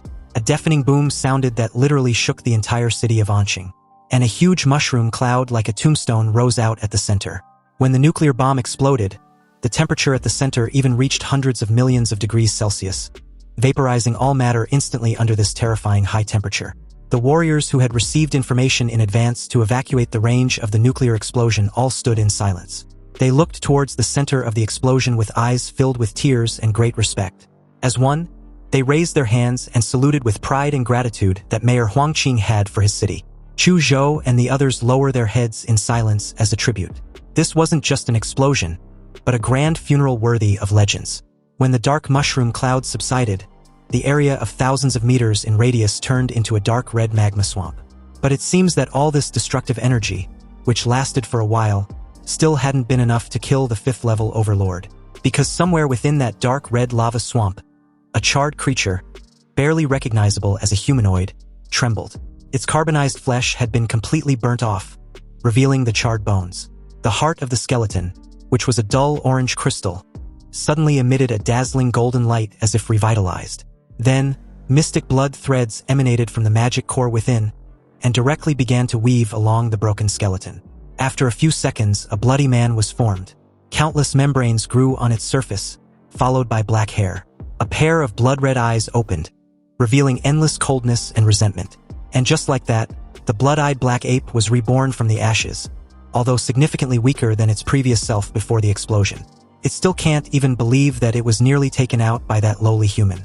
As it weakly supported its body, feeling the life energy in its magic core depleting, the brutality in its blood-eyed eyes nearly burst out. For monsters at the Overlord level, ordinary nuclear bomb attacks were too slow and the power was not concentrated, so they cannot cause effective damage to them at all. However, the blood-eyed black ape was trapped by Huang Qing and took the nuclear bomb head-on. The blood-eyed black ape roared, promising to slaughter every last person in An City. It will torture every human to death in the most brutal and unimaginable way possible for the humiliation. The unbearable humiliation of being forced to the brink of death by a human warrior who he could have easily eliminated with a single move. For now, it needed to first go back to the Sin realm of the secret world, the place where it came from. Once it recovers its blood and chi energy, it will return and flatten the entire place to the ground. However, in that very moment, it suddenly felt a strong murderous intent as someone questioned where it thought it was sneaking off to. The blood-eyed black ape looked back and found a young warrior covered in dark scales with blue flames on the back of his body, hovering near him. The blood-eyed black ape looked at the familiar blue light and recognized this person. This was one of the biggest obstacles to his beast invasion, a terrifying human genius. Apparently, after the nuclear explosion, he didn't let down his guard and used his life magnetic field to scan the entire area repeatedly. After numerous attempts, he found a slight fluctuation of life. It's just a shame that he was a little too late because the beast had already reconstructed its body. The moment the cells in Ihi's arms underwent an atomic reaction at maximum power, he spared no time charging at the Overlord level beast. The raging blue flames tore his muscles, exposing them to the air. With his superatomic blast fist already activated, Ihi punched directly in the direction of the Overlord level beast. However, to his utter shock, the monster was unharmed even though it took the attack head-on. Its bloodshot eyes flickered, and greed arose in its heart. Human geniuses had always been heavily protected and were extremely difficult to be killed. But now, this human genius was isolated and helpless, creating the perfect opportunity to be killed. Driven by his inner greed, the blood-eyed black ape no longer chose to escape, but took the initiative to attack Ihi. A surging heavy mist burst out of the blood-eyed black ape, and as it relied on its domineering defense, it went against the torrent of energy. But when it barely came in front of Ihi, what it saw was not his frightened face, but a smile. If the cunning bastard had run, then Ihi's mini-nuclear bomb probably wouldn't have been able to nuke his ass up. But since it was so eager to die, then he will grant the beast its wish. Suddenly, Ihi activated his 60-meter colossal titan with the familiar ultra-heated steam. And as this enormous ultra-heated steam engulfed everything in sight, brilliant arcs of electricity also burst out, and the blood-eyed black ape felt the familiar energy explosion. Before it could finish his words, it was engulfed in a blue light and heat. The atomic reactor in Ihi's body also underwent a horrific nuclear fission when the superimposed colossal humanoid template and the legendary Demora's template was triggered simultaneously. This created a radiant blue nuclear explosion. And although it was far less powerful than the first nuclear bomb, the familiar destructive feeling was palpable. At several kilometers away, the warriors saw the second nuclear explosion in surprise, and wondered how there was another nuclear bomb so suddenly. Was it another trap set by Mayor Huang Qing? It seems that man really did think of everything. After the small nuclear explosion, the blood-eyed black ape, in a charred state, stood there in the dust, scared shitless. It was visibly shaken as it stared at the terrifying figure in front of it, calling Ihi's hybrid transformation a monster. A demonic figure over 40 meters tall stood out from the dust and smoke. Its skin was as tough and rough as black reefs, with spine spikes exposed with blue fluorescent patterns, and the heavy tail behind it which can destroy a cliff with a slight wave. This was the supergiant humanoid wearing Demora's armor. He spread his long arms, roared to the sky, and declared the majesty of the king. The blood-eyed black ape looked unhappy. Why does Ihi look more like a monster than him? Most Lord-level monsters don't have an aura like Ihi's. He looked at the ant-like black ape with blood-colored eyes and replied that he wasn't anything like the bald monkey. He raised his overwhelming feet as the Overlord beast just stared in panic. He stomped down, creating a cloud of smoke and dust. The blood-eyed black ape, on the other hand, managed to roll out of the range of Ihi's feet. A sound like thunder exploded as Ihi activated the mountain-blocking fist flash strike. His arm, as big as a pillar, was swung with a fierce murderous aura wrapped around it. He mocked the little monkey, declaring that there was no use in running. The arrogant blood-eyed black ape could not accept the ridicule from what he deemed as an inferior life form. It turned around and swung its arm to collide with the fist that was a circle bigger than its entire body. Dark and red lightning exploded, and the blood-eyed black ape was hammered into the earth with a direct beam of atomic energy. Ihi's fist was twisted into a knot by the huge force of the blood-eyed black ape, but with the powerful self-healing ability of the giant form, it recovered in just a few seconds. As long as his real body at the back of the giant's neck was intact, the external body of the giant will never disappear. He just didn't expect that the skinny Overlord-level beast was still stronger than the average Overlord.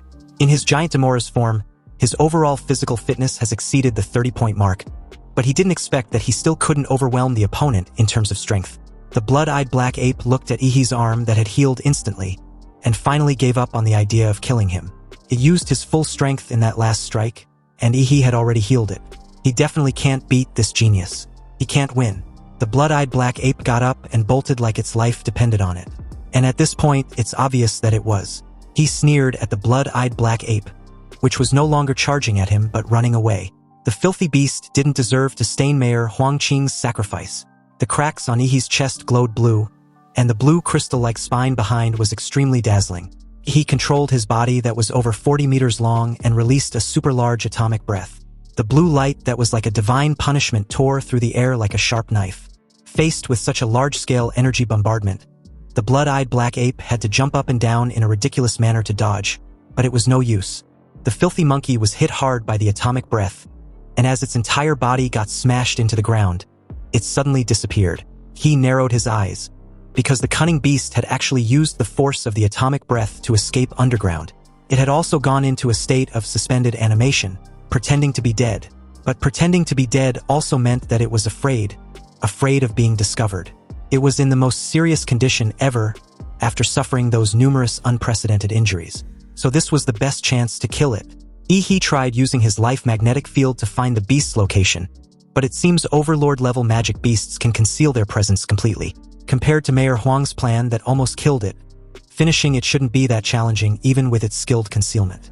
Because any faint traces of life, he can still sense it immediately. This time around, Ihi focused the life magnetic field underground and eventually found the damn monkey's location not far from him. It had swam in the soil like a fish, escaping from Ihi's pursuit. He immediately spurred out an atomic breath which cut through the surface of the earth, and the blood-eyed black ape jumped out of the soil like a fried fish, only to be greeted by another huge fist carrying a terrifying gust of air. The bloodshot eyes of the monster flickered as it cursed inwardly, wondering why this human's perception was so damn disgusting. It had already sensed the entrance to the secret realm not far away, and was hoping that once its energy and blood was recovered, it can devour this young warrior who dared to chase him. The punch sent the sovereign-class monster crashing into the earth upon impact, creating a cloud of dust. He confidently declared to make the Overlord-level beast wish it was dead, adding that it was what the filthy monkey deserved for trying to defile Mayor Huang's sacrifice. However, the sovereign-class monster just scoffed at this, telling the human to not push his luck. He was a vile worm, and if it weren't for that damn mayor's trap, he wouldn't have to endure such humiliation. In its current state, the sovereign-class monster plans on squeezing the magic core of its body to burn out the last bit of energy to drag Ihi to hell. The completely torn-off right arm of the blood-eyed black ape briefly recovered to its peak. And the moment it did, it leaped high in the air and launched at Ihi in one last final and desperate attempt. He raised his fist and countered the attack head-on. The very moment the two fists collided, a terrifying force was created upon impact that literally formed a brief vacuum zone. The burst of black and red electric current was dispersed by the monster's fist, and this terrifying force extended along Ihi's fist to his shoulders and chest. His python-like layers of muscles first collapsed and the bone fragments mixed with blood shattered completely. Ihi's entire arm exploded into bloody mist, and a bloody rain fell on the nuclear explosion wasteland. He even seemed to be injured at this moment, however. He had a mocking smile on his face because the Overlord-level beast had definitely had the worse if the two are compared. After his desperate attack, it was finally at the end of its rope. Squeezing its magic core to temporarily throw a final punch made the monster unable to dodge as it drops to the ground. It was about to be hit head-on by an atomic breath when suddenly, a melodious and eerie song sounded in this empty nuclear wasteland. His dark blue eyes turned blood red in an instant. He felt an extremely sharp pain in his brain, and countless negative emotions surged in his mind. He knew that he was under mental attack, and he used all his strength to mobilize the evil energy in his body to protect his mind. When he eventually came to his senses, he saw that the wasteland that had been destroyed by the nuclear explosion was covered with white and tender arms. Countless slender hands with beautiful proportions sway in the wind like flowers, full of strange beauty. The blood-eyed black ape, which had had almost all of its bones shattered completely by Ihi's superatomic blast fist, was now covered by countless pairs of jade hands. The hands lifted up the charred body of the blood-eyed black ape and carried it backwards like a baton. Ihi's face looked solemn, wondering if there was another high-level monster. He didn't expect that there would be unexpected changes. He waved his hand and tried to grab the blood-eyed black ape, but he felt the giant's entire body pause. The jade hands had grown out of all the joints of Ihi's giant body at some point, making him unable to move, like a large machine with its gears stuck. He roared, questioning if this mysterious high-level monster thought it could trap him and save his prey. Suddenly, Ihi's 40-meter-tall giant body burst into shining blue flames.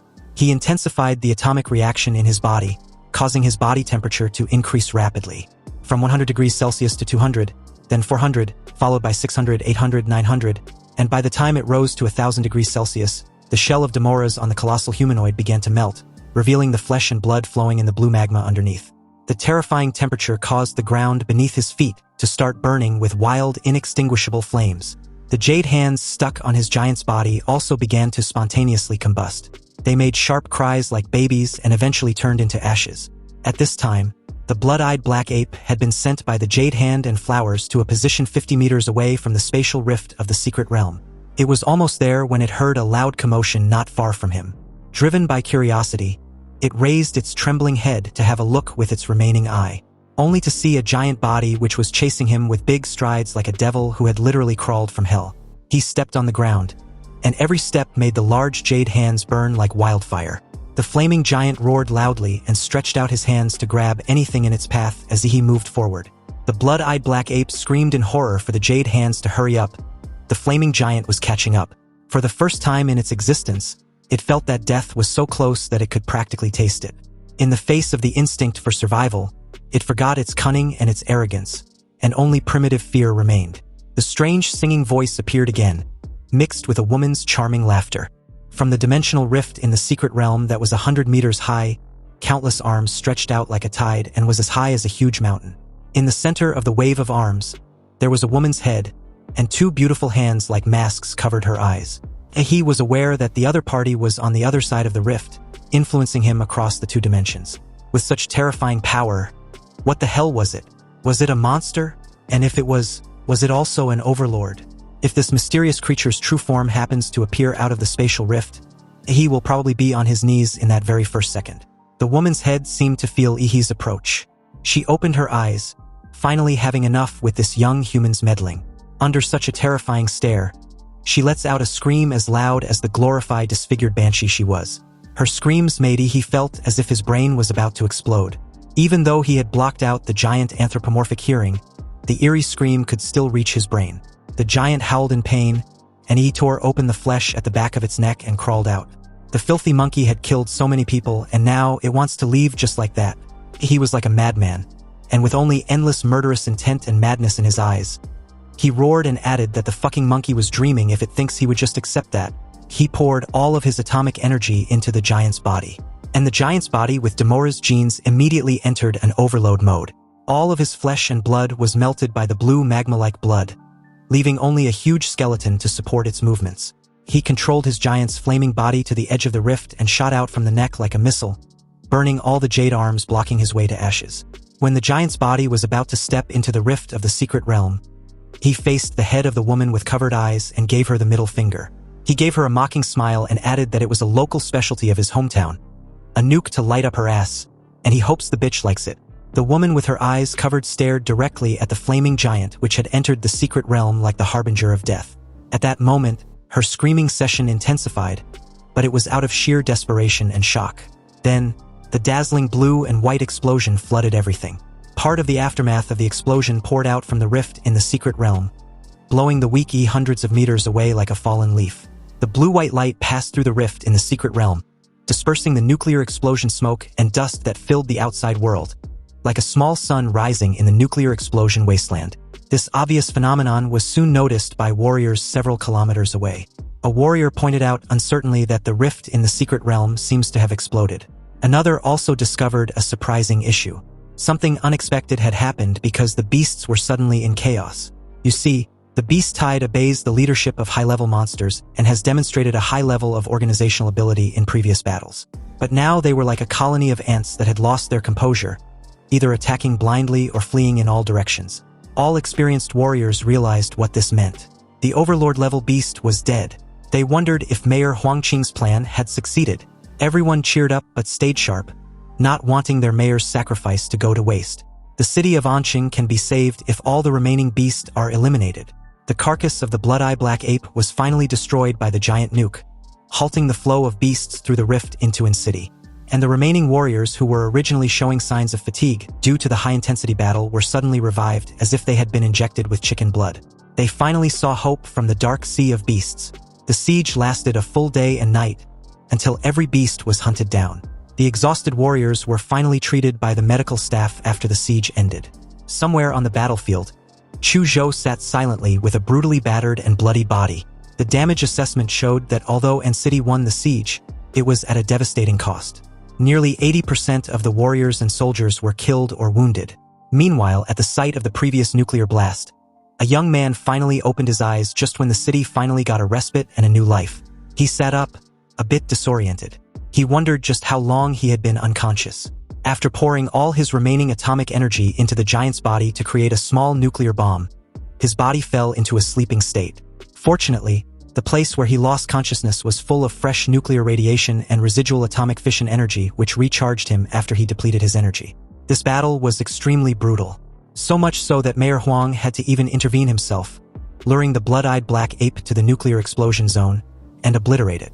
Thanks to that, He was able to use the home field advantage in the nuclear explosion zone and self-destruct repeatedly to finally kill the blood-eyed black ape before the woman's head tried to rescue it.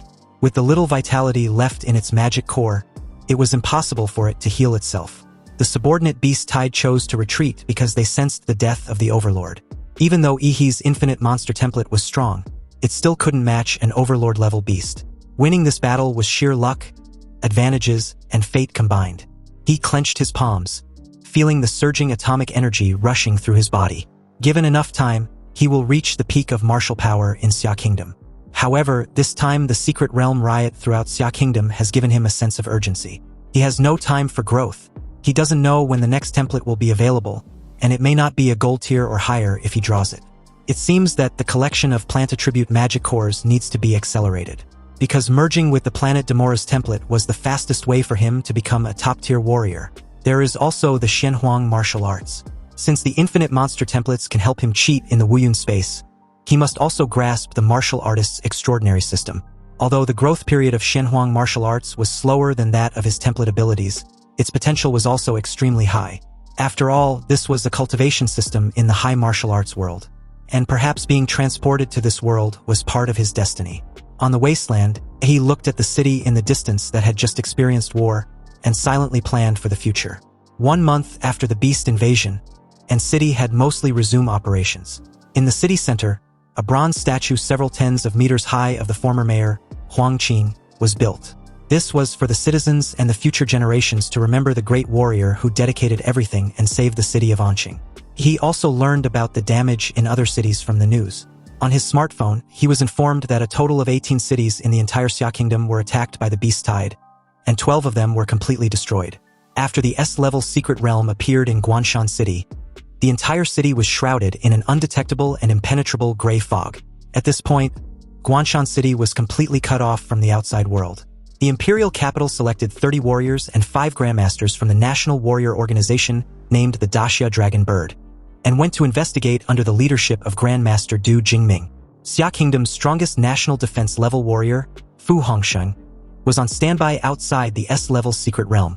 After 12 hours, none of the 36 warriors left Guanshan City, so Fu Hongsheng went into Guanshan City in person. Finally, after 8 hours, the seriously injured Fu Hongsheng walked out of Guanshan City with the 2 surviving masters. Xia Kingdom also listed Guanshan City as the 11th life-forbidden zone in the world, and 1.8 million people in the city were confirmed dead. Countless lives eventually turned into cold numbers of casualties, appearing on Ihi's smartphone.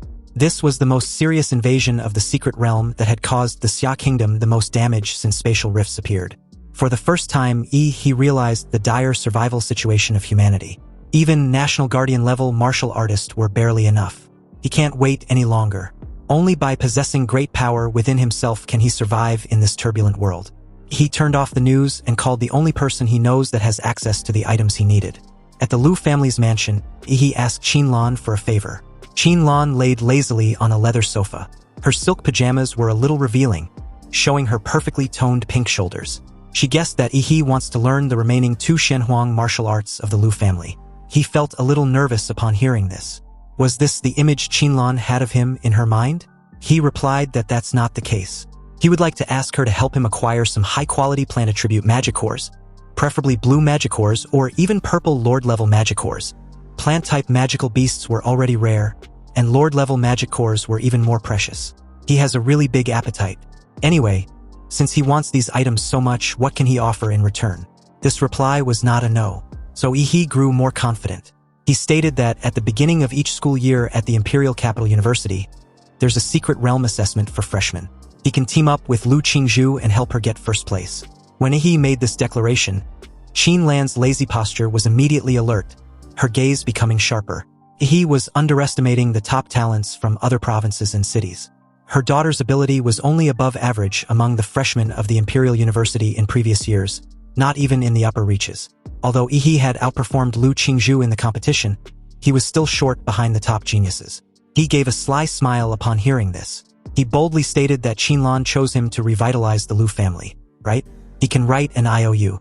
If he doesn't get first place in the freshman class, he will work like a slave for her in the Liu family and provide for her retirement.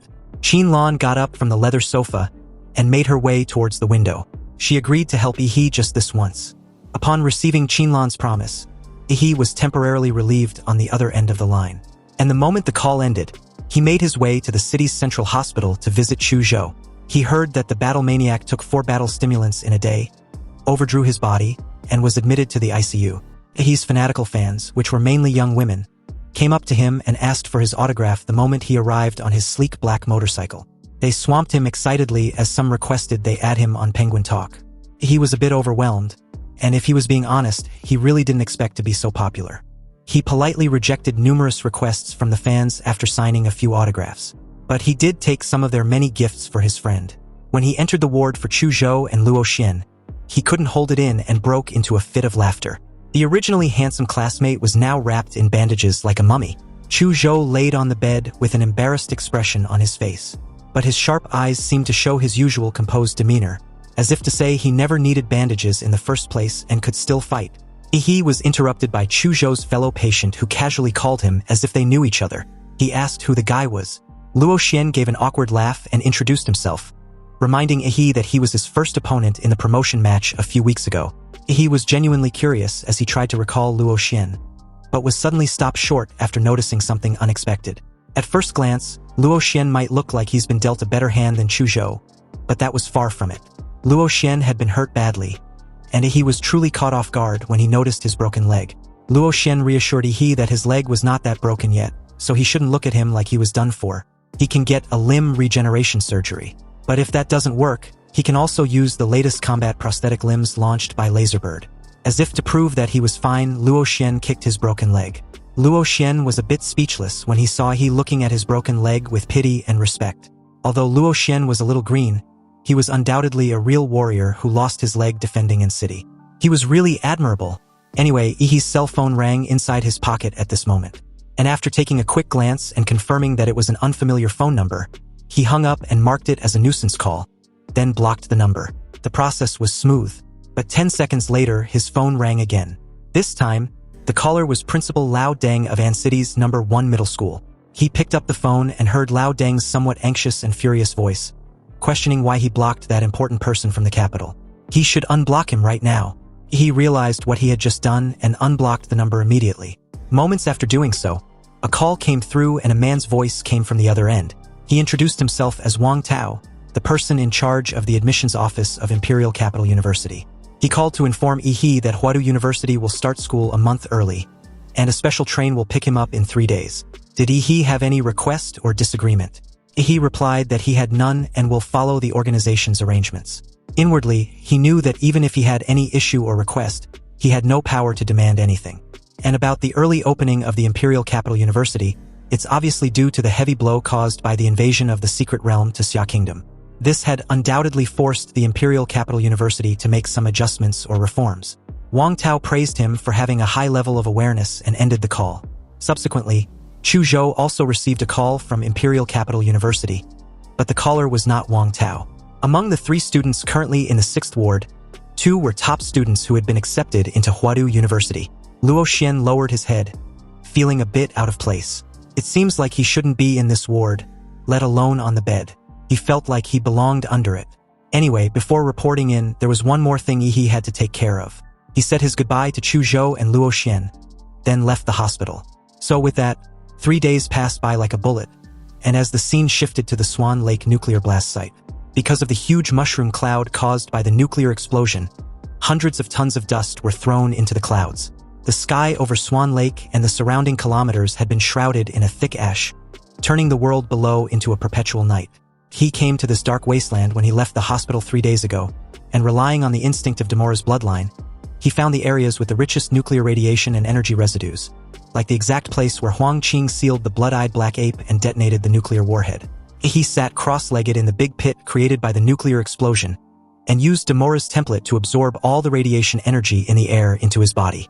His entire body was covered with black reef-like rough skin, and the misty air swirled around him as he meditates, breathing in the dusty clouds rich in ultra-high radiation.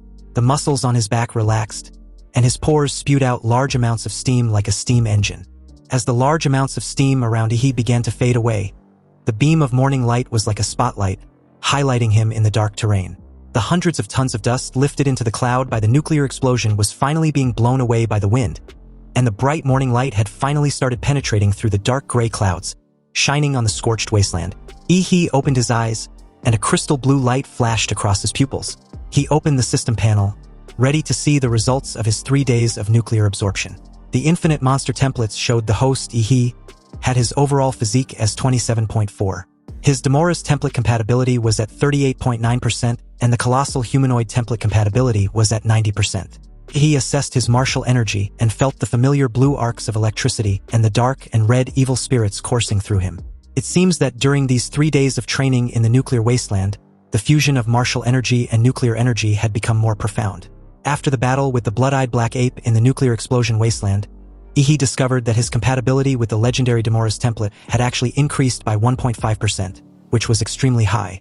Even if he had absorbed a blue-quality magic core, it might not necessarily increase the compatibility by 2%. Anyway, if he combines this result with the residual nuclear radiation and atomic fissure energy in the nuclear explosion wasteland, it was a true cultivation sanctuary. 3 days of training had increased the compatibility by more than 6 points, which was a very significant improvement. However, it's a bit unfortunate that he had to leave. He bent his knees, and a slight amount of atomic energy started brewing under his feet. As a blue flash appeared, a sonic boom sounded as he soared into the sky. Meanwhile, at Ancity's high-speed railway station, an announcement about the departure of the high-speed train G666 to the Imperial Capital West Station was being broadcasted. With only 5 minutes left, passengers who had not yet passed ticket inspection were told to do so immediately. Although time was tight, Chu Zhou was not anxious. He believed that Yi would not be late. Just then, he suddenly heard an explosive sound whizzing through the air and heading in his direction. Chu Zhou knew it was Yi, but the people around instinctively got goosebumps with their hearts pounding wildly. They sensed the danger and thought a terrifying monster was upon them. Everyone except Chu Zhou was on high alert when Yi landed in an ostentatious fashion. The warriors looked at this dusty and handsome young man with respect and curiosity. He was truly the pride of Ancity, but that oppressive aura just now scared them to death. Seriously, most high-level warriors don't even have such an oppressive aura like their young genius. Chu Zhou just gave a slight chuckle when he noticed that he had gotten stronger again. At this point, he had become accustomed to his friend's rapid growth. He, on the other hand, just stared at the city of Anqing with a sense of nostalgia. He was about to leave the only city he'd ever been, his first stop since crossing over and point of origin. He bid farewell to Ancity for the last time as he and Chu Zhou strode towards the Imperial University train's waiting platform. and upon boarding the red slick train representing the Imperial Capital University, it gradually pulled away from the railway station the moment the 5 minutes was up. Inside, he was somewhat curious about the strength of the top students from other regions. He questioned Chu Zhou about it, and the handsome fucker confirmed it. Not only that, but apparently, the entire train uses the most advanced structure and materials, capable of withstanding a force impact of thousands of tons. On top of that, there are no less than 5 Black Tortoise warriors escorting Huatou University's train, either openly or secretly, and there are even Grandmaster-level warriors overseeing everything. After all, those sitting inside this very train were the most talented and elite students in the current generation, and they will become the backbone of protecting the entire Xia Kingdom in the future. He smiled with a knowing grin. He had used his life magnetic field to sniff out everyone within a 5-meter radius around him. Sure, there are a few strong ones among the bunch, but it seems there are only 5 people who can survive 3 moves from him. The moment he sat down to rest, a loud noise suddenly issued a level 1 alert. The Imperial University train has been attacked by an unknown enemy. Professors and other faculty leaders are investigating the situation. But the remaining students should please evacuate the carriage as soon as possible, and should not engage in battle with the enemy. The entire carriage was quiet at first, then suddenly became extremely noisy. Some students believed the situation wasn't real because how could anyone dare to attack the Imperial University? Maybe it was just some sort of a drill to test the abilities of the freshmen. But others disagreed. It might not necessarily be a drill, because at present Xia Nation was at its weakest, and the Nation Guardian warriors were either injured or in seclusion. Even Grandmaster Du Jingming, one of the 3 great Guardian Grandmasters who protected the nation, had gone missing. In fact, many Grandmasters and warriors had died during the Beast Tide in Guanshan City and other fallen cities. So it's only natural that nations and other factions that were previously suppressed by Xia Kingdom would begin to stir up trouble restlessly. Almost all the freshmen began discussing the current situation when someone questioned if they should leave the carriage or stay put. As the top talents in their respective cities, they were not stupid and were all quick-witted. However, facing the current confusing situation, they were a little panicked. Chu Zhou turned his head in Yi's direction and asked for his opinion. He had his eyes closed, and after training non-stop for 3 days straight, he just wanted to take a nap to recover when this annoying inconvenience happened. Nonetheless, he was still a practical person. He immediately stood up and prepared for action. He told Chu Zhou that they needed to go see what was really going on. The remaining freshmen also took different actions. Some believed that this was a test and were prepared to find more freshmen to join forces, take the initiative to attack the enemy to demonstrate the strength, courage, and wisdom of being warriors. On the other hand, others also acted cautiously and were prepared to leave the carriage first, just like they were told. And as for the remaining students, they were just confused and torn between following the crowd, leaving the carriage, or willing to attack the enemy. Chu Zhou took his sword and followed Yi. But since their carriage was very far back, they moved from one carriage to the next until they finally met Zhou Jingxian, a terrified freshman covered in blood. He shouted that the enemy had already captured the first 3 carriages.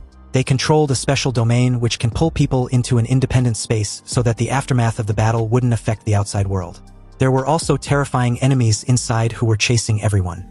The warrior teachers who were protecting them had all been killed or injured. They worked together to send him out of that domain to warn everyone to run quickly. This was not a drill. Zhou Jingxian shouted at the top of his lungs, as many freshmen who originally wanted to go to the front carriage to find out what was going on hesitated for a moment. Suddenly, Yan Zhengxiong, a sturdy young man with fluffy golden hair like a lion with a fierce and domineering, came to view. Everyone turned their gaze in his direction as he asked Zhou Jingxian for evidence to back his claim. Zhou Jingxian just said there was danger ahead, right? He needed to show some proof. A teacher's token or other wounded survivors would suffice. Otherwise, are they supposed to believe he was the only one who got out despite everything he just recounted? Yan Zhengxiong has a close friend in the front carriage, and he was strong enough to compete for the top place among them, the freshmen. So he doesn't believe Zhou Jingxian could make it out while he couldn't. Many freshmen agreed with Yan Zhengxiong's assessment. So to put things short, no one believed Zhou Jingxian. Yan Zhengxiong strode past Zhou Jingxian and headed towards the front carriage. Behind him were many freshmen who supported his viewpoint. They were going to go to the front together to see what was really going on. Zhou Jingxian couldn't believe his warning fell on deaf ears when he saw many people brushing past him and insisting on proceeding forward to die. In that moment, covered in blood, Zhou Jingxian looked as pale as death when he seemed to recognize the person beside him. His eyes suddenly lit up as he confirmed Yi's name. He looked at the freshman in front of him, and after using his life magnetic field to confirm that there was no problem with his breath, he nodded in acknowledgement. Zhou Jingxian explained that a girl named Lu Qingzhu showed him Yi's photo and asked him to tell him not to go to the front carriage. He was stunned for a moment. He asked Zhou Jingxian if that was all Lu Qingzhu said to him. That's right, Zhou Jingxian replied. And apparently, Lu Qingzhu was severely injured by a sword in order to protect him. He couldn't persuade the others who were dead set on getting themselves killed. But he must fulfill Lu Qingzhu's last wish and make sure Yi survives. Just when Zhou Jingxian was feeling moved by his own words, he slapped him on the back of his head, questioning what nonsense the guy was spouting. Lu Qingzhu wasn't even dead yet, and this guy was already talking about her dying wish. Chu Zhou asked Yi if he intends to go into the front carriage. And Yi, without hesitation, replied that he was. He promised her mother after all. But in that moment, Zhou Jingxian unexpectedly stood in front of Yi and Chu Zhou, his eyes full of fighting spirit as he blocked their path. Zhou Jingxian refused to let them pass. He was speechless. Seriously, how did someone as pathetic as Zhou Jingxian manage to even get into the Imperial University? He gave Chu Zhou the go-ahead, and at this command, the number 1 fighter instantly unsheathed his sword and casually slashed out a sword energy. Zhou Jingxian frowned. He didn't expect these two guys to be so shameless and start fighting over a disagreement. How could such a refined person like Lu Qingzhu know these two brutes? As the top scholar in Huqing, Zhou Jingxian easily dispersed the sword energy. But he soon realized that he was totally out of his league, because a sudden incoming fist hit him in the abdomen seconds after. Even though his eyes caught the fist's shadow, his body was unable to fully react. The pure force of the punch alone made Zhou Jingxian's eyes roll back, and the wound that had finally clotted with blood burst open again. Yi apologized to Zhou Jingxian, who was retching and clutching his abdomen in pain. He was also barely struggling to stay on his feet. But considering that he had good intentions, Yi gave him some blood essence pills and left with Chu Zhou. Lu Qingzhu was injured and they were in a rush to find out what was really going on. They soon arrived at carriage number 4, which was already in chaos. And the door in front connecting to carriage number 3 was wrapped in a layer of hazy purple chaotic color, as if one could enter another world by passing through. Yi picked up a traveling bag and threw it in, but no sound was heard, as if the bag thrown in was swallowed up by silence. Also, his life magnetic field could not even perceived through this layer of hazy color. However, just a while ago, many freshmen walked inside this carriage. It seems like they've already entered. This could be interesting. Yi told Chu Zhou he was heading in before plunging head first inside. And of course, Chu Zhou immediately followed, their bodies twisting as they disappeared into the hazy purple chaotic color. Anyway, after he went in, he found it odd that Chu Zhou, who entered together with him, had disappeared. He was the only one on the silent glowing path, and at what seemed to be the end. The glowing path was brighter that it was almost blinding. Yi walked to the end as the surrounding environment gradually began to brighten. He finally reached the end, and emerged at the other side only to be stunned to realize that he was no longer on the Imperial University train. With his sight fully restored, he questioned where the hell he was at. The gray sky looked like a group of dilapidated buildings that were in absolute ruins, like a disaster had fallen. In this strange environment, Yi became unusually solemn because his life magnetic field had disappeared. Or, in other words, it had been blocked by this strange place he was at. In that case, the old way still worked, and that was getting to a higher ground to see the entire view of this strange place. Yi kneeled down and jumped. Yi jumped dozens of meters and reached the top of a building.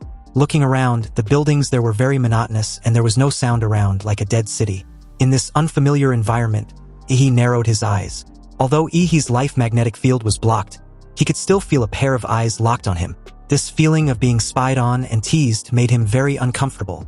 He exerted his vigorous martial energy, with his hands forming a globe shape, gathering martial energy and infusing it with unstable atomic energy. Yi threw the energy ball into the clouds. A terrifying burst of energy occurred.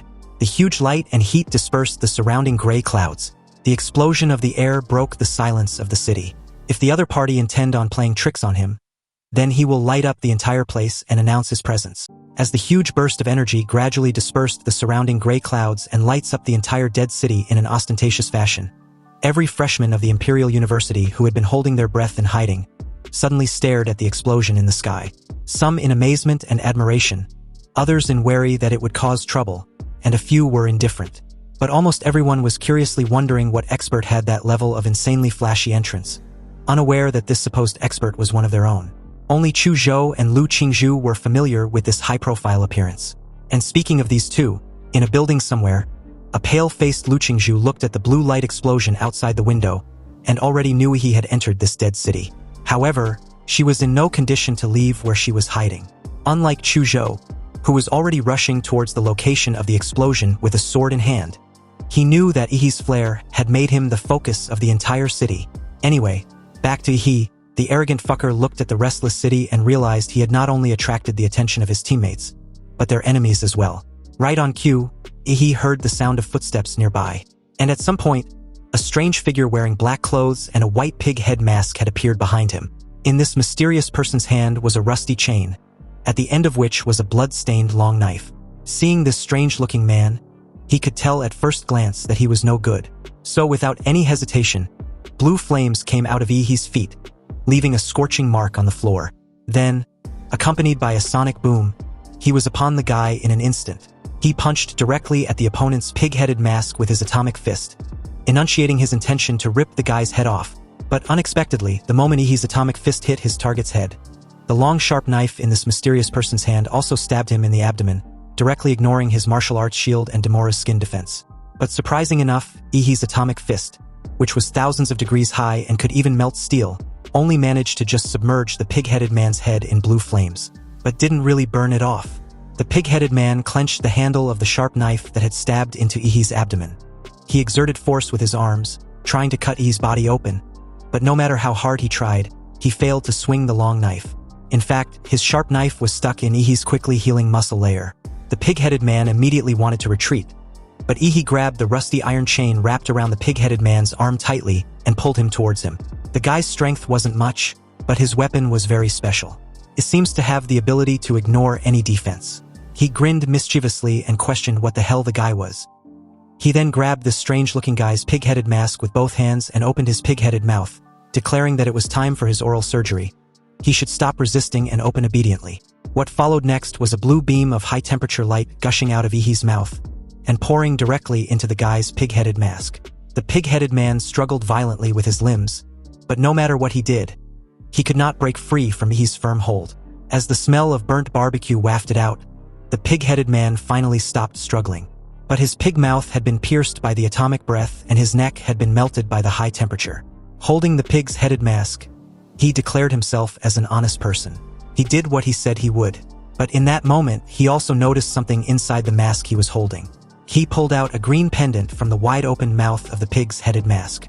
With this, Ihi was convinced that everything was actually a trial of the Imperial University, and they were probably supposed to kill monsters for loot. Also, the long sharp knife which was logged inside his abdomen shatters into tiny fragments in that moment. It seems the masked person's weapon must have been blessed with the martial energy of a high-level warrior, making it extremely sharp. Once the martial energy faded, the weapon reverted back to an ordinary item. He stared at the pendant in his hand, thinking of how to pass the trial arranged by the Imperial University. The entire setting felt like a battle royale. So did he have to find a bunch of masked enemies and take the pendants from their masks? Just then, he sensed an arrow aiming towards the back of his head. But before the arrow could get any closer, a ferocious evil shadow instantly rushed out of Ihi's body, opening several bloody mouths from all angles, stopping the arrow and biting it into pieces. He looked in the direction where the arrow came from and saw another masked figure with crossbows. Already pissed off with the earlier ambush, Ihi rushed forward with the intention of ending this fucker's existence when suddenly, a sharp spear pierced through the concrete ground directly in front of him and pierced his heart. Then the masked figure also seized this opportunity and shot several sharp arrows directly at Ihi's vital points. After getting rid of the pig-headed man, he hadn't even had time to catch his breath before he was surrounded by murderous intent from all directions, but it was still a bit too naive to think of taking him down this way. Ihi roared angrily and summoned the power of the humanoid giant from his monster template. Intense flames and steam burst out from his body, and huge ribs grew around him, woven with a burning new colossal figure entirely enveloped in dark and red evil spirits. The masked figure with crossbows, clearly scared shitless, stared at the insanely massive fist descending upon him like a freaking meteor. He roared as his explosive punch shattered the entire building into a cloud of dust and debris, and with it, the masked figure with crossbows. Most of the freshmen watched the chaos from afar, wondering what was going on for an entire building to collapse so suddenly. He walked out of the dusty debris with the spear in hand. He wanted to see the person who nearly skewered him like a kebab. And in that moment, the person in question appeared in front of him on his own initiative. This time around, the person was wearing a red-eyed rabbit mask and a black suit. In his hand, he held a brand new spear. It seems that as long as these masked men's bodies are not dead, their weapons can be regenerated continuously. The guy bent his legs, and his calf muscles bulged as big as a balloon.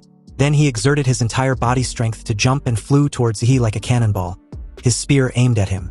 He raised his leg and tried to kick the rabbit-headed man mid-air, but his body was too soft. Before the force of the kick could hit the rabbit-headed man, he spun in the air and changed his trajectory with his spear still aimed at his target. He was stunned to see this. The mysterious rabbit-headed man knew martial arts. What the hell?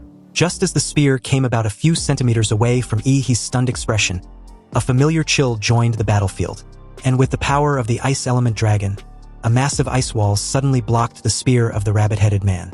So, under the shade of a couple ruined buildings, Chu Zhou announced his presence by encasing the rabbit-headed man with an ice wall several meters high. With his spear in hand, the rabbit-headed man looked around in confusion when he suddenly sensed an attack from above.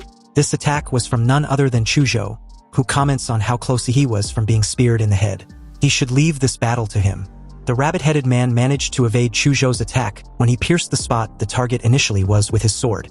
As countless ice shards erupted from underneath the ground, the rabbit-headed man jumped out of the encased wall of ice. And while in the air, it counterattacked with his spear.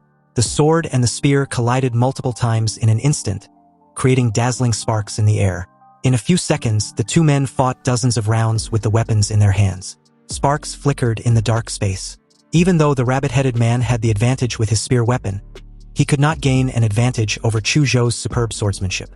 In another sword fight, Chu Zhou released the power of ice and successfully froze the spear in the rabbit-headed man's hand. After the weapon was briefly sealed, the rabbit-headed man quickly fell into a disadvantage. Chu Zhou seized this opportunity and punched the rabbit-headed man in the chest with his open palm.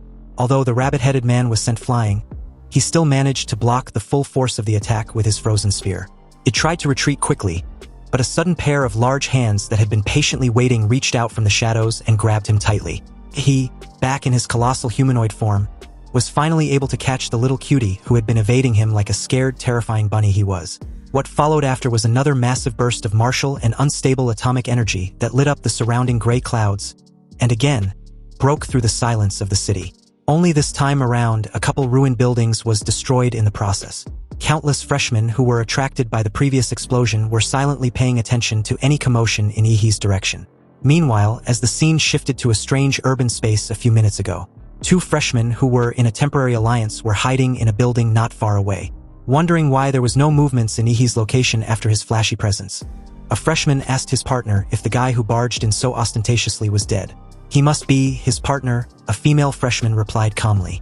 They had had over a dozen people ambush those masked men, yet none were injured.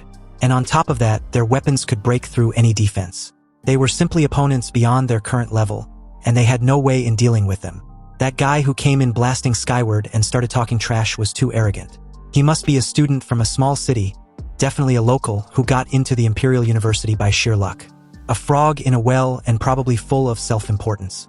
To be honest, the top scholars in big cities were simply not on the same level as those in small cities like them. Also, she heard that Yan Zhengxiong and Ouyang Zhe from Magic City, Lan Yusi from Deep Blue City, and Xin Chan from Liuli Island have already started hunting down the masked men. But she really doesn't know how they did it. The guy was amazed at how insanely strong these freshmen were.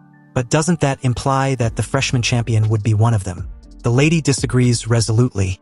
Every freshman president have always been a local from the imperial capital.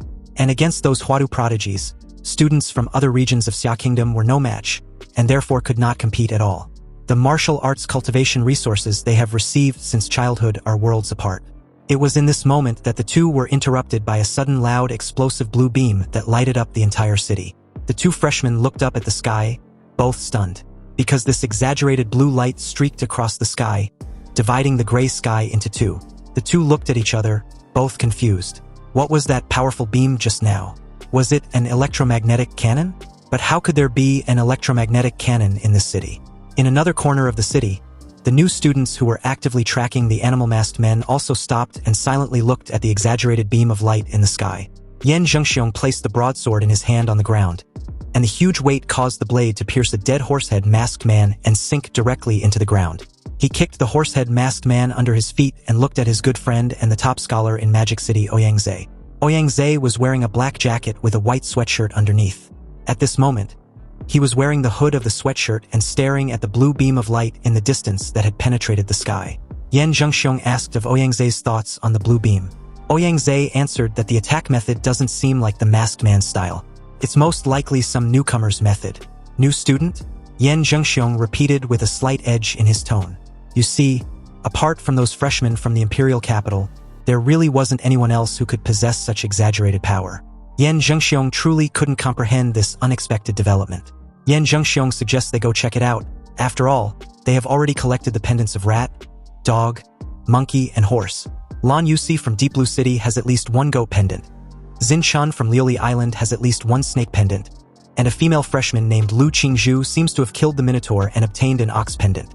If the masked men are really arranged according to the 12 Chinese zodiac, then there are only 5 pendants left. Pig, rabbit, chicken, tiger, and dragon. As for the dragon, it's undoubtedly an absolute monster. Definitely a creature that could kill anyone with one touch. It's obviously a boss that can only be escaped and not fought. As for the remaining pendants, there are definitely a few of them in the mysterious freshman's place where those blue beams were released. Xin Chan and Lan Yusi will most likely be attracted over there as well. Ouyang told Yan Zhengxiong that the game had entered the final round. If they want to win, they had to snatch it from the others. As Ouyang made this bold declaration, half of his face was shrouded in the shadow of his hood, and an obvious flame of ambition flickered in his pupils. Meanwhile, as the scene shifted back to Yi and Chu Zhou, the duo had successfully obtained the rabbit pendant. The rabbit-headed man took the full force of the atomic breath at close range and was vaporized without any resistance, leaving the pendant which remained intact. Seeing the rabbit pendant in Yi's hands, Chu Zhou felt a little confused and asked for clarification, wanting to know what the pendant was. Yi answered after a brief consideration. Before Chu Zhou arrived, his friend had already killed a guy wearing a pig head mask and got a pendant with a pig shape carved on it from his mask. If he had to guess correctly, this trial should be about collecting all the pendants in the heads of these animals. This made Chu Zhou asked if they were going to proactively hunt for the masked men. Exactly, he answered upon hearing this question. On the rooftop just now, another mysterious figure shot an arrow at him. It must be another masked man. Apparently, the masked figure with crossbows survived and escaped during the chaos.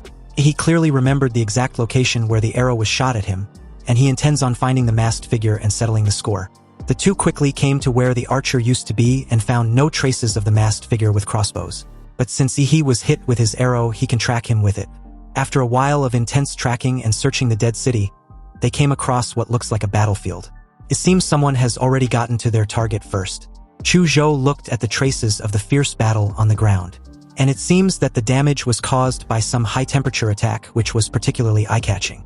He touched the scorch marks on the ground, and it was very warm, which meant that the opponent had not gone far. The next moment, Chu Zhou's ice demon dragon bloodline gave rise to a strong hostility. An ice crystal dragon aura automatically appeared on the surface of his body.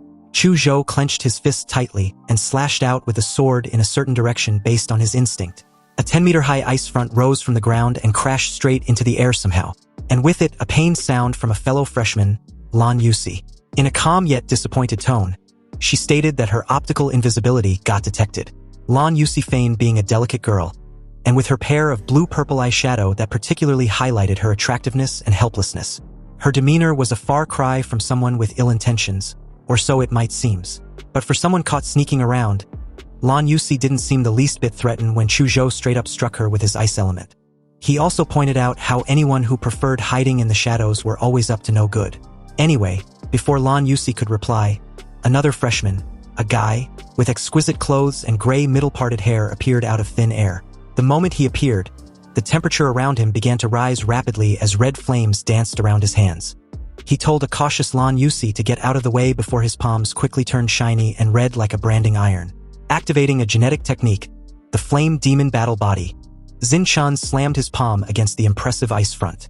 Flames flickered in the ice as they shattered into broken fragments, and a large amount of water vapor exploded, quickly filling the entire area. Xin Chen, with a laid-back yet arrogant demeanor, held a pack of cigarette as he teased Lan Yusi for having such a weak optical camouflage. It's no-brainer that she was discovered so easily. He didn't exchange pleasantries and went straight to the point, asking if the two were planning on ambushing them. With an innocent look, Lan Yusi replied before Xin Chan could, stating that he got it wrong. Everything that had just transpired seemed to be a little misunderstanding. They just dealt with a guy wearing a chicken mask and hid only to lure out other masked men. Xinchen, who was standing aside, took out a cigarette as if nothing had happened, rubbed his fingers together and snapped them, then smoothly lit the cigarette with a tiny flame on his fingertip. Really? Then what's this supposed to mean? His hand suddenly grabbed to the side, and a woman who looked exactly like Lan Yusi appeared out of nowhere. He grabbed her throat tightly, raised her in the air, and as she struggled in pain, she dropped a dagger with a strange blue-purple color. Obviously, the dagger was coated with poison. He casually crushed the neck of the clone in his hand as the expression of the real Lan Yusi instantly darkened. Xinchen beside him gave a rogue smile. He had never thought that Lan Yusi's sneak attack could succeed. Otherwise, it would be too boring. After smoking the entire cigarette in one breath, he dropped it and took a step forward. Xinchen puffed out his cheeks, and they enlarged grotesquely like an inflated balloon. He then exhaled a large cloud of black fog towards Yi and Chuzhou. The two retreated in time and avoided the black mist spitted out in their direction. But they didn't expect Lan Yusi to take out a yellow fan with flashing runes and violently fan the black mist. The strong wind blew, causing the black fog to spread rapidly, submerging Yi and Chuzhou. Xinchen rubbed a massive fireball from his fingertips and decided to heat things up. He shot it straight into the black fog. A deafening boom immediately sounded, and with it, the black fog was instantly ignited. The scorching temperature caused the air to twist and turned into a ball of flames. Satisfied, Lan Yusi smiled and covered his face with her fan. So what if their opponents were strong? They were still no match for them. Anyway, just as the creepy-looking bastard raised his eyebrows proudly and gave a sadistic smile, a thunderous clap rang out. He had clapped his hands in the fire cloud, and the incredible shockwave generated directly extinguished the entire cloud of flames. Xinchen's eyes bulged out as he shouted in absolute disbelief. He couldn't comprehend how a simple clap was enough to dispel his fire cloud. Xinchen's incredulous expression suddenly turned into confusion when he saw a fist inches away from rearranging his face. Looking at the incoming fist, his pupils shrank. He wanted to defend or dodge, but compared to that fist, he was too slow. He had activated his mountain-blocking fist and made his way towards him like a torpedo. A reverberating bang sounded as Xinchen's right cheek flattened with half of his face. He instantly turned into a straight line and was trashed away like a ragdoll. Lan Yusi didn't expect Yi's speed and strength to be so terrifying. This kind of physical strength made her feel incredibly powerless. You see, most of the freshmen, including Lan Yusi and Xinchen, currently don't have any skills that can advance them to the warrior rank. When their martial arts cultivation remains at the level of a martial artist apprentice, their physical strength are always blocked by a membrane. Even though the upper limit of the freshmen at the martial arts stage of the Imperial University was higher, there was always a limit. But Yi was nothing like a college freshman because he has the system template. Even if his martial arts skills remain at the 9th level, he can still stack up his physical stats by increasing his template compatibility. Anyway, Lan Yusi didn't know that she would be fighting against an absolute monster, that teaming up with Xinchen wasn't even enough. The suffocating aura alone was enough for her to regret ever facing an opponent she had zero chance of winning. She was about to flee when she felt a sudden coldness at her feet. Lan Yusi immediately realized that something was wrong. She had been so focused on Yi that she forgotten about Chuzhou, who had frozen her feet in place. Lan Yusi waved the wind-attributed magic fan in her hand with all her strength, creating multiple wind blades which shattered the ice underneath her feet. Lan Yusi's light body was quickly lifted up by the wind the very moment she freed herself. But before she could flee, he suddenly grabbed her delicate ankle. In the face of Lan Yusi's evident shock and absolute fear, he slammed her to the ground, creating a shallow crater as she drops her fan. He showed no trace of hesitation as he raised his fist. And the moment Lan Yusi saw this, she immediately consumed a large amount of martial energy in order to escape from Yi's clutches. A strange cloud of jade energy exploded on the spot, and as countless clones of Lan Yusi rushed out, fleeing in all directions, the real Lan Yusi among them thought she was in the clear. However, when he saw this desperate escape attempt by Lan Yusi, he just smiled with a crazed look. He just activated his Shenhuang martial arts as countless dark and red evil shadows burst out from his body. Using the imprisoning the devil in the flesh and demonic illusions simultaneously, the released dark and red chaotic shadows transformed into numerous magical beasts, which quickly surrounded and attacked every Lan Yusi. And unfortunately for her, her clones were not as numerous as Yi's evil shadows. Although in terms of strength, her clones could suppress 1 or 2 evil shadows, the number was simply too overwhelming. She also had no idea what they were and was scared shitless to even resist. He just laughed with an expression of a mad joker. Lan Yusi was completely at his mercy. She can't fight or flee, but she can accept her fate. Facing Ihi's tyranny, Lan Yusi surrendered and obediently handed over the sheep and the chicken pendant. When Ihi also demanded she tells them everything she knows, she decisively sold out her ally and informed Ihi about Zinchen's possession of the snake and the tiger pendant, as well as the abilities he demonstrated in battle. Then she proceeded to inform the two about the relevant information and speculations about Ouyang and Yan Zhengxiong in Magic City. Also, if Ihi wants to win the trial, he must collect all 12 pendants. Now that they had entered the late stage of the trial, if Ihi does not take the initiative to strike first and snatch the rest of the pendants from the others, they will take the initiative to snatch them from him. Since she's got no chance of winning the trial anyway, she figured she might as well use this opportunity to muddy the waters to stir up trouble and let the two sides kill each other. Lan Yusi gave a bright yet devious smile, and offered to take Ihi and Chu Zhou to find Ouyang and Yan Zhengxiong. But Ihi rejected her offer decisively, which honestly did not surprise her. After all, they were just rivals who had fought against each other, so it was normal that he would not trust her. However, what shocked her was the way he smiled as he kept staring at the fan beside her.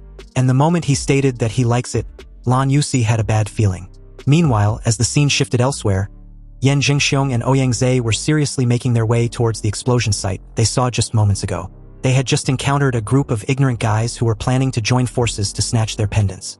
Although they were still a mob, it still took the two of them some time to get rid of them.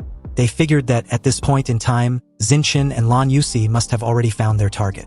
But it wouldn't matter because no matter who wins, they can just snatch the pendants from them. All they can do is keep it for them temporarily. Although Ouyang words were extremely overbearing, Yan Zhengxiong didn't think there was anything wrong with it. In his opinion, this was indeed the case. Suddenly, his pupils shrank and he exclaimed in shock, questioning his friend about the corpse he was staring at. Ouyang also stopped, squinting his eyes and looking at the horrific scene on the street ahead. Zinchen's body was cut in half, simply and neatly, and had been thrown casually on the street like a dead dog, with shock and anger still itched on his face. It seemed that the sword that killed him was fast, so fast that Zinchen didn't have time to show any trace of fear, so his expression remained forever in the previous second. You see, a few minutes ago, Zinchen, who had managed to escape during the brief commotion between Lan Yusi and Ihi, was still railing about how monstrous Ihi was. He didn't expect that he would meet such a strong and unfair guy before even reaching the imperial capital. Nonetheless, he took solace knowing full well that Ihi had definitely crushed Lan Yusi by now. But Zinchen couldn't shake the feeling that he had also been marked by Ihi somehow, and will definitely be sought after. It seems like he needs to find and team up with Ouyang and Yan Zhengxiong from Magic City. In that precise moment, Zinchen heard the sound of a sharp blade dragging on the ground from behind. When he turned around, he saw a figure holding a long tang sword dozens of meters away. On his face, he wore a majestic and ferocious dragon mask made of cold black iron. He was over 2 meters tall, but his physique was extremely thin. He was wearing a black and gray rag suit that swayed in the wind. The most eye-catching thing was his eyes. He has double pupils, with 2 blood-red pupils squeezed in one eyeball, exuding a mysterious and eerie feeling that instinctively shows that he's not to be messed with. This was the first time Zinchen had encountered someone wearing a dragon mask. The feeling this mysterious figure gave him was different from other masked men he dealt with. No matter how agile the other masked men were, they always gave him a feeling of being dead. This masked guy, however, feels alive? The street lights built dozens of meters between the two flickered, as if the current was affected by something and became unstable. Zinchen swallowed his saliva and blinked, and the dragon-masked man with his sword seemed to have teleported, moving forward more than 10 meters, and all the street lights behind him went out with a sizzling sound. For a split second, the entire streets plunged into darkness and silence. When they came back on, Zinchen's body was cut in half. Blood spurted out like a fountain as the dragon-masked man grabbed the snake and the tiger pendant from the corpse, then disappeared into the dark and silent street. Back to the present, Yan Zhengxiong was curious as to why Zinchen was killed on the streets of all places like a dog. As he examines the sharp slash on the corpse, Ouyang stated that it was done by the dragon-masked man. The slash was clean and decisive, a one-hit kill, which shows that the opponent completely overwhelmed Zinchen in terms of strength. The only masked figure that can do this was the dragon mask among the 12 zodiac masks. Yan Zhengxiong was slightly puzzled when he heard what Ouyang just said. He initially believed the dragon-masked man was only supposed to move around in the underground parking lot. Apparently, the first time Yan Zhengxiong and Ouyang saw the dragon-masked man was after they had killed the dog-masked man. Yan Zhengxiong was confident that although the masked man was very powerful, He would never be a match for the two heroes of Magic City. At that time, 20 freshmen followed the two of them. In order to win people's hearts, Ouyang, as the team leader, led everyone to the underground garage in the south side of the city. He heard that someone had witnessed the masked man there. The final result was that only Yan Jingxiong and Ouyang left there alive. When Ouyang first saw the dragon masked man cutting open the bodies of two freshmen like cutting melons and vegetables, he couldn't believe it. After all, this was the freshman trial of the Imperial University. How could anyone really die? But the hot blood was definitely not fake. Seeing Xinchun's tragic death, Ouyang's expression suddenly turned gloomy as he recalls those unpleasant memories. Yan Jingxiong's voice brought Ouyang back to reality as he asked what their next move should be. Because the pendant on Xinchun seemed to have been taken away, Ouyang explained after briefly thinking things over. He deduced that the reason why the dragon masked man left the underground garage was probably because the freshmen, had completed a certain condition, like a situation where all the masked men had been defeated. Which means the restrictions on the final boss had been lifted and he can now move freely. Just like how the ordinary Zodiac masked men automatically hunted down every freshman. Perhaps the dragon masked man's objective was to take the initiative to hunt down every freshman in possession of a Zodiac pendant. At present, it's impossible to fight against the dragon masked man in a head-on confrontation. They must be one step ahead of him and snatch the pendants from the others. They absolutely cannot let the pendants fall into his hands. Ouyang made up his mind that he would take the initiative to send out signals to attract the other pendant holders and fight them to the death. He activated his Fourth Order King bloodline awakening, the Golden Winged Dragon. Ouyang's body burst into golden light. A few feathers grew on his cheeks. A pair of platinum-colored winding dragon horns grew on his forehead. And a pair of domineering golden feathers more than 4 meters wide and mixed with dragon scales spread out.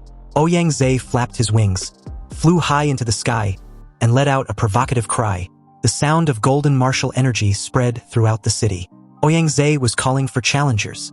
Elsewhere in the dead city, Lu Qingzhu, who was in the first carriage of the Imperial train and was among the first batch of freshmen to be drawn into this strange city, was currently hiding in a ruined building with her wounds still untreated. After she and 2 freshmen teamed up to kill the Minotaur masked man, they mistakenly entered an underground parking lot and encountered the mysterious masked man holding a tang sword and wearing a dragon mask. One teammate was killed on the spot. If more than 20 people had not come in later and attracted the attention of the dragon masked man, she knew that she would have died there. But even though she came out alive, she was severely wounded by the sword energy of the dragon masked man. Fortunately, she and another survivor met a teacher from the Imperial University, who claimed that the Imperial University train had been attacked. With the professors and several other teachers currently missing, he had a way to get someone out of the city to warn everyone. Lu Qingzhu chose to let her fellow freshman leave the city on the grounds that she was seriously injured. Before that freshman left, she inexplicably thought of Yi. She took out a photo of Yi and for some unknown reason, asked the freshman who went out to warn Yi not to come there. Lu Qingzhu had been quietly recuperating after that when she saw the blue explosion in the sky. She immediately realized that Yi had entered the city after all. This was unfortunate, and on top of that, she didn't even have the energy to look for him. However, she believes that with Yi's brute strength, as long as he doesn't face the dragon masked man, he wouldn't lose to anyone. Just when she had barely regained the ability to move, an extremely aggressive cry reached her ears, the call of a high-level bloodline of the same kind as hers. Lu Qingzhu's heart tightened as she wondered whether she had been discovered.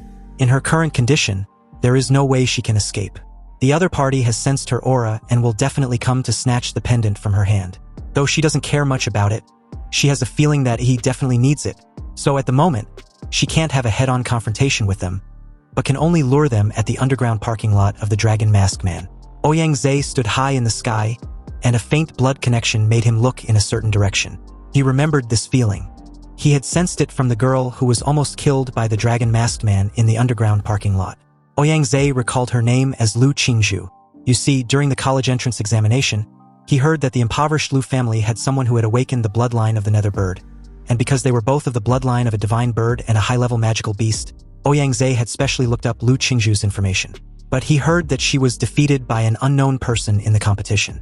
As expected, the Lu family was still in decline. Even with the emergence of a powerful bloodline warrior, they still couldn't change their decline. Lu Qingzhu seems to have the Ox Pendant, which is quite a pleasant surprise. Without waiting for the mysterious freshman and Lan Yusi to come over and challenge him, Ouyang flapped his wings and disappeared on the spot after informing Yan Zhengxiong that he was going to apprehend someone, so he should wait where he was. Ouyang swooped down from the sky at an accelerated speed. And as his golden figure penetrated one floor after the next into the dark underground parking lot, he wantonly released his golden martial energy and pressure, and informed Lu Qingzhu that she couldn't escape. The idea of using the dragon-masked man as a shield was desperate and silly since he was no longer in the underground parking lot. But in that exact moment, a familiar sound of a sharp blade dragging on a concrete floor reached Ouyang ears, causing him to subconsciously break out in a cold sweat. In the darkness ahead, a pair of creepy blood-red pupils were staring at him. Ouyang, who always prided himself on being smart, realized that he had seriously overlooked a glaring problem. The dragon-masked man, also known as Qianlong, should have gone hunting the zodiac pendant bearers who weren't actively avoiding him. However, if he was hunting down pendants bearers with primacy being the place with the most, then he would definitely give priority to this underground parking lot since there were currently 5 zodiac pendants there. And he had 4 on him. His arrogance had only brought nothing but a self-inflicted danger. A sizzling sound was heard as the lights in the underground parking lot began to flicker. And the moment Qianlong's blood-red double pupils shone brightly, Ouyang suddenly felt some sort of dimensional shift. He looked solemnly at the tall and thin figure holding a long knife in front of him. Although Qianlong was so thin, Ouyang could still feel an indescribable sense of oppression. Just facing him alone feels suffocating. He wanted to escape from there, but he couldn't even if he tried. If he'd guessed correctly, Qianlong possesses a special domain that activates when anyone lock eyes with him. So the moment Qianlong looked at him, Ouyang was forcibly pulled into his field domain. Now, he can only leave if certain conditions are met or Qianlong, the caster, is eliminated. He had been so careless to the point that he was being pushed to such dire straits. The reason why he and Yan Zhengxiong were able to escape last time was the 20 other freshmen who unknowingly became their cannon fodder. This time, however, he was alone. All the lights had disappeared, and in the dead silence and darkness of the underground parking lot, Qianlong left an afterimage from where he stood the moment he dashed forward, then followed it up with multiple slashes with his sword. Ouyang immediately flapped his wings in front of him as a shield, and bore the brunt of the cold slashes of the sword on his wings. But within that split moment, Qianlong had already made his way behind him with his sword raised. Ouyang golden pupils widened with a sense of dread. He had a premonition that he would not be able to avoid the next blow and could only brace himself. Elsewhere at this moment, Yan Zhengxiong, who had never seen anyone more arrogant than himself, was unfortunate to have encountered 2 at once. He used his broadsword to block a casual punch from Yi, who stared at him with a lofty look. He questioned Yan Zhengxiong if he was seriously using a global voice server just to provoke everyone in the city. Chu Zhou unsheathed his sword and told Yi to leave Yan Zhengxiong to him. He wants to test his own strength. Yan Zhengxiong was pissed off when he realized he wasn't taken seriously. Did these 2 freshmen believe they've got him? Hence why they've become arrogant. Yan Zhengxiong launched at the 2 with his raised ghost head broadsword, exuding a domineering and ferocious aura like that of a tiger. Chu Zhou had a cold glint in his eyes when he countered the attack. He used his ice sword to summon a massive ice wall which shot up and met Yan Zhengxiong's broadsword.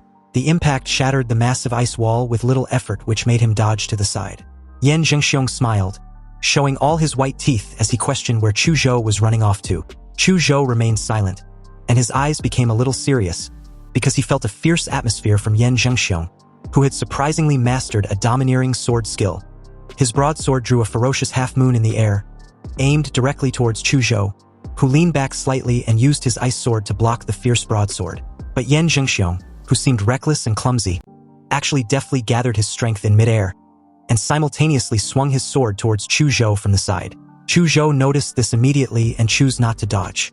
So in a single fluid motion, he swiftly angled his arms and moved his sword to the side, blocking Yan Zhengxiong's broadsword yet again. Chu Zhou's intentions were clear from the start. He wanted to defeat Yan Zhengxiong and confirm which one was stronger, his sword intent or his opponent's domineering and ferocious intent. Chu Zhou almost instantly closed his 5 senses and entered a mysterious realm of unity between man and his sword. This was hurting the soul, commonly known as sword intent. Compared to the college entrance exams a month ago, Chu Zhou's sword intent at present was of higher purity, and he can even integrate some of his own attributes into the skill. A powerful slash of pure sword light burst forth, mixed with the crisp dragon's roar. Yan Zhengxiong also released his ferocious and domineering aura of his broadsword with a tiger's roar. As the energy of Yan Zhengxiong's broadsword and Chu Zhou's ice sword energy clashed fiercely, the sounds of the broadsword with the roar of a tiger and the sword with the roar of a dragon got intertwined and spread throughout most of the street. He sat aside with a bored look, but didn't disturb Chu Zhou's fight. He understood pure warriors like him had their own self-respect and confidence in fighting.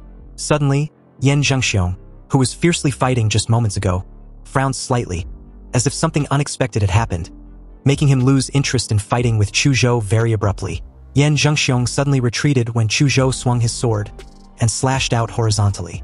After distancing himself from his opponent, Yan Zhengxiong gave a prideful scoff and informed Chu Zhou he suddenly had urgent business to take care of, and if he wasn't in such a hurry, he would have broken all 8 of Chu Zhou's bones. Yan Zhengxiong was about to leave when he, who had been bored to death, launched in his direction. After all that tough talk, did he honestly think he could just leave without permission? Yan Zhengxiong barely caught a glimpse of a black shadow sweeping over with a strong gush of blue flames before he was suddenly struck by a heavy punch. His body got trashed across 3 street lamps in succession. In shock, Yan Zhengxiong groaned and spat out a mouth full of fresh blood, wondering aloud if he was just knocked away by a monster. He held his stomach with a painful look on his face and tried to get up but couldn't. He informed him that he was the one responsible for his trashing. After all, his flimsy excuse was too unpleasant to hear, so he might have used a little too much force. Yan Zhengxiong, angry as hell, questioned if he sneak attacked him. He sighed with disinterest. He doesn't think of it as a sneak attack. Rather, Yan Zhengxiong was obviously too slow to react to his punch. This remark only managed to infuriate Yan Zhengxiong even more. He will only be satisfied after claiming Yihe's worthless life. Yan Zhengxiong was so pissed off that he even forgot about his friend's distress signal. He grabbed his ghost head broadsword, intending to teach this ignorant guy a lesson. But within just 3 minutes, his eyes lost their luster and his face was swollen like a pig's head. He praised him for sulk lasting a full 3 minutes against him. Given Zinshin got knocked away with a single punch, he held Yan Zhengxiong's ghost head broadsword, swirled it in his hand, and comments on how heavy it was. He would like to borrow it and believes Yan Zhengxiong has no objections, right? Yan Zhengxiong didn't say anything. He had been beaten into submission. When he thought about how he was treated like trash, and was repeatedly picked up and slammed to the ground by his body trembled. Anyway, the domineering and ferocious aura of the broadsword was cool, but it lacks the necessary reinforcement. As an upgrade, Yihe used his atomic flames on the sword, transforming it to suit his style and radioactive energy. As he marveled at the new appearance of the ghost head broadsword, Chu Zhou informed him that there was no pendant in Yan Zhengxiong's space ring. But he found a jade pendant that seems to be constantly flashing some sort of signal. It's also engraved with the word, Ouyang, and looks like it's about to flicker out completely. Meanwhile, back in the field domain, Ouyang Zhe had already held on in Qianlong's hands for 5 minutes, at the cost of both of his golden wings being cut off, and all his means of saving his life had been exhausted. He once tried to actively attack Qianlong, but the result was him completely losing an arm. The sword energy that entered his body made his situation even worse. Honestly, Ouyang Zhe didn't expect that he could only go this far. He looked at the dragon-masked man's chest, where there was a long bronze nail, which was a relic brought out from the secret ruins. Its function was to block the martial energy and energy flow of warriors or monsters. Unfortunately, even though Ouyang Zhe paid the price with an arm, he was unable to pierce the nail into the dragon-masked man's heart. He missed by just 3 fingers' widths. If only he could manage to pierce the dragon-masked man's heart directly, the relic would have sealed his martial energy and energy flow. And although it was still possible to weaken Qianlong's martial energy output, reducing his strength by about 30%, for the seriously injured Ouyang Zhe, this would mean that if one blow didn't kill him, he would have to hit him again. He lost the only chance to defeat Qianlong, this damn bug. After a few breaths, the lights in the underground parking lot came back on, and Ouyang Zhe, whose wings were broken, had his heart pierced by the dragon-masked man's long knife into a concrete pillar, creating a strange and cruel picture. Qianlong casually threw Ouyang Zhe's body aside. He tilted his head, sensed the nearest jade pendant holder, and quickly disappeared into the underground parking lot. After seeing Ouyang Zhe being swallowed by the darkness surrounding Qianlong, Lu Qingzhu quickly left the underground parking lot. But she also understood that Ouyang Zhe would not be able to hold on for too long, and she did not have the strength to run too far. If she wants to survive, she can only find a way to get He over to where she was and escape with him. So she set her sights on the tallest building nearby. He's signal flare inspired her, and she also wanted to release a flare of her own to him. Lu Qingzhu endured the sword wounds that kept tearing the muscles on her back, climbed the stairs, and finally reached the rooftop. She activated her nether bird bloodline awakening as strange patterns appeared on her cheeks, and gorgeous purple-black tail feathers spread on the ground. Lu Qingzhu gathered her remaining strength and let out a cry. With sweat on her forehead, Lu Qingzhu came out of the state of blood awakening and collapsed on the floor. Her wounds hurt like hell. She just hoped he got her message. But just then, she heard the familiar sound of a blade dragging on the ground. Not behind her, but under her feet. Lu Qingzhu stood on the rooftop and looked down in disbelief. She stared at the pair of mysterious blood-red pupils of the ferocious and majestic dragon masked man. At this time, Qianlong was perpendicular to the surface of the building, approaching the rooftop as if walking on a flat ground. She was astonished as to how fast she was discovered. However, the first thing Lu Qingzhu thought of was not her own safety, but how fast she could send another signal to warn he not to come. It was too late for her. And apparently it was too late to send another signal also, because the moment she met those blood-red pupils, Qianlong's field domain was activated, encasing the entire rooftop of the building under a dark and ominous dome. The lights inside had dimmed significantly as the sound of the blade dragging against the surface of the building got closer and closer. Qianlong eventually entered the dome with his sword in hand. The moment he did, he approached Lu Qingzhu with his raised sword and swung it down. Lu Qingzhu felt everything slowed down, leaving only the flash of the sword gradually approaching her eyes. Death was at hand when suddenly, a crisp sound of a mirror breaking was heard, and the figure of Yi with his broadsword broke into the field domain, shattering it into pieces. He had promised Qianlong to protect her daughter, and he intends on keeping his word. Yi's sudden appearance surprised Lu Qingzhu, whose eyes widened with hope, and the dragon-masked man, who immediately noticed the raised ghost-head broadsword in Yi's hand. Apparently, a surge of murderous aura and martial energy, rich in atomic energy, had been imbued into it. A black and blue crescent moon with a width of more than 10 meters was slashed out. Qianlong raised his sword to block, but the power of the slash was too powerful. He was pushed off the building by the half-moon slash, because the entire building was literally cleaved in half by the powerful sword energy. He told Lu Qingzhu to leave first. Chu Zhou and Yan Jingxiong were in the alley on the east side. When she asked about him, Yi replied to meet up with them after dealing with the dragon-masked man. With that said, he didn't give Lu Qingzhu any chance to disagree, and made his way directly below. He fell from the sky like a meteor, shaking off a large amount of dust when he landed. But Qianlong, who was slashed to the ground moments earlier, was nowhere to be found. It was like he'd disappeared, and this was really troublesome since he couldn't find his location with his magnetic field detection. He looked at the quiet streets and guarded against any potential murderous intent. The moment the dragon-masked man reappeared, the light above Yi's head flickered and dimmed, plunging his surroundings into darkness. Yi realized that his opponent had again activated his field domain. He then heard a sharp sound of a sword dragging on the ground. He turned his head and saw a shirtless Qianlong holding his sword. It seems his clothes had been completely destroyed by the crescent black slash just now. When Yi got Lu Qingzhu's distress signal earlier, he quickly rushed over, and was fortunate to notice the discrepancy the dark dome created. He wondered if this was the only way the dragon-masked man knew how to fight, which was to hide like a turtle in his little field. He keenly noticed that there was a huge nail stuck in the dragon-masked man's chest. Could that nail be the plan that Yan Jingxiong mentioned? Just as he was thinking of this, Qianlong's figure suddenly moved forward, but it was so fast that he barely caught up with his movements. He instinctively sensed the danger, and as someone who often practiced sparring with Chu Zhou, he was very familiar with the unique chill of approaching cold weapons. He grabbed his ghost-head broadsword and blocked the sword slash from above him. Dazzling sparks kept flashing the moment the two swords clash. He felt the tremendous force coming from the broadsword, and was somewhat surprised that Qianlong's thin body could burst out with such tremendous power. Now he's really looking forward to this fight. It took less than no time for the battle to become more intense, tearing through everything in their path. A towering building nearby was even sliced into pieces and crushed down with a reverberating boom. The thunderous collapse was extremely massive, but amidst the debris was Yi and Qianlong, who launched back in the air simultaneously and clashed once more. Dozens of fierce exchanges followed, with Yi mostly at the end of Qianlong's relentless onslaught. But despite this, Qianlong had yet to breach through Yi's defenses. This got him all riled up as he lets out a thunderous roar that echoed throughout the entire dead city. He gritted his teeth as he blocks yet another massive sword slash. The tremendous energy from Qianlong's long knife even made him do a double take. He was actually impressed. No wonder the dragon-masked man was the final boss of this trial. Anyway, although Yi managed to block the attack, the force behind the strike sent him crashing to the ground like a freaking meteor. Amidst the dusty debris, a familiar blue light shone brightly, turning the entire battlefield a shade of blue.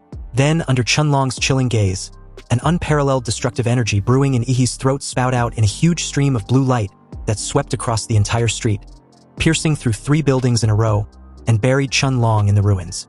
Clad in Demora's armor, he grips his broadsword tightly in one hand and wipes his mouth clean of the excess steam with the other. He stared at the ruins and acknowledged Chun-Long's incredible strength. The dragon-masked man is the first worthy opponent he had encountered ever since he came to this world. And it seems the fucker wouldn't be taken down so easily either, which was even better for him.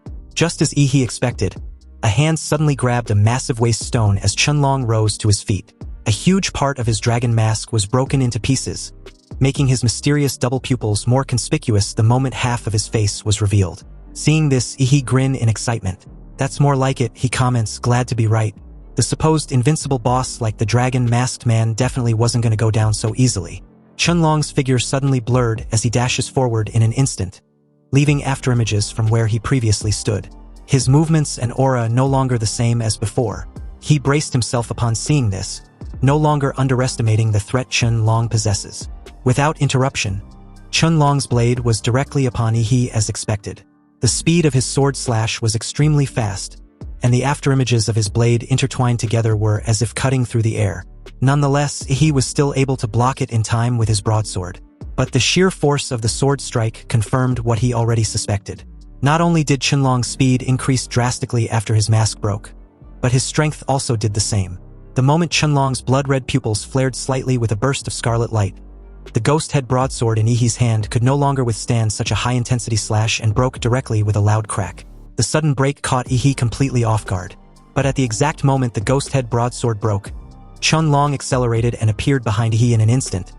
His sword turned horizontally, as if to stab straight towards Yi's throat and release him of his head. Seeing this, Yi reacted on pure instinct. His jaw clamped down tightly and bit the blade mid-strike. With the blade between his teeth, he stares at Chun-Long with a smug look on his face. He'd finally got this slippery fucker right where he wants him. Chun-Long was startled for a moment.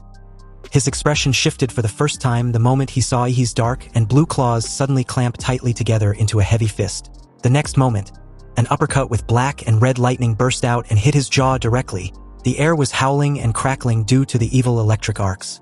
Chun-Long was briefly lifted into the air by the huge force of the fist, and the mask on his face was completely shattered, revealing a strange face with no lips or nose, only eyes. Without giving Chun-Long any chance to recover, he grabbed his wrist, holding his sword with one hand to neutralize his sword slashes, and folded the other into another heavy fist and swung it in rapid succession. Temples, throat, heart, spleen, kidneys, and genitals. The fatal weaknesses of the human body were bombarded by Yi's fists like a hurricane. Also, with the help of Yi's punches, the condensed evil spirit penetrated into Chun-Long's important acupuncture points and meridians, causing deep damage. Chun-Long's meridians were already blocked, and his martial energy was not flowing smoothly because of Ouyang Zhe's bronze nail piercing his body. After being hit in the fatal points by Yi and having his body invaded by evil spirit, Chun-Long started bleeding all over in an instant and his breath also weakened drastically. But even then, he still maintained a strong murderous intent and hostility towards Yi, just like a boss setting in a game data. His restrained hand let go of his sword, then kicked it up with his foot, aimed to stab the tip of the blade straight into Yi's chest. But Yi expected this and was ready as he effortlessly dodged the attack. He sneered, already aware Chun-Long wasn't the type to just die even under this barrage of attacks. But the only chance Chun-Long would have had to kill him was the moment he first arrived. Chun-Long could have taken advantage of the information gap to catch Yi off guard, but only with a 30% chance at best of winning against him, since he definitely wouldn't use his full strength then, and also hadn't at present. With a flip of his palm, a yellow fan engraved with runes appeared in his hand. He roared for the fucker to die, then fanned violently, and a strong whirlwind rose from the ground, sweeping up Chun-Long, who had pounced into the air. The magic fan that was filled with evil spirit was even more powerful than in Lan Yuxi's hand. The dark red wind blades kept cutting at Chun-Long's body, and the suction of the strong wind threw him dozens of meters into the air. Without the leverage of the ground, Chun-Long completely became a sitting duck. He leaped forward, turned into a dazzling blue meteor, and came in front of Chun-Long. The first punch was the atomic blasting punch, which reverberated with a thunderous boom. The violent atomic explosion blew away the nearby buildings after shattering all the glasses. Chun-Long was blown away in the smoke produced by the explosion. With the help of the blue explosion under his feet, he caught up with Chun-Long, who was knocked flying in the air again, and followed up with the second punch, the mountain-blocking fist black flash, The scene in the sky became extremely one-sided, with he following up with one punch after the other like he couldn't get enough. He beat Chenlong from the east side of the city to the west, then directly blasted him against the wall of a building afar. The originally invincible and oppressive Chenlong has now turned into a blood gourd with broken bones, and completely at Ihi's mercy. He was totally unimpressed. After all, wasn't this supposed to be the dragon boss of this trial? He got him all excited and misled him to believe he was powerful, but in the end, he was nothing more than a worm. He approached Chenlong and pried open his fingers that were tightly gripping the hilt of his sword. He took away the sword, and without any hesitation, beheaded Chenlong with it in one swift motion. Chenlong's pair of magical double pupils quickly lost their luster when his head fell to the ground. He collected all the pendants from Chenlong except the ox pendant, which was in Lu Qingzhu's possession. It was time to end this freaking game. Yan Zhengxiong didn't expect Yi to really do it, to crush Chenlong all the way till the very end, beating him senselessly from one side of the city to the other. When Yi casually passed by Yan Zhengxiong didn't even dare to look at him directly, and he couldn't dare to mention the issue of Yi breaking his broadsword. Lu Qingzhu was relieved to see Yi safe and sound, but she wasn't pleased with his arbitrary behavior. He shouldn't have gone to fight the dragon-masked man alone. Chu Zhou disagrees with Lu Qingzhu. Aside from Yi, the rest of them would have only gotten in the way. Lu Qingzhu remained silent because she knew Chu Zhou was right. She herself was injured so badly that she couldn't even use her martial arts techniques. If she had gone with Yi, she would have only distracted him by making him protect her instead of himself. Lu Qingzhu, who had never had the desire to win and fight before meeting Yi, finally had a genuine desire to become stronger. At the very least, not to hold Yi back. He questioned what she was thinking about when he suddenly waved a hand in her face. Lu Qingzhu snapped back to her senses, somewhat puzzled as to why he was directly in front of her. Lu Qingzhu's face had already turned a little red when Yi asked for the ox pendant. She quickly took it out and handed it over. He then took all the pendants in his hands and began to rearrange them in order of the 12 zodiac signs like Chu Zhou suggested. But nothing happened. The group frowned and began to think about which step was wrong. Lu Qingzhu also suggested a way, but in the end nothing changed. Finally, Yan Zhengxiong, who had been silent all this time, suddenly had an idea. According to Yan Zhengxiong, the dragon pendant was not designed as one of the masked hunters, but a hunter who specializes in eliminating pendant holders. So, under normal circumstances, pendant holders probably weren't supposed to use the dragon pendant to clear the trial. The moment Yan Zhengxiong said this, he also took out the dragon pendant from the arrangement. Instantly, the entire city space began to tremble violently, alarming the four worriedly, and the gray fog that filled the sky began to swirl with a golden glow at the center. It shone brightly and illuminated the entire dead city. He felt something and raised his head to look directly at the center of the vortex. What he saw made his eyes widen in shock. A huge platinum pupil emerged from the vortex and was staring directly at them.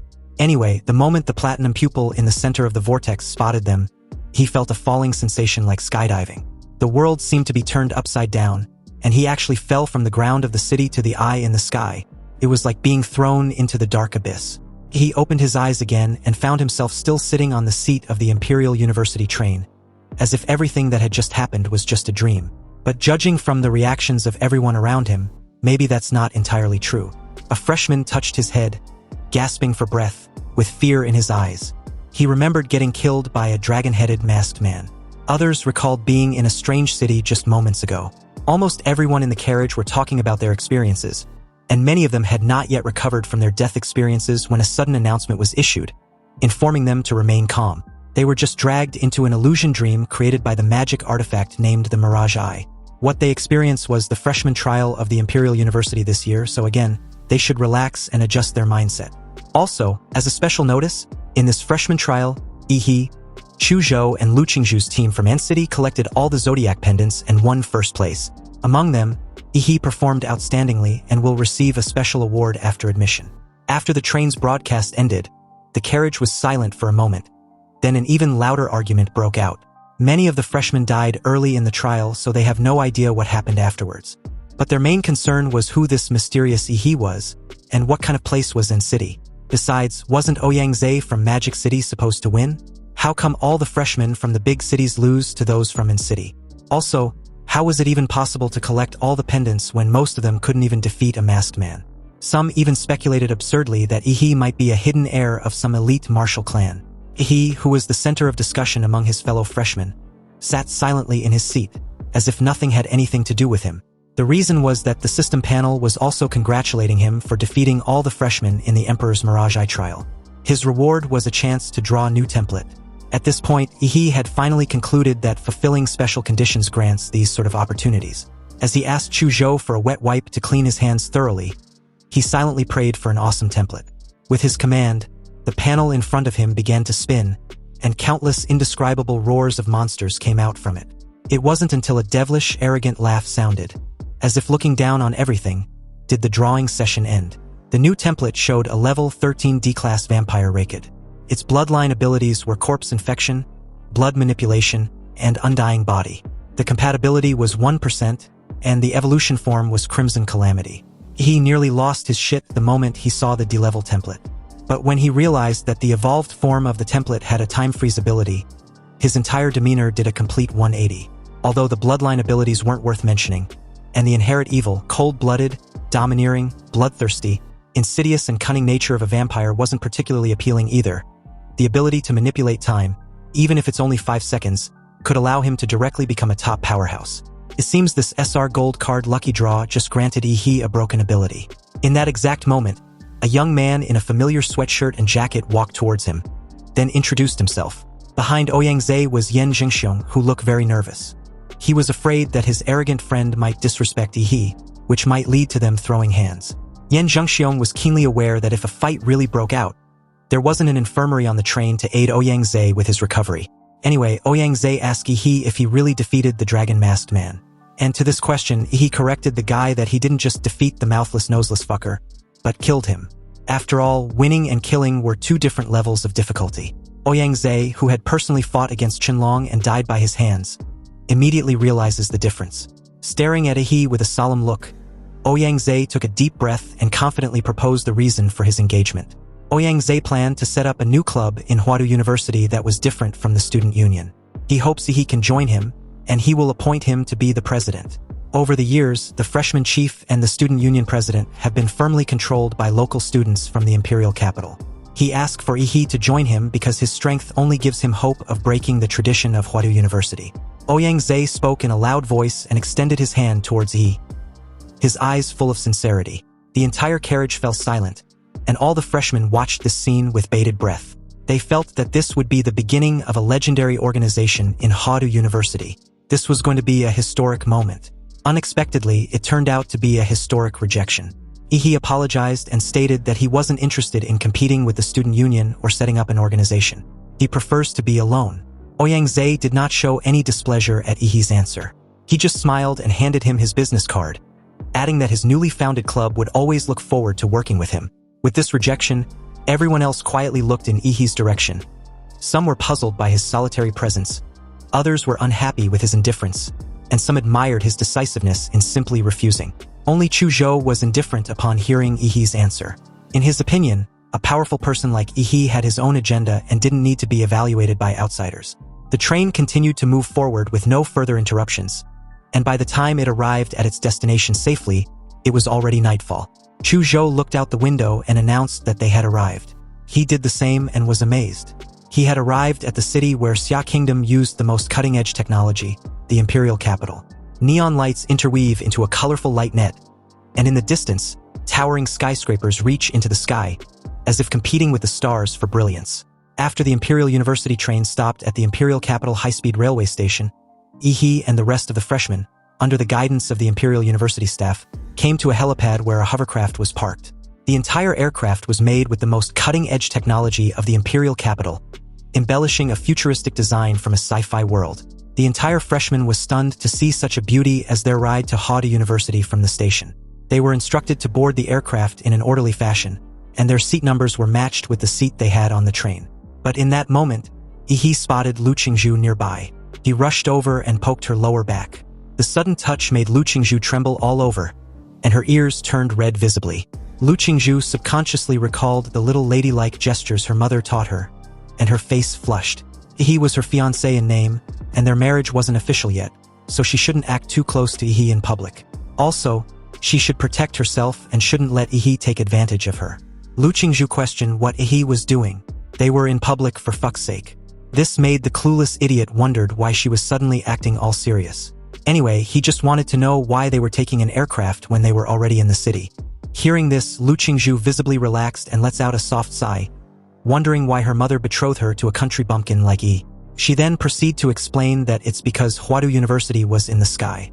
He followed her gaze and looked up at the sky with a somewhat puzzled expression, insinuating that he still didn't get it. So the moment the aircraft made its way up in the sky and above the dark clouds, he finally got to see Xia Kingdom's most prestigious university as an aerial city floating above the imperial capital. The night scene of the city had a cyberpunk appearance which slowly unfolded before Ihi's eyes like a flowing painting, with the outlines of high-rise buildings appearing sharper and more three-dimensional under the city's night sky. The entire campus was comparable to 1/4 the size of the imperial capital, and the outside world was always covered by a layer of electromagnetic wave protection net. When the imperial aircraft approached, the protection net automatically recognized its identity and opened a circular hole to allow it to enter smoothly. After entering the city, he clearly felt that his life magnetic field was disturbed, and he could only detect the area within 100 meters around himself. Each student who got off the aircraft received an Imperial University student ID. All their future training and life activities will be inseparable from this card during their stay at Huadu University. Next, the freshmen were to proceed to the maglev station to take a train to their respective dormitories. They need to rest because their courses will officially begin the next day. The train passed through the bustling city and came to a skyscraper with hundreds of floors. This was one of the student dormitories of Huadu University, and he, like the country bumpkin he was, made a loud comment about arriving at the highest city in the world. Everyone except Chu Zhou glanced at him with a strange look, wondering where he came from and what he was talking about, or perhaps he was simply not right in the head. But in Chu Zhou's opinion, it was normal for powerful people to have some quirks. Inside one of the many elevators, he learned that Chu Zhou's dormitory was in B7 on the 45th floor, while his was in A3 on the 42nd floor. He said goodbye to Chu Zhou on the 42nd floor and entered his 100 square meter single room. The treatment of students at Huadu University was equivalent to living the dream for Yi. Amazed with the finely decorated room and the latest model computer that came with it, along with an eye-catching jacuzzi no one could resist, he felt that the treatment was just like staying in a 5-star hotel. He had never experienced this sort of treatment in his life, so he intended on fully enjoying it. But first, he had to max out the vampire Raked template. Back on the maglev train, he had figured out how to use the student card. He used his cell phone to scan the unique barcode on the student card and log into the exclusive network of the Imperial University named Huadu Pass. There was an Academy Cities marketplace which was accessible via Huadu Pass and uses learning points as its exclusive digital currency. He converted over 30 million coins into learning points in his account. Immediately upon doing so, he received a message that 322.43 learning points had been credited into his Imperial account. He was secretly shocked because 100,000 Xia country coins could only be exchanged for 1 learning point. This was way too expensive. However, the goods in the Academy Cities market were indeed solid. Many things that were not available on the market can be purchased openly there. This purchasing privilege can be considered a benefit for Huadu University students. He spent 300 learning points in one go and selected several magic cores related to blood attributes. He speculated that magic cores with the same attributes might further improve the compatibility of the template. He purchased just enough to max out the vampire Raked template, recalling that the colossal humanoid template didn't exceed 10 million to push beyond 90% compatibility. Within 10 minutes, a drone carrying a package arrived outside Yi's window. It thanked him for his purchase and wished him success in his cultivation. It also asked him to leave a 5-star review for the service if he didn't mind. The drone then flew away. Impressed with the quick delivery, Yi opened the package to see 9 blue magic cores and 4 green magic cores. He took less than no time gulping them down, even though eating so much magic cores at once messed with his tummy a little. Anyway, the tremendous energy immediately got converted as the panel's compatibility gradually increased to 100% and unlocked the Crimson Calamity. Yi's overall constitution also increased to 29. Staring at himself in the mirror, he noticed that his skin was now paler, and his fangs had become sharper with blood grooves attached. Once they pierced into a target's flesh, they would start sucking the blood like drinking milk tea. Opening his palm and revealing his visibly long and sharp fingernails, a bold yet crazy idea popped up in Yi's head, and without any hesitation, he pierced his throat with his nails. The pain was excruciating as a large amount of blood gushed out. Then, almost immediately, the wound on his throat healed naturally. The self-healing ability of Yi's vampire bloodline was quite noticeable and pretty impressive. It was also faster than before. However, to Yi, his physical mutations were secondary. What matters most was the new power he just unlocked. He made his way to the built-in training room attached to his dormitory. The structure and building materials of this room was enough to support the physical strength of ordinary martial artists, which was just right for practicing. In the center of the room, he closed his eyes and channeled his martial energy around him. And the moment he opened his eyes, the vampire Raked had appeared in front of him. The vampire Raked, who apparently possesses various abilities to interfere with reality, was instructed by Ihi to land a punch on him. The moment Ihi issued this command, the vampire Raked suddenly spread his wings wide, and the gray cloak around him cocooned itself, transforming into a humanoid creature with a cold face half floating behind him like a shikigami. Just as Ihi raised his arms as a shield and readied himself, the humanoid creature swung its fist and punched Ihi with so much force that it literally knocked the wind out of him. All the bones in Ihi's arms were instantly bent and fractured. A loud bang sounded as his body got trashed backwards and smashed heavily against the wall. With his arms completely destroyed, he slowly got up, coughed up a few blood, and smiled with satisfaction. The strength behind that punch was at least twice his normal level, which was not bad. Now, the next was the time stop. With Ihi as the center, a gray spherical area began to unfold. All areas covered by the gray field lost their color and turned into black and white, as if the movement of light had also stopped. The timer immediately started. 1 second, 2 seconds, 3 seconds, 4 seconds. When it reached the 5th second, the gray area became unstable, but Ihi wanted to keep going. On the 5.1 second mark, he began to sweat all over and his eyes instantly turned bloodshot. The timer moved from the 5.1 second mark to 5.2, then 5.3 seconds. At this point, Ihi's nose began to bleed, and the blood vessels in his eyeballs broke and bled due to excessive pressure. Due to the excessive consumption of martial power on the 5.5 second mark, the humanoid creature in front of him began to show a translucent and unstable state. The gray time stop field began to disintegrate, but he still gritted his teeth and persevered. Finally, at 5.7 seconds, the gray area inevitably collapsed. He half knelt on the ground, wiped the blood from his nose, and grinned. He was pleased to learn that the 5 seconds limit was the original owner's limit, not his. Early the next day, he met up with Chuzhou, and the two head out to the freshman assessment gymnasium. On the way, he felt that the sunlight was somewhat glaring that early morning. Having fused with the vampire template, he had inexplicably come to dislike sunlight, even though he won't die from the exposure like a real vampire. Chuzhou asked him if he had checked out the university's new academic reform for this year's freshmen. He replied that he hadn't. He spent the entire night wrestling with the vampire Raked in training and didn't pay attention to anything else. Chuzhou explained that Huadu University had changed its previous classroom-based teaching model and adopted a group mentorship system this freshman year. This means for each academic year, students will study under a main mentor, and during that time, they can also seek guidance from assistant mentors. He then asked if they need to find a mentor. Chuzhou shook his head and stated that Ihi was exempted from this mentor seeking. He held up his phone for Ihi to have a look at the announcement in the freshman group for himself. Apparently, as the collector of all the zodiac pendants, Ihi had the right to directly choose any instructor, and the instructor cannot refuse. Obviously, he didn't give a shit but was rather concerned about how showy the announcement was being posted on the freshman group. When they eventually made it to the athletics hall, there was already a long queue inside. Generally, 3 people entered the assessment room simultaneously for the evaluation. Then the instructors lights up their buttons to make their selection. Seeing this, Ihi waved Chuzhou farewell as he left the gymnasium. Since he can choose any instructor he wants, it didn't matter when he would have his evaluation. He plans to just explore for the meantime because the whole process of picking mentors seems so boring. But the moment he left the gymnasium, he detected a faint smell of blood. He sniffed the air a few more times to be sure, then bolted in a direction to find the source. You see, if it was just an ordinary smell of blood, it wouldn't be surprising.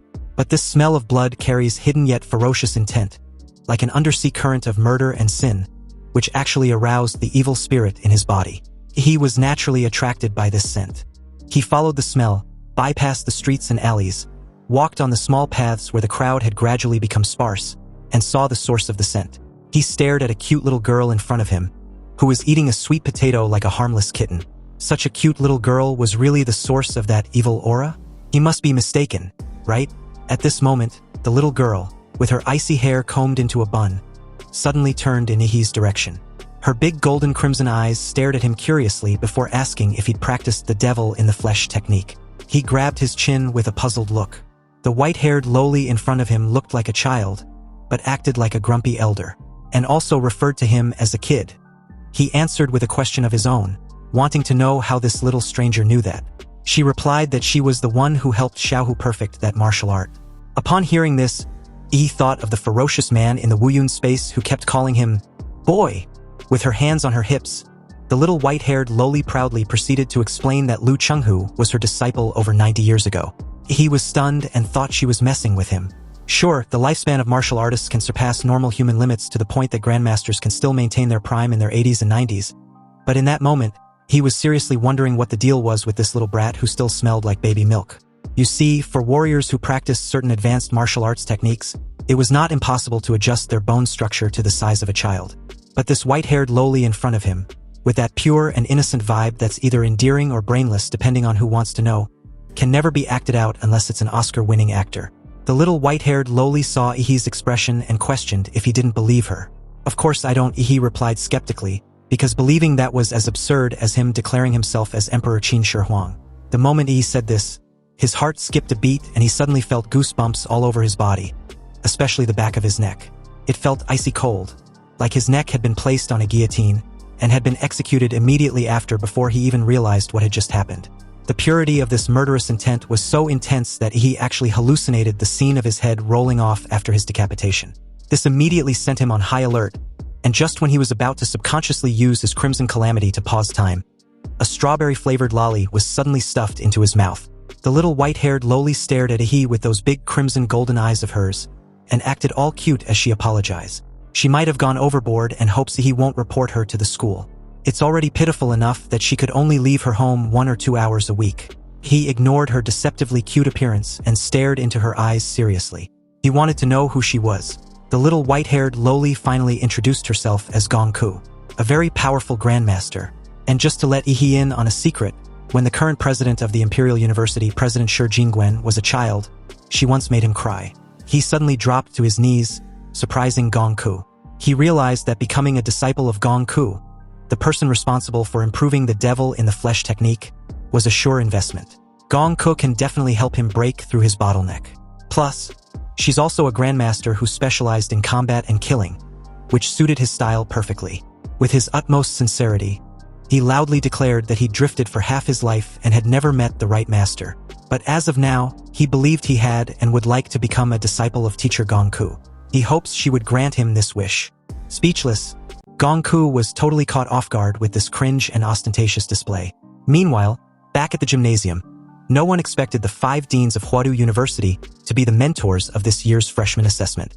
Countless freshmen glanced in their direction, trying to see expressions of approval on their faces but got none. Even though the chances were extremely slim, most of them still fantasized about becoming a dean's disciple, which was a sure ticket to becoming a rising star at Huadu University. But unfortunately, they were all disappointed because the 5 deans were all there just to fight for Ihi. These freshmen weren't aware that the entire Zodiac competition had been broadcasted live to all the teachers at Huadu University. From the very moment the Level 1 alert was issued inside the train, teachers began to pay close attention to each student's ability to deal with sudden crisis, and an AI facial recognition was used to score their response. Students who shrink back and only care about running away, and the others who naively assumed that it was just a trial and charged into the Zodiac City space unprepared scored poorly in the final evaluation. Once inside the Zodiac City, every student was evaluated on their leadership and organizational ability, combat intelligence, and real combat ability. Every interaction and action during battles with the Zodiac Masked Man were important in the scoring criteria. Even if a freshman failed to successfully hunt down a Zodiac Masked Man, they can still get high scores as long as they perform well in any of the mentioned criteria. In the evaluation, Ihi was the only freshman who has received the highest score in every criteria of the trial. But that alone was not enough to alarm the 5 deans. What really stunned them was Ihi's ability to kill Qianlong, the boss who wasn't even part of the trial's evaluation because no freshman had been able to survive an encounter with him. During the evaluation, the deans also deduced that Ihi probably didn't even realize who the Dragon Masked Man really was, which meant he defeated Qianlong without any preparation. You see, the Dragon Masked Man was a model created by Xia Nation's supercomputer, Manhwa, and it was based on the data left behind by the National Guardian martial artist, Fu Hongsheng, when he enrolled in the Imperial University decades ago. Even though the supercomputer could not fully replicate the insurmountable power of the divine double pupil in the Mirage Eye simulation, Fu Hongsheng was the strongest martial artist in the history of Xia Nation, and even the world. The record he left at the Imperial University has never been surpassed in over a century. However, Ihi's ability to annihilate a model trained by such a master, even without replicating the original's full strength, was enough to prove his incredible talent. As long as he doesn't encounter any setbacks during his growth, he could become a grandmaster at the very least, or even reach the level of a great grandmaster. Thinking of this, the 5 deans could only hold back their excitement and wait for Ihi to formally seek a mentor. But just then, an emergency call came in. Then an instructor announced to the deans that Ihi had already become the disciple of Gongku, the former professor of Huadu University and a current special faculty personnel. The 5 of them couldn't believe their ears and voiced their absolute disbelief in unison. Anyway, back to the 2 in question a few moments ago, Ihi had unceremoniously grabbed on Gongku, refusing to let go unless she recognized him as her disciple. He had always been shameless, and if it weren't for the fact that the lowly in front of him was already 100 years old, he would, at the very least, be in jail for 3 years due to his brazen behavior of kneeling before a lowly in broad daylight. Anyway, Gongku wasn't having it. She wasn't in search of any disciple. And besides, she had already been expelled from the Imperial University. Hearing this, he had no choice but to use his Ultramax pleading trump card. He promised to find a way to let Gongku regain her freedom within 2 years if she accepts him as her disciple. This shameless fucker couldn't even hide his devious grin the moment Gongku's eyes suddenly lit up in agreement. But before the 2 could make it officially known to the entire university, 5 powerful auras approached them rapidly. Yup, the 5 bunch of busybodies showed up to covertly impede on this master-disciple union. The dean of the School of Mechanics and Magical Equipment anxiously reiterated Gongku's promise to not interact with students during her release period. Also, with her current mental state, she wasn't suited to teach anyone. The dean of the School of Human Body and Physical Training nodded in agreement, and even pleaded for Gongku to just go home. Gongku, already used to these 5 busybodies all show but no substance attitude, agreed to go home as suggested. However, she was taking her new disciple with her. She asked for Ihi's name and told him to follow her. Although for unknown reasons, Gongku's appearance and behavior were that of a teenager, her strength was very likely to be one of the strongest in the entire Imperial University. So regardless of her current status and condition, she was still technically a viable mentor candidate. Ihi followed Gongku inside the Imperial University Research Institute, a building that looked like a tilted Rubik's Cube. Gongku swiped his card all the way to the depths of the Research Institute, and finally found a secret elevator leading to an underground facility. Inside the high-speed falling elevator, he wanted to know why her teacher lived so far away from campus and in secrecy. Gongku explained that she had some issues in the past few decades which had often resulted in hurting others. So the Imperial University settled her under the Research Institute. Fortunately, she had been able to control herself in recent years, which finally granted her the opportunity to stretch her legs occasionally. Oddly enough, Ihi's main takeaway from this clarification was being the first student Gongku had accepted in all these decades. Glancing in Ihi's direction, Gongku finds her new disciple's inexplicable behavior very strange. He had an odd way of thinking since a normal person would be scared shitless of her by now. Sweating bullets, he gave a nervous laugh because apparently, it hadn't even occurred to him that his teacher might kill him by accident. Anyway, when the elevator reached the bottom, what appeared before their eyes was a narrow passage that could only accommodate 1 person at a time. And at the very end was an alloy door with an electronic countdown clock attached above.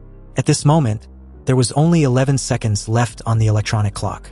Seizing the last 10 seconds, Gongku bolted for the door, leaving a puzzled Ihi to question why she was in a hurry. Was it because of the countdown timer?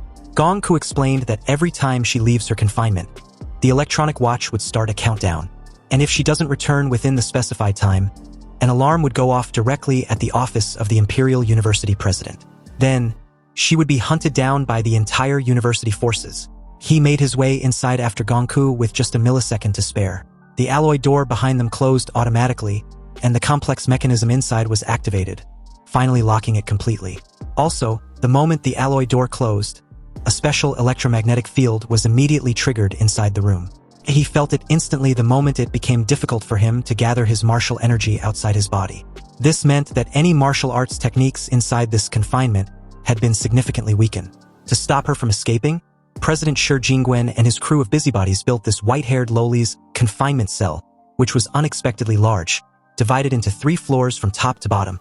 The top floor was the living room, bedroom, and other living spaces. The second floor was the various video games and entertainment equipment, and the bottom floor, which was also the largest, was the training ground. Of course, everything was layered with high-powered magnetic suppressors to disrupt martial energy, just in case Gongku gets bored enough to break out. Gongku just flopped on her couch and made herself at home as her new disciple looked around the exquisitely decorated room. Various takeouts and the latest game cartridges were scattered all over the floor. It seems that even though Gongku had been imprisoned, as she calls it, she's basically living it up in this luxurious suite like a true empress with everything, including comfort, provided and met according to whatever she might need. It feels more like Huadu University had gotten Gongku enshrined down in this underground luxurious suite.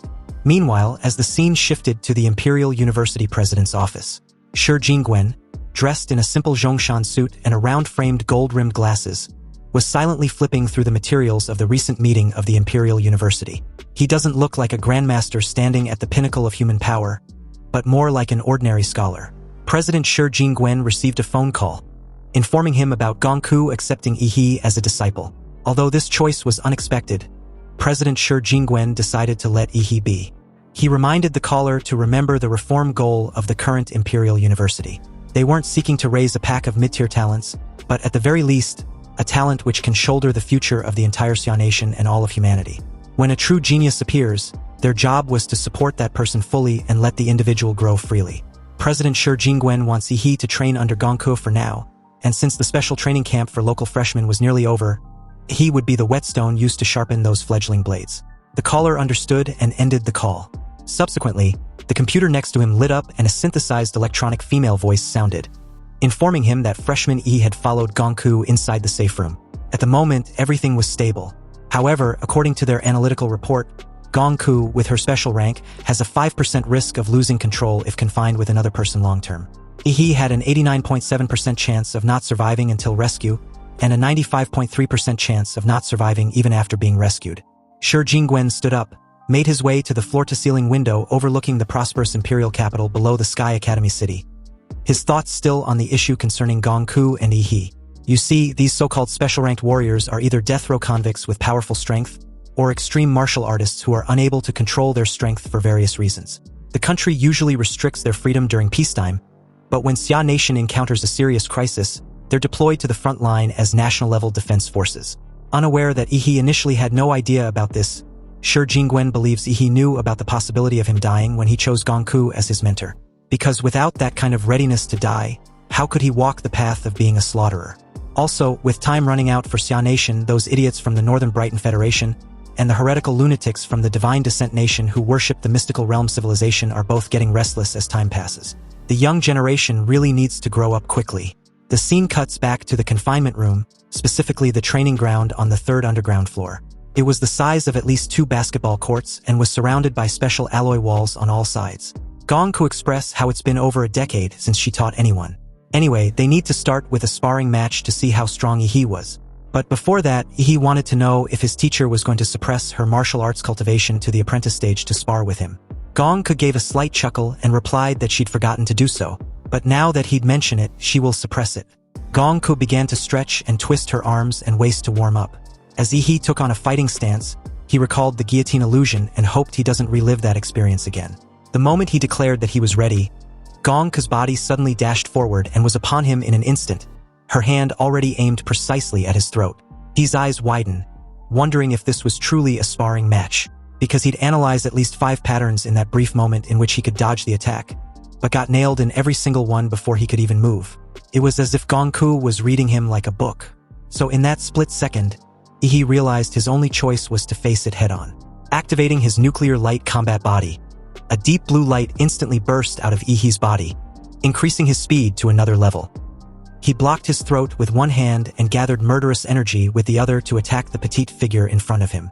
Gongku smiled brightly when she saw Yi wisely using his bloodline awakening to simultaneously boost his speed, defend, and counterattack. But unfortunately for him, she was still even faster. Gongku retracted the attack, then made a move that Yi didn't expect. Her delicate arm, like a python, wrapped bonelessly around Yi's arms. Then her petite figure suddenly jumped onto Yi's back and pulled him hard. A loud gut-wrenching scream was heard as the joints of Yi's wrist, elbows, and shoulders were all dislocated in one go, nearly being ripped apart.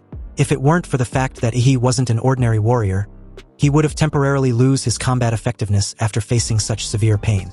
Gongku let go and made a massive leap backward the moment Yi reverted back to his normal form. Completely ignoring his bloodied and bent arms, He stared at his master with a pained smile. She was really not holding back because his bloodline awakening just got knocked back to zero. He's blood seemed to have completely stimulated Gongku's desire to fight. It's been a long time since she tasted blood, and her now scarlet eyes had become more excited and brighter. He made his intentions clear. He couldn't match his teacher in physical techniques at all, so he intended on using a slightly unfair martial arts. Facing Gongku, he hopes her teacher can give him her guidance. He chose to play a trump card, the power of the colossal titan. Suddenly, a surge of dazzling blue thunderous energy erupted and exploded around he, covering the entire training ground with a suppressive aura. As this power coursed through him, he was glad to have also maxed out this giant anthropomorphic template the night before. On the other hand, Gongku readied her stance with a cheeky grin, her crimson pupils shimmering with brilliance. With that kind of power from just a martial arts technique, Gongku wondered if he could still be considered as a martial arts apprentice. It seems she had accepted quite a monster as a student, and as his teacher, she'd better show some real skills too. Gongku used her hand to slash a half-moon in the air, which was similar to a powerful sword slash, releasing an enormous energy that sliced and shattered the weak point of Ihi's thunderous lightning. This created a slight explosion with a thick cloud of smoke. And before this mist could dissipate, a giant black mecha suit suddenly broke through and launched its massive fist straight at a slightly startled Gongku like a truck out of control. Gongku stared at the incoming fist without any intention of dodging. She took a deep breath, stretched out her arm and palm which pierced through the air with a tarrying force, and clashed with Ihi's giant fist head-on. The collision completely cracked Ihi's giant armored fist and tore through his entire arm. With gritted teeth, he stared at his shattered hand in surprise. The giant black mecha suit was created based on Demora's tough skin with its defense at least dozens of times stronger. Yet Gongku ripped it apart like it was nothing. But what happened next made him widen his eyes to the point that it nearly fell out their sockets. You see, in that split second after the collision, he instantly sensed Gongku's petite figure behind him, heading straight for the back neck of the giant mecha suit.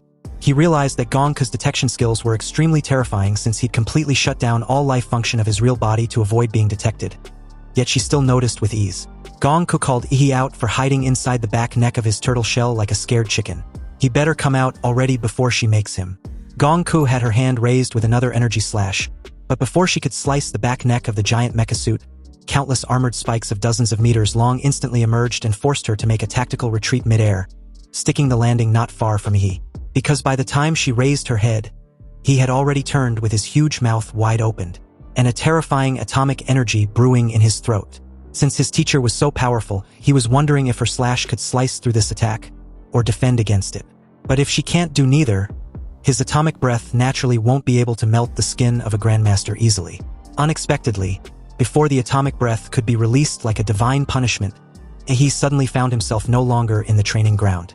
Instead, his body was tied up with countless thick iron chains and fastened under a guillotine that was 100 meters long. This was Gongku's domain of killing intent. He tried to break free of the iron chains, but realized his strength was as weak as fuck. In other words, escape cannot be accomplished with brutal strength, but with spiritual power so powerful that could surpass or rival Gongku's domain of killing intent. Before the blade of the guillotine could release Ihi of his head, he activated his Crimson Calamity to freeze time.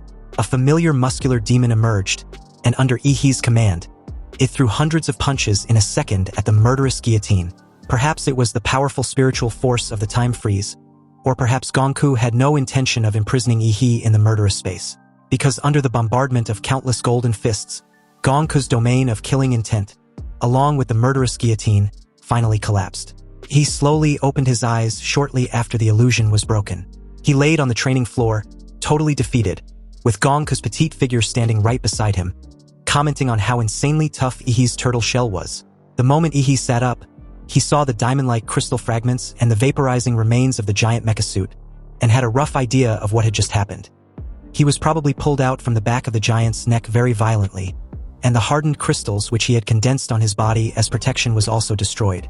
Anyway, this was definitely not something that could be achieved at the martial arts apprentice stage.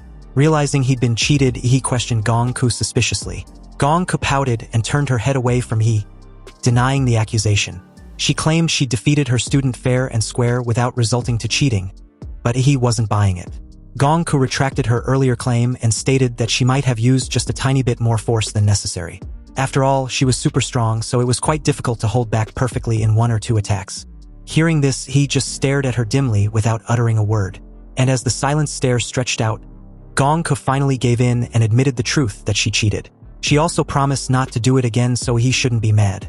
Gongku started to tear up, pleading for he not to leave. She hadn't played with anyone for decades. He felt a little uncomfortable as Gongku began shedding tears like a child, making it hard to even imagine that her age was over a century. He assured her that he wasn't mad, and didn't plan on leaving either. He'd worked so hard to become her disciple, so why would he leave over such a trivial matter? The moment Gongku felt certain that Ihi wasn't leaving, she quickly returned to normal and corrected Ihi that she wasn't crying. Ihi was speechless, but he couldn't fault the little old granny for pulling this sly tactic.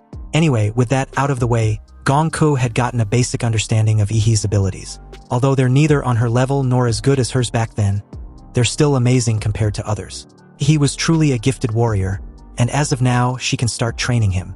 But she wanted to know what her new disciple truly desired to learn. Without a moment of hesitation, he replied that he wants to learn advanced martial arts techniques. He would also like to know how Gongku managed to slice through the lightning in his humanoid arm. Slashing, as she calls it, was something Gongku explained to be difficult to teach because in order to learn it, he had to get a feel for it after cutting through enough things. He then asked if Gongku can describe the feeling. Gongku explained it to be a shimmering line. Whether it's the human body, a magical beast, or any object, there is always a precise point of entry, a line as she'd come to believe, which could be clearly severed or cut. Gongku calls it the kill line. After this explanation, he understood why Gongku's slashing attack was totally different from Chunlong's. If Chunlong's slash was the pursuit of ultimate dominance and piercing sharpness, then Gongku's slash was like a butcher with perfect precision and perfectly clean technique. Gongku continued that if he still wished to learn the kill line technique, it would be complicated. She recommends Ihi becomes a martial artist first, because without a solid martial foundation, he wasn't even qualified to learn most of her techniques. She then questioned Ihi if he knew the difference between a martial disciple and a martial artist. Obviously, he didn't have a definite answer, so he asked his teacher to elaborate. Gongku explained the difference to be about the mind, and not just about physical improvement. Compared to disciples, martial artists gain a critical new ability known as an inner vision. With inner vision, a martial artist moves from broad martial cultivation to detailed, micro-level refinement. Through it, one can see their own meridians, pressure points, and internal organs, then use martial energy to reinforce them, expanding the limits of the physical body. In short, a strong spirit comes first before the strength of the body follows. He smiled with understanding. He didn't expect Gongku to be such a good teacher. It's no wonder she used to be a professor at the Imperial University. Even though she's a little unhinged, her knowledge hadn't regressed at all. And speaking of mental power, after fusing with the vampire template and awakening its power after the full compatibility, Ihi feels that his spiritual attributes had greatly improved, and this will give him a huge edge in the martial arts stage. This prompted him to ask his next question, which was the difference in the techniques used to advance in the level of a martial artist. Gongku explained that the advancement techniques and martial skills were ranked into 4 tiers. They're the Tiangang, Disha, Shenhuang, and unranked. Normally, students from vocational colleges or lower-tier schools only have access to unranked advancement techniques. And the benefit of these unranked advancement techniques are that they're easy to use. Anyone with sufficient blood energy and martial power can break through. So, over 80% of all martial artists break through using unranked methods. However, students at Huadu University start with Xuanhuang tier methods at minimum. He naturally wanted to learn the best, so he had no issue with this arrangement, but he was also curious to know about the other 2 tiers, Tiangang and Disha. Gongku elaborate further, informing Ihi that the Tiangang tier skills were basically sacred relics, to which most were retrieved from hidden realms or ancient ruins, and there might not even be 10 left in the world. Even the Imperial University has only 1, but with Ihi's current rank and clearance, there was no way he would get access to it. However, he's in luck because his master can teach him a Disha-level realm-breaking technique known as the Killing Heart Bodhi Heart Sutra. It's a Disha-level realm-breaking that Gongku had mastered herself. And apparently, Xiaohu's the demon in the flesh was actually inspired by this very technique. His eyes sparkled with a gleam thirst for this knowledge as he loudly declared his desire to learn the technique immediately. Gongku was pleased with Ihi's enthusiasm. They can get started right away, but Ihi should get ready to experience the killing intent domain Gongku specifically created just for this technique. Then, without warning, Ihi was instantly drawn into the killing illusion created by Gongku. Standing in the sticky pool of blood on the ground, Ihi was amazed but also felt helpless at the same time. Gongku, on the other hand, was already excited with the smell of blood everywhere. and from the looks of it, he was going to have one hell of a training. Hours later, the sun and the moon had alternated, and the bright moonlight had broken through the clouds and fallen on the college city. The entire academy city lit up with magnificent lights, announcing the end of the day to the students. Chu Zhou was returning to his dormitory when he saw He in a distance. But just as he walked over to say hello and ask of his first day like he heard from the rumors, he felt a chill on his neck, as if a butcher's knife was placed at the back of his neck. Such a terrifying murderous intent made him subconsciously pull out his ice sword. It took a moment for He to snap back to his senses. And the moment he did, he apologized to Chu Zhou. Chu Zhou was reeling about what he just experienced when He explained that he was a little stressed and just had a reflex reaction. Although He was clean, Chu Zhou could still smell a strong stench of blood. It was as if his friend had just fought his way out of a sea of corpses and blood. Well, this was indeed the case, since the hell he went through just hours ago felt as if he was standing on a mountain of corpses to Aura Farm like a G.